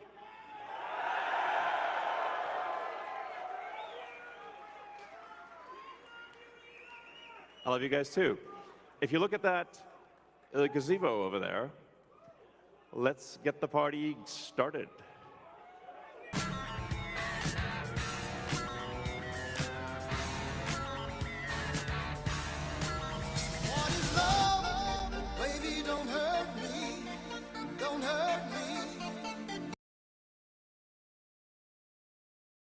I'm just turning off the sound so we don't get in trouble, because you know how the sound can be with issues like this. Well, I mean, wow. To all my troll friends in the comments, you gotta do better, man. We're way too smart for this. People say, oh, it'll never be approved without LiDAR. We're past that. It's already approved in like 27 states without LiDAR. You don't know what you're talking about. Although I would be curious, from where did you get your PhD? The big one for me, that van, the Robovan. What do you guys think? What's the thoughts? Is anybody not on the phone? Is anybody? That van was amazing. Yeah. Yeah. That it just looked so good. Beyond sick. Beyond sick. Unbelievable. Jan, hang tight. I think I have to. There you go. And can you just move us over to the left side so we see more of the pictures? Well, so it doesn't obstruct? okay. Yeah, that's better. Yeah. Oh, that's all you had to say? Yeah, no. I think many people wrote, "Wow, Tesla invented a bus." Yeah, it's a bus, but the way it looked like was pretty nice. Like the way the design was, because it isn't designed with the front cabin like you can see here. Like it doesn't have a windshield in that sense. It's like a lounge. That's it's a what he was toaster. talking about. Yeah, it is a toaster. It has 2 slots where you can toast humans.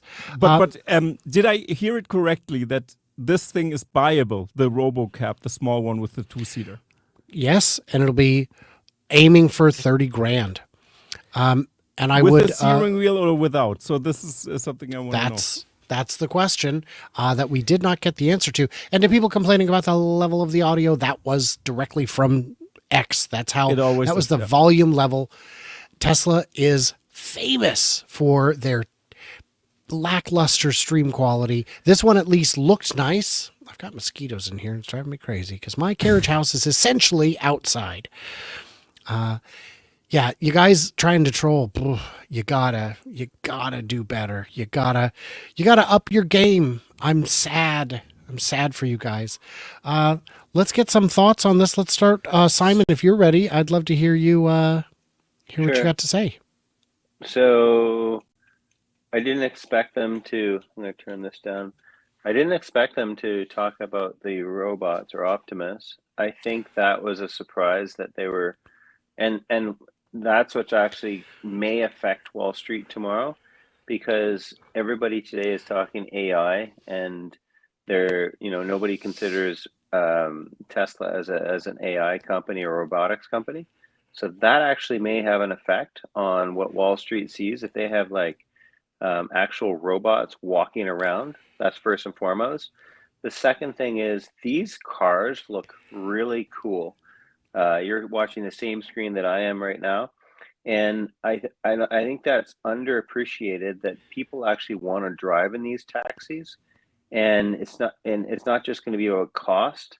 People are going to want to take one of these and show up at an event with those. One of these are like scissor doors they're not gullwing. They're like scissor doors opening up, and it's a really cool car. At a very low cost. So people are going to want to show up in these, and the economics is going to be pretty interesting. The van, I think a lot of us were saying they'll probably release 2 cars tonight, and that was sort of expected. I didn't expect it to be so big, and I know that that's a huge market to disrupt, but they didn't talk about the pricing, and they didn't talk about when it's going to be available. The when is a very big and crucial question. Looking at this vehicle, you'll notice it doesn't have panoramic glass. That's a big cost savings. We also didn't get to hear any of the actual specs. What is it made of? This looks like stamped steel to me. Although it could be plastic, but I'm guessing it's stamped steel. It does have a cyber-inspired theme, but that absolutely looks painted to me.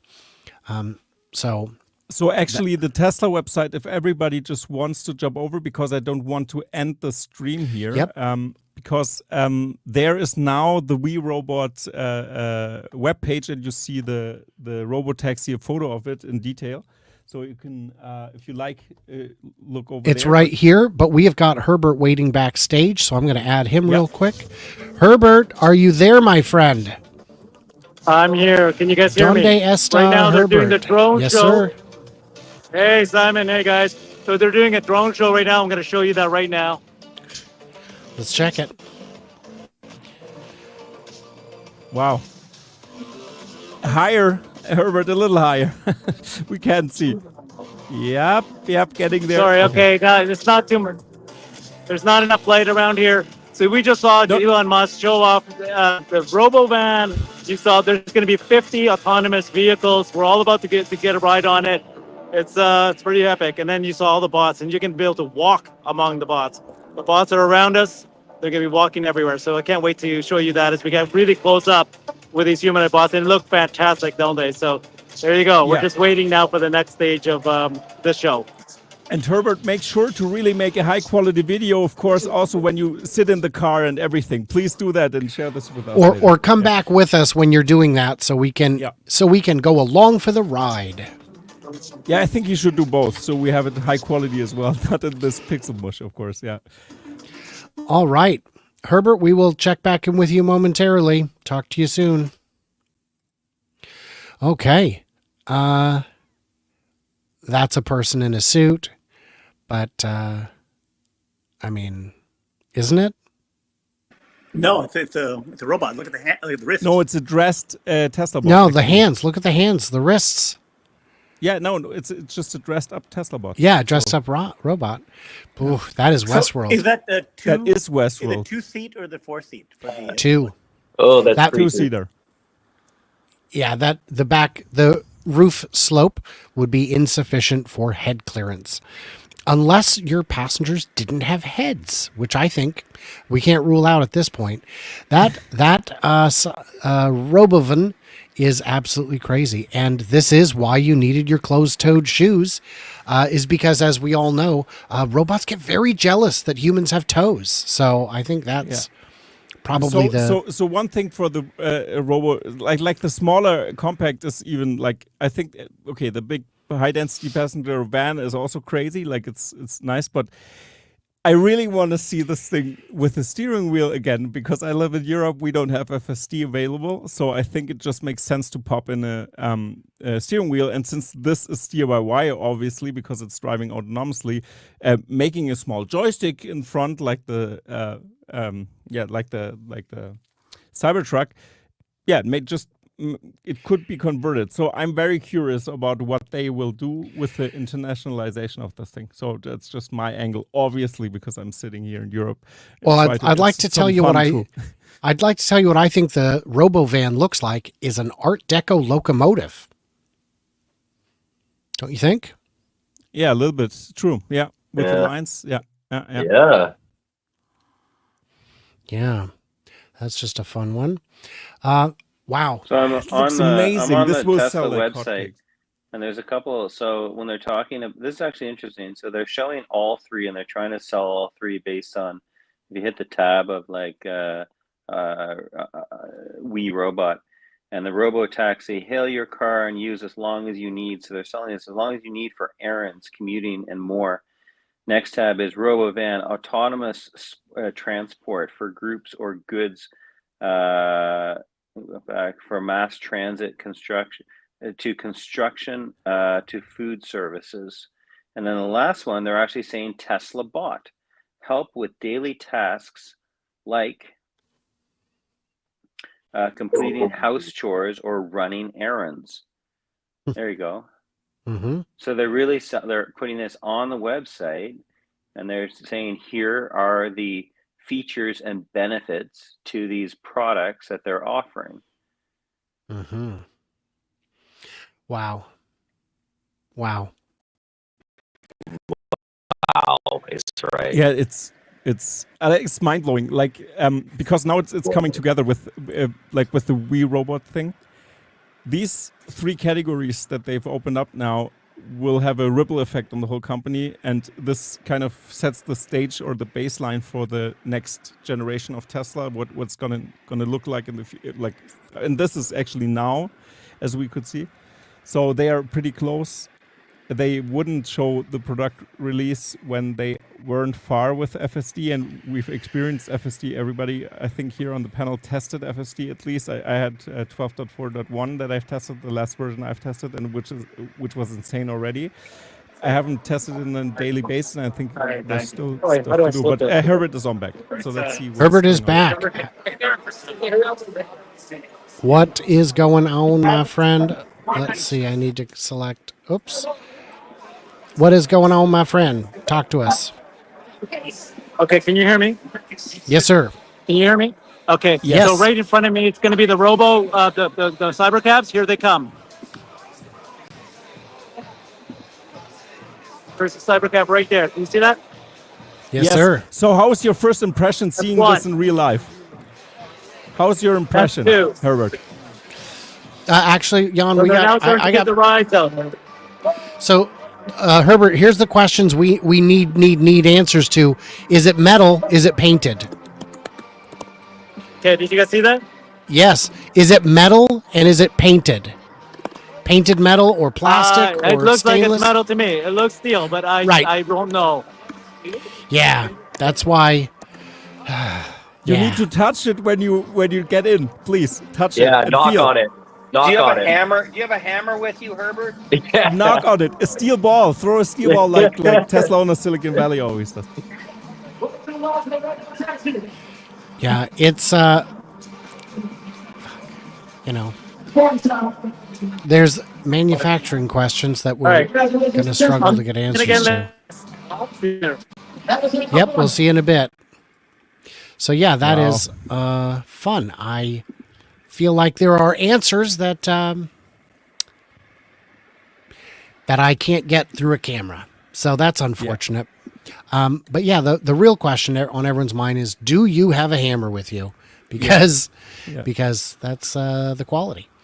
So Maybe yeah, you can share the screen again with the stream, so we at Yes. least see the robot doing yes. stuff. Are you? Yeah, you're seeing that. So the people are talking to the robot, and it's picking up items as they direct. Whoa. And okay, Oh, great.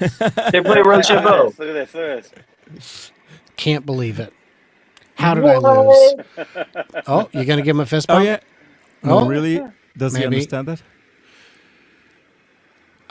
It'd be funny if he Wow. goes to do a fist bump and he just rips his hand off. No, Goes on the and they just rampage on the first night. They've been waiting so long.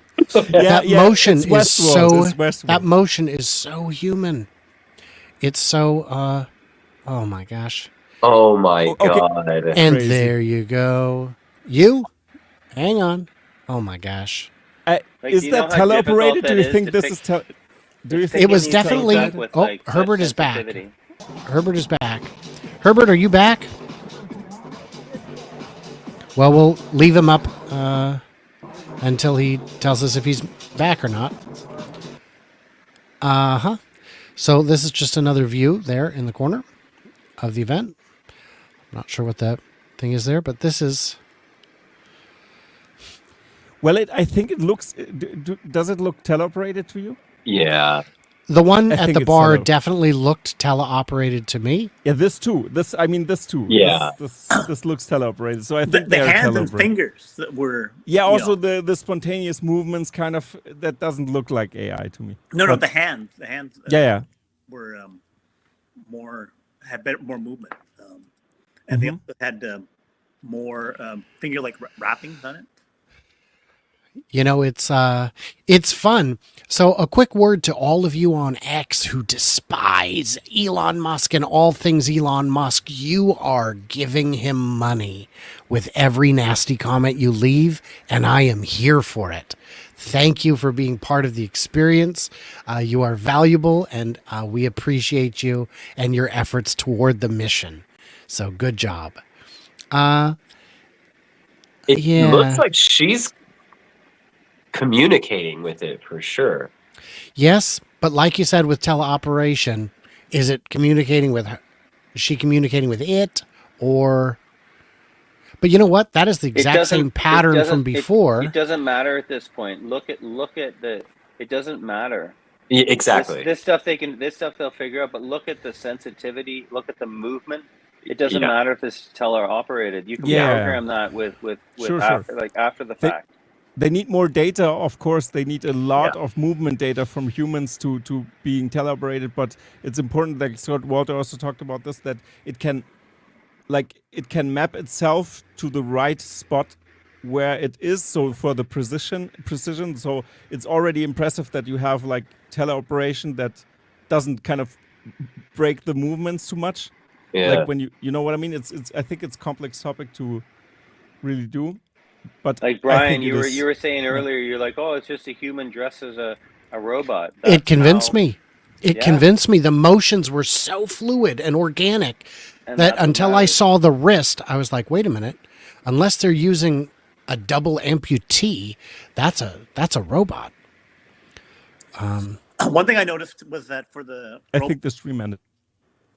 Oh, okay. He said, $1 to $2. Well, he said, 5 to 10 cents per mile per person. So 20 people, that means you can get it down to like $1 to $2 per mile. So potentially $1 per mile is a goal for that RoboVan. So 20 cents for the Cybercab per mile, and then $1 for the RoboVan, which is the RoboVan looks basically like a half bus. Which if you could also. I counted 14 seats. I think he said 20, but I think in that configuration, the one that we saw, I thought I counted 14, but yeah, you could have a higher density configuration. Sure. Whoa, I just had a pretty interesting idea because Brian, if you would show the RoboVan again for 1 second, because it's just switching through, but maybe you can click on that. So imagine this thing just driving behind, or this thing driving behind autonomously behind a Cybertruck for going camping, because you don't need the connection anymore. Just as a train kind of. You're in the train, just like I mean. Why would it follow you? Of course, yeah. Or just ride in it, or just have it meet you there. Yeah. Well, what you do is you take the Cybertruck off-roading, and then at the end of the night, you just instead of camping, you just go 2 miles out to the real road where it's waiting for you, and fight off the raccoons to get in. Of course, absolutely. because they will already have gained access to the thing. Obviously, the raccoons. So yeah. Well, that's the beauty. Is I think we're going to see. There's a B pillar camera. I'm waiting for it to recognize my face because I look enough like a raccoon that then they'll be able to get into my car. So that's exactly that's how it works. Yeah. Also, the size of it would be for all the short haul delivery things. Like instead of like a semi truck and then drop down to this thing for a cargo van. Mm-hmm. And it's low roll in, roll out type of things. And for platooning, where you have them following each other, then the one behind would do 30% less energy usage because they would have less air resistance on their vehicles. Yeah. Oh, Digital Blade Canada, long-time viewer. Thank you for hanging out with us. If you were in here earlier and I didn't see you, I apologize for that. But there have been a lot of comments. When Elon spoke, he underhyped it. But when I saw the bots, I knew I needed to invest more in that company. Of course, not investment advice. We are not investment advisors. And I can tell you that of all the companies I've invested in, I've done okay on one and great on another. And the great, of course, being Tesla, because I bought in March of 2019 in my IRA. So I assume my widow and survivors will do very well with it someday. But because, it's a long time, man. What am I going to do? Okay, well, I have to drop off. Thanks, guys. Thank you, Brian. very much, I appreciate Brian, you joining us. Yeah, Brian. Thank you. Bye-bye. Thanks. Oh man, Ciao, Brian. What fun! We've also got this comment: world changing on so many levels. I agree, but I saw that yesterday, so I didn't see it, but this is what a lot of us who've been following this are not surprised. Jan, I know you're not surprised. You've been looking, you and I have had lengthy conversations about the vision. Yeah. And it's, pretty But great. but no, it's interesting to see it now, like unfolding, like everything coming together. This is something you cannot deny because it's visually pretty far off. And I know you can say, oh, the bots are teleoperated here and there, but no, it's about the whole vision and about the Tesla bots walking around. This is something they already did, for example, and now the robot on the bar maybe being teleoperated. Okay, fine, but the RoboTaxi that we saw and also the whole vision coming together is crazy to see. Also that the Model Ys are driving around and everything. It's amazing what's happening there, and it's not too far off. I can really see maybe in a restricted area because where can those robot taxis can be operated? I think obviously just like Waymo does in an area that they can geofence it just and let it drive around to be safe because of course we have these edge cases still in the FSD that you can say maybe here and there you would need to maybe Well, I think they would only want to roll it out in areas where they have the inductive charging already ready. You're going to need a depot for it, for cleaning, for charging, for, I don't know. It would make sense to then have routine maintenance items specific to the vehicle, all the wiper blades and... But also a very much known route. And that's the important part here, that FSD performs perfectly, because then I think they can go to lawmakers and kind of show them. Because, of course, obviously when it doesn't work kind of in some areas, I think this is very good and this will improve significantly towards the next year, I think. Yeah. Yep. And and confirmation again, bots will be for sale. It's interesting. Boy, I tell you, there are some real lunatics on X. It's fun because I never see them. I don't engage with those kinds of people, but this is apparently open to the public. So, robots handing out gift bags is fun. Fun fact, Jeff Songster, also fun. If I'd gotten a ticket, he was going to drive down with me, but was not meant to be. Franz is my hero. Franz's designs.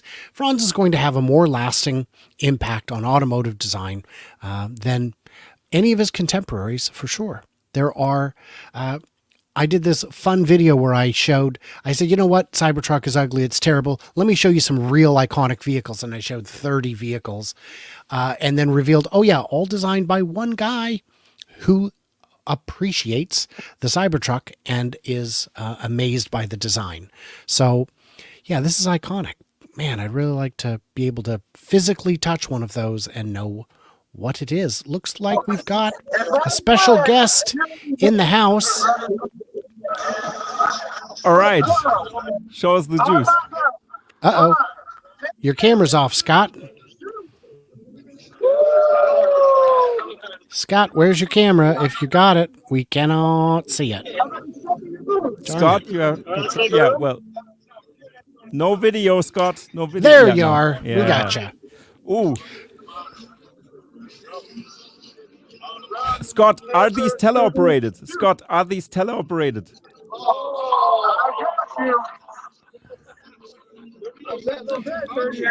We have to know if they are teleoperated. I don't think anyone there will be able to know. Yeah, but you can tell maybe Scott sees it in detail. Oh, that's true. He has... Yeah, he's closer. He does have... Yeah.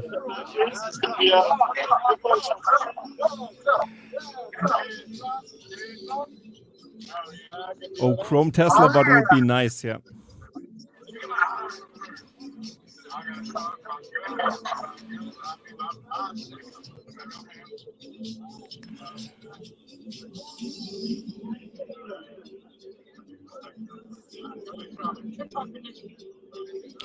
So, Brian, welcome back. We've got Scott wait Walter shooting this. Yeah? This is not teleoperated because this exact movement was in the trailer. So I think they are playing movements they can trigger movements. Yeah. Yeah, it's partially like these are maybe triggered, but at least we saw that in the trailer exactly like this. These are pre-planned. They're in a showcase mode, kind of. Yeah. Yeah, store demo mode. Exactly. Yes. Yeah. Yeah, they already showed many of those movements already. So my question is, and it would be for Scott, could he hear me, is how close to commercialization is this? Are we going to see these? Are we going to see the factory start cranking them out? Because it appears, I don't know what obstacles remain at this point. Is it that there's a couple actuators here and there that need additional reliability before they can go into wide production? Because these look ready to go.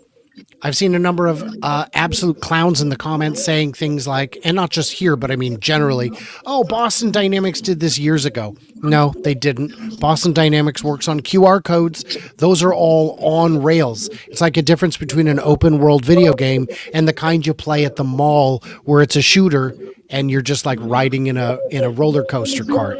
It couldn't be more different. And of course, they still have human bouncers. Hello, Scott. Scott. But the Optimi were talking to each other, playing some games, rock, paper, scissors, making some jokes. I'm not sure how well it came up. I'm trying to get the camera to switch around a little bit better. Just give me a minute here. It came out great. It came out great, but Scott, he can't hear us. It's very loud. Yeah. And now there we are. Scott, can you hear us? Let me try this. Are they tele-operated? And then I'll pin that. That way, when he comes back, we can just point. Yeah. Someone had asked, where are they made? And the answer to that was, the answer to that is right now they're being made in not Los Angeles, but the old HP building or near it. Scott, are they teleoperated? Teleoperated. It's all teleoperated? Are they? I don't know. If they are, I don't know where they're doing it. But there seem to be, I mean, it's hard to tell. I could not tell you whether it is or not, but they certainly seem to be interacting with each other, walking amongst the crowd, but definitely being escorted. So they're chaperoned quite closely, so you can't get very close to the Optimus. Yeah. Human bouncers. Yeah. Very cool. Oh, wow. Okay. It's hard to say whether it's actually interacting with the other Optimus or whether it's kind of a nice little script that they're playing back or whether it's real time. Yes. So Scott, if you can hear, we're taught, and now they are just sort of pulling out what they want to do, some sort of predefined scripts. That's possible, or it could be actual live. Yeah. How soon could they sell them? How soon could they sell them? I don't know. These actuators are very quiet. I think we remember the other actuators that we've seen before were very loud. You could kind of hear. The other Optimus robot back there has a shirt on, and you could see it glittering right here. So I asked one of the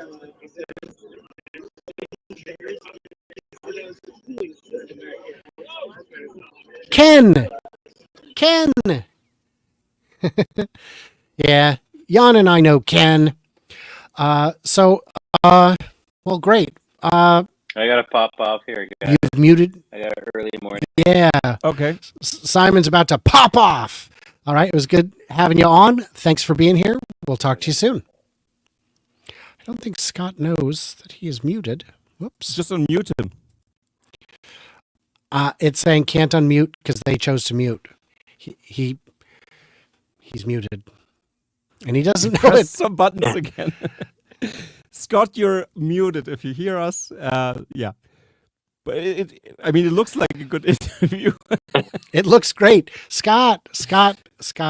No. We can't hear you. You're muted. You're muted. You guys, you're muted. You're muted. You're muted. You're muted. Scott, you're muted. You're muted, Scott. You're muted. Okay. Well, we have some audio fun. is No. You hit the mute button. Okay, we'll get there. Oh, he pressed the wrong button he'll again. be back. He'll be back. So the YouTube stream is still running. I can't tell if this is new footage or a repeated footage. Yeah. So anything else we want to talk about? I think we should definitely try to wait another 15 minutes or so for Herbert to see if he can give us an exciting drive, because it would be very exciting if we could get him. We are at 4 hours and 20 minutes, but we still have 31,408 viewers. Boy, I'd really like to know what this material is. It could be plastic. It's just impossible to tell. I think those wheel covers are artificially large. They're just designed to make it look cool. There's no reason for the wheels to have low profile tires on them. That would just make the ride rougher and it more pothole prone.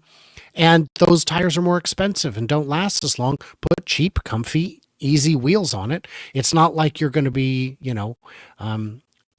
needing to do the slaloms at 90. And I'm sure someone will come back tomorrow and say, "Oh, what about what if the apocalypse happens?" Right? We don't plan that way. That's not how it works. So yeah, and this, compare the cost of this to the cost of a Waymo. This car costs less than the Ioniq does before they add the sensors. Oh my gosh! I mean, this is seriously, this is so insane that the LiDAR technology that we have on the Waymo, I tested those in San Francisco, and it's interesting to see actually that just with vision AI, that's the game changer here. That's a crazy thing, and we've already seen that all those LiDAR startups are just off the charts now. They're gone. I mean, not off the charts. I mean, they're gone. They are falling off a cliff, to say it bluntly. And everybody who relied on this technology, and everybody laughed at Elon saying that years ago, like, no LiDAR. Everybody pulled back R&D investments. Every major company did that. Every car company did that kind of. And this shows you that this is the future. And I hope they have a partnership in plan, especially with hopefully a German car manufacturer. But at some point, I just want to see in here. That's so sad.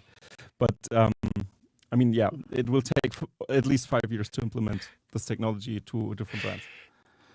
Absolutely. And the trick becomes, again, if Waymo had a level 5 solution that was actually universal, that could actually be deployed where you don't need an army of teleoperators supervising every drive, then it would still take them 3 to 5 years to get those vehicles into production. And that's not a viable business plan when these can be turned on. Not these, here but you can see the other ones. Here you can see how the doors are opening. Look how far they are reaching out from the side. You can see that this is easy access. This is a grown adult easier standing comfortably. Yeah, look at that. I would call those butterfly wings more than scissors. Yeah. And hopefully it's reasonably straightforward. I mean, look also the foot room you have. Like I've made a screenshot right now. So, all right, I'll get that up when you share it. Yeah, there's no center console in between Exactly. Yeah. the seats and where the pedals would be going over to the passenger and driver's side. It's just sure. perfectly smooth. And that does look reasonably easy to get in and out of. I think it's a little lower than some people might like, but yeah. How crazy. It looks amazing. Yeah. I think aesthetically, I was blown away. The only thing I think I was trying to predict that I wanted was the integration with Grok, some kind of, being able to speak to the car or speak to the Tesla. But other than that, I think it was very close to what I was saying, where he gave you some information, but he didn't go that deep into it. Yeah. No door handles. Right. Where we're going, we don't need door handles. Pretty crazy. I think that this vehicle can be mass produced cost effectively. I think people they have who 50 already. This should tell you something. Well, I mean, yeah. Yeah. But it, like that those are from the test lines. But Right. at least they have a production. Well, I took it as that they have 20 and that they have a total of 50 vehicles if you include the 3s and Ys, which not as exciting, but they probably just removed the steering wheel. You can make 20 of anything. They make 20 of things for movies that they then destroy. But there are a lot of people who still don't understand that this is done. This is a done deal. Oh, well, they'll never get approval because LiDAR or because insurance. My guy, it's already done. That's in the past. There are more places that still have regulatory requirements. Oh, but NHTSA. NHTSA doesn't regulate this. This is regulated at the state level. There's no federal laws. And again, safety certification is self-certified at all manufacturers. Your initial crash tests are done in-house. Now, you will later get ratings from the Insurance Institute or NHTSA, or I guess it's not NHTSA, but there's another one that does it. Those are secondary. Those are not binding. It won't work because XYZ. My friend, we're past that. If you wish to be cynical or skeptical, you need new talking points. This is insanely exciting. And, a real, actually, you know what it is? A real kick in the nuts that none of us got to go. So that's interesting. Let's add Scott back to the mix. We have got Scott in the house. Scott, what is going on? What did Ken have to say? Because we couldn't hear you. You were on mute. Oh, boy. That's... well, I imagine everyone is trying to stream right now from that location, making it challenging. People dancing with robots. There we are. All right, Scott, what do you got for us, my friend?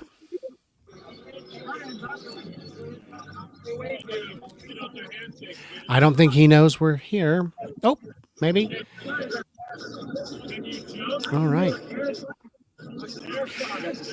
Scott, can you share any revelations, any new information? If it's being remote controlled, then you get a very clever person interacting, or it's got very clever AI. You can interact with the voice. So he believes not teleoperated, but a very clever AI. Or just playing back.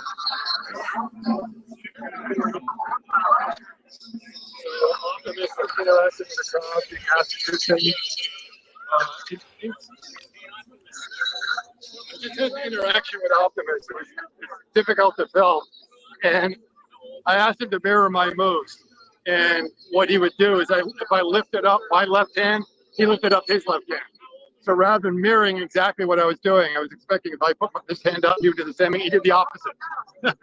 So in other words, my right arm went up, his right arm went up. My left arm went up, his went up, even though we were looking straight at each other. It was a rather interaction, almost felt very human-like, which means we still don't know. We haven't been told whether there actually is AI in there doing it, speaking and interacting and making certain moves, or if it's someone who's remotely controlling it. That's what we have to find out. We're not getting an answer, so I don't know. Yeah. All right.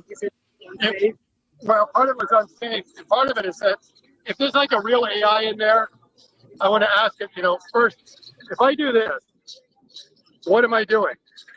And I wanted him to say, touching your nose. And I say, all right, Optimus, touch your nose. You should realize I don't have a nose. And then it's like, well, if you had a nose, where should you touch it? And Optimus could not do this, could only go about there. It was really far away. Touch your ear, Optimus was about there, way far out. So you wouldn't come very close to touching any potential body parts or anything like that. So it's rather interesting. But the one thing I will say is that the movement is very silent. Before, you were always hearing the actuators whining and making lots of noise, at least in the videos that we've seen, and seem to be very quiet. So if I can figure out how to get my camera to finally turn around, I've changed the settings on here a dozen times, and it doesn't take at any time. StreamYard is very picky that way. So I'll try to be back if I can get that to work. All right. Scott, thank you for checking in. We'll talk to you in a little bit. All right. Well, fascinating stuff, of course. Oh, what do we think of the styling? So for me, it's a total win. Like I said, this thing on European roads will sell like hotcakes immediately. I can really, like a two-seater, the size is sufficient enough for many things to do. I would be interested if it has a frunk, and the storage solutions is interesting. I wanted to see that, but other than that, it's interesting to see that, and also seeing that deployed. But of course, at first, I think we will see obviously Juniper being rolled out and being available for pre-orders someday at some point, or not pre-orders, or to order it directly. I think this will be the base for the $25,000 or under $30,000 car, obviously. But yeah. So Japan Gifts says, can the bot talk? And we understand it can. It's been out there telling jokes. But this was a better question. So not to say that wasn't a good question. It was an easy question. I'm happy to answer it. What will drive Tesla's growth in 2025? And I don't know how much of this will drive growth. I don't know how much of bot will drive growth. I think they will both happen to some degree somewhere in 2025. I don't think they're going to drive growth in big ways. What do you guys think? Well, he said 2026, right? Well, what I mean is, I think that 2025 is going to be all about Juniper. I think the price will be about the same or lower. It'll be a much better car. I think a lot of people will trade in their existing Model Ys for the new one, like we saw with Highland. And if it was, if money wasn't an object, everybody who had a Model 3 would trade up to the Highland now, because it's a really great car. I mentioned earlier, Jan, when you weren't here, that I drove yours on the Autobahn. I didn't mention that part. So what? It was fun. You were asleep. Why haven't you told me? You were asleep for like 3 seconds. I thought I had FSD. That's why I was confused. And yeah, I didn't know it was so meaty. Yeah, full meat driving is not ideal. Have you seen the way meat drives? Hey, what are you doing? You're really going to play skee ball? You're really going to go there and play skee ball? Okay. I love skee ball. Me too, but at this, what are you guys? Maybe that's why I wasn't invited. It's because I wouldn't play skee ball. Yeah. So, I mean, yeah, I think it's interesting to see. I don't see that this will drive growth in 2025. I think the sales of Juniper will do that even more a little bit, because it's a real product to purchase directly. But I see that the concept, and if they just pop in the steering wheel again, like in 2026 somewhere, or even not. And then the rollout is at first with robotaxis, because I think it makes sense to skip this phase. But I think there's a lot of sales potential for these products. Even if, I mean, it depends on the European approval of FSD. If it's approved earlier, then I would be glad not to have a steering wheel anymore. But I would love to drive this thing as well. I think it's awesome. I'm still in the camp of Interestingly, having this as a car. Yeah. somebody in here, I can't find it now, said that it kind of looks, oh, there it is. Cybercab kind of looks like a Chrysler Crossfire with vertical doors. Would you like to True. see it? It looks like that. Okay. No, it's off. Nah, not really. Okay, this No. one maybe a little, but No. Not even close, I think. I'll allow it because, it's not that crazy. It's not as crazy as some of the other things we have seen, the other claims. Wait, is this still going? The rear end of the Cybercat had a very Aptera look.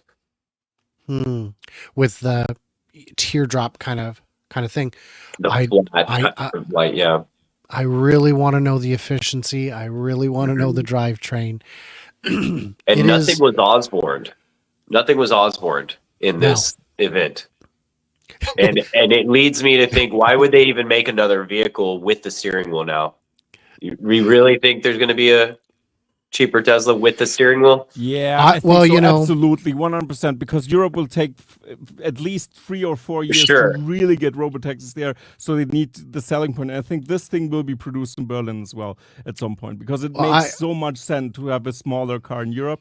For Italy, for France, for Germany, there are so many use cases where this would sell like hotcakes. Well, I don't know, you guys. I was going to buy a Model 3 rear wheel, but instead I'm going to get a RoboVan. Those are not the same market segment, are they? No. A no steering wheel lounge. It's one of the two. I can't decide. So I would agree.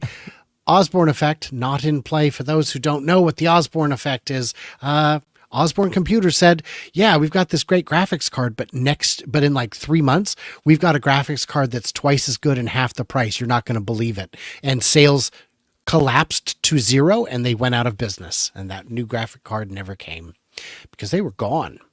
Now you see how the doors are opening. Have you seen that?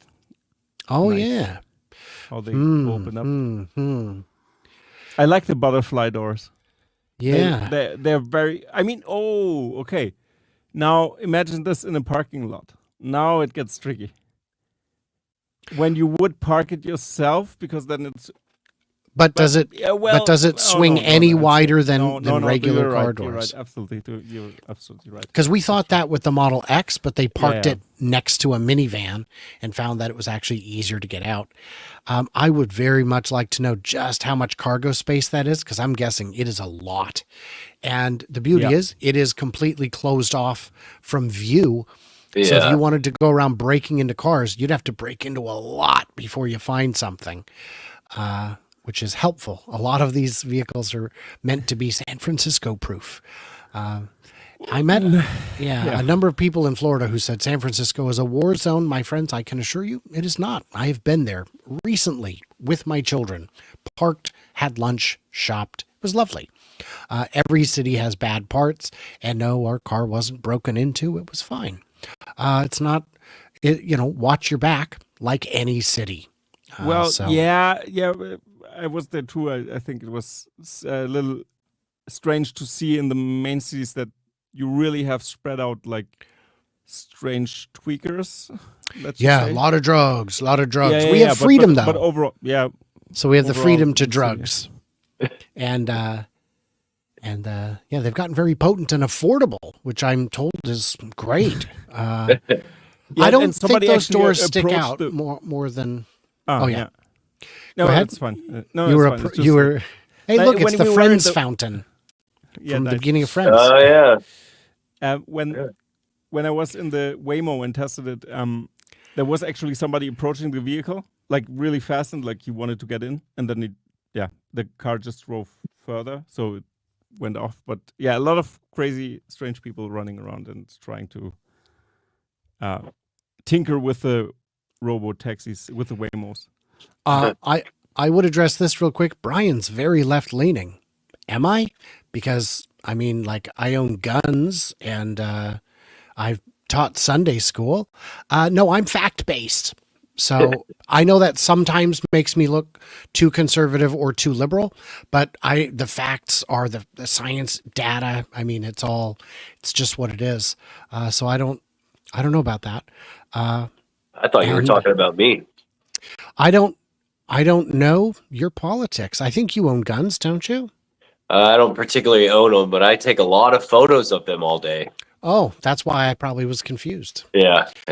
My mom does. My mom. I mean, I live in Texas. My mom lives on a ranch, and we grew up in Corpus Christi, which is one of the largest energy hubs of the country. So it's I'm from right-wing country, I would say, but I haven't always been that way. I've swung both ways. I actually supported Bernie Sanders, and but not me too much these days. I don't want to get too deep into it, but yeah, facts and basic good ideas, I think, goes a long way. Yeah, and that can, if you're adhering to facts, you're going to wind up on different sides of the political spectrum depending on the issue. In many cases. Yeah. A comment said, maybe it looks a little like a Gen 1 insight. First of all, how dare you? But second of all, kind of, yeah, I can see that. I can see that, but a little insight, little crossfire, and a little Aptera. With very believable wheels. They're cool looking. Those will not be on the final. Everything else looks like it absolutely can. No, because those go out past the perimeter of the wheel, and we know that induces damage from the Cybertruck wheel covers. So that's very cool. Boy, this whole event is really well put together, I think. Yeah. 4, 5, 6, 7, 8, 9, 10, 11, 12, 13, 14. Yep. So in this configuration, but you could easily add another row there. Yeah, and you could also make them, yeah. Oh, gosh. T-Diddle's in the house. If you guys don't know, this is a fun game you can play in your Tesla, and it's free. I've made a video about it on my channel. You can check it out. I would like to remind everyone that it's not too late to like or subscribe or give it the thumbs up. More people will find it. We still have 30,607 viewers here, with almost all of them on other channels. So let's see here. Everyone, yeah. Let's see anything else that's super critical. I don't know how much longer we want to go. I have been online now for 4 hours and 42 minutes. Yeah, I'm getting pretty close. Yeah, it's getting down to it. Guys, in the comments, why don't you give us some closing thoughts, and we'll see if Scott or Herbert shows up again before we sign off. Why don't we plan on signing off in 6 minutes at 9:15, unless one of those gentlemen shows up. Let's see. Blade Runner car. I can see that. Is that all from Tesla? Yeah. That's all. That's all. Just something that can replace the largest profession, driving, and the largest addressable market overall, human labor. So yeah, just that, yeah. And mass transit, just that. Well, they haven't invented time travel, so the stock's gonna tank. I mean, without time travel, guys, what are we even doing? And by the way, shout out to oh my gosh, I've been online too long. The guy who showed the picture of the New York City without cars and then without horses. What's his name? Oh, help me out. Somebody in the comments. The futurologist guy. It'll get there in a second. Where's the app demo? Absent. It is not there. Tony Seba. So yeah, Tony Seba is thank you. Carolyn got it first. Maybe Gustav got it first. No, Carolyn got it first. Tony Seba, unauthorized time traveler. I don't mean to call him out, but when you're disclosing the future like that, it's, the commission will find out. And if you want to know what's happening in the future, I guess listen to time travelers like Tony Seba. I should get him on the show sometime. That would be quite a get.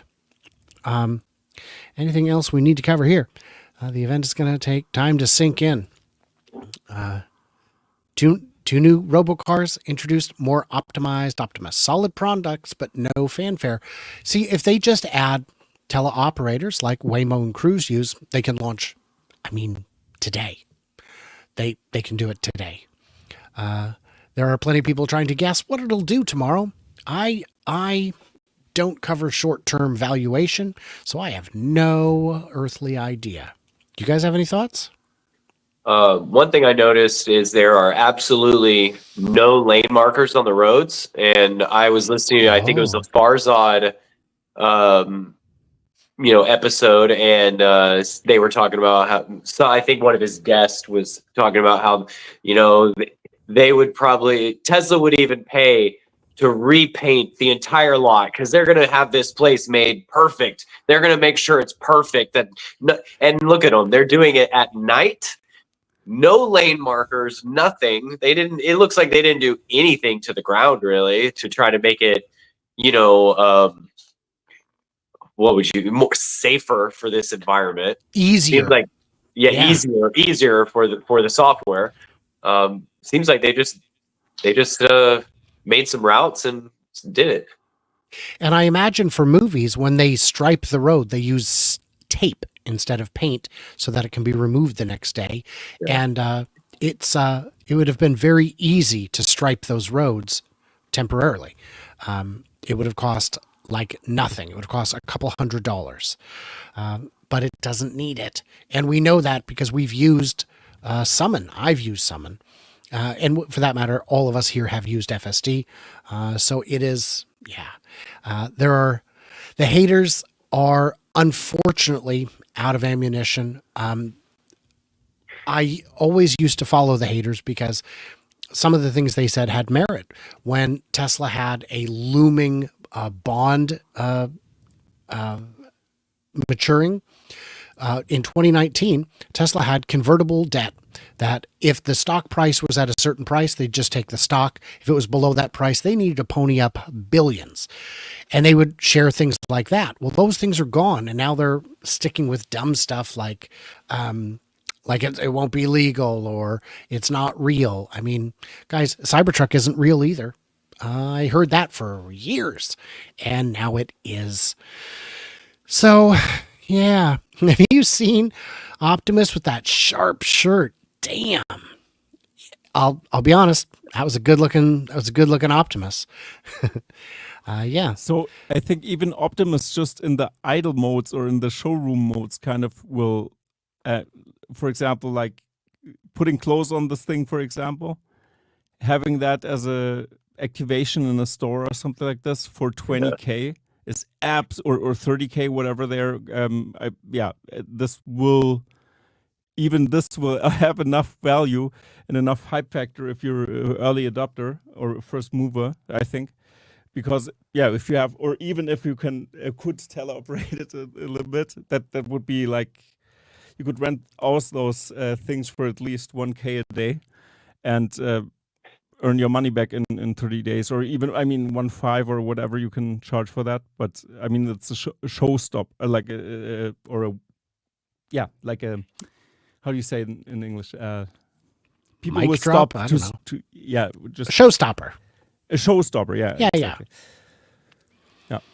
Well, thank goodness there are no demonstrations of mental illness in the chat. So you guys, thank you for that. I appreciate that. Definitely none. Guys, thank you for hanging out with us. These 4 hours and 48 minutes. There will be endless videos coming for this for days, I am sure. Everybody else, like, subscribe, do what you got to do. Head on over to Tesla Fist, the channel. Fix. Oh, Tesla Fix. I couldn't remember. You just hit with such force. I assumed that's what it was. And looks like we timed it just right with the live stream timing out too. Everybody else, do what you do. Stay tuned, stay juicy, and I cannot wait to hear from you clever robots well, you know what? From Herbert's here. I guess I should add him. Jesus Christ. Why not? Man, Herbert. Whoa, Oh that was my close. gosh, Herbert, you were absolutely. You were 2 seconds. Well, let's So, see if he's Herbert, even here. have you touched it? Have you touched it? There you are. We were literally in the final seconds of the sign off when you came back. Hey guys, can you hear me? Yes. Okay, so I'm live right now, waiting to get into a demo ride with a Cybercab, but unfortunately they have 50 autonomous vehicles, but 30 of them are Model Ys, and the rest, 20 of them are the Cybercabs. It's already past our 9 o'clock time, but you got to kind of wait for it, and then we might have to go around and reset up again, but that's what we're waiting for right now. So if you look here, you'll see that this is where all the cars are coming, and quite a number of them are the Model Y still. And then you'll see Yeah. a few of the Cybercaps. So we're just trying to wait to see if we can find one and stream that live with everybody. I would love to know, if you can hear me, what the I can hear you. material that it is made out of is. If it is steel, Okay. like your car, if it is plastic, if it is aluminum, whatever you can tell. Is it painted? I will. Is it plastic? Is it metal? Visually, it looks like it's steel. Do you know if the Cybercab is steel? We'll share that information on our website. Okay. So they said that they'll share it on their website. Here comes one right now. Take a look at this, Yeah. guys. Yeah.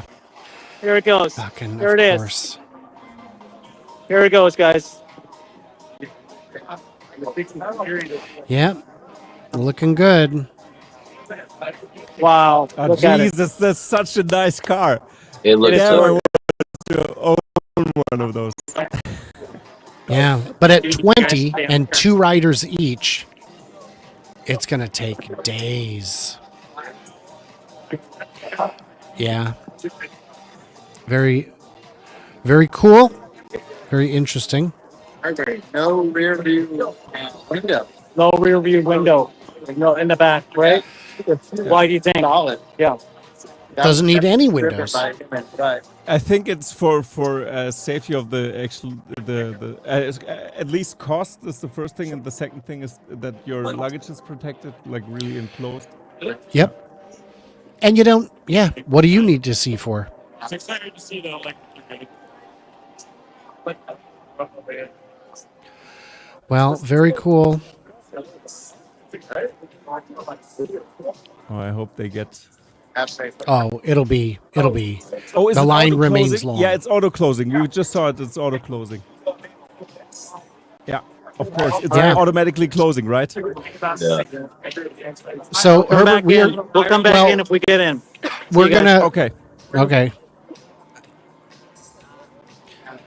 I mean, he'll figure it out. He'll figure it out. But yeah. All right, everybody. Thanks for joining us, and good night. It was good. Yeah, thanks very much. Thank See you soon. Bye. Bye, everybody. Thanks.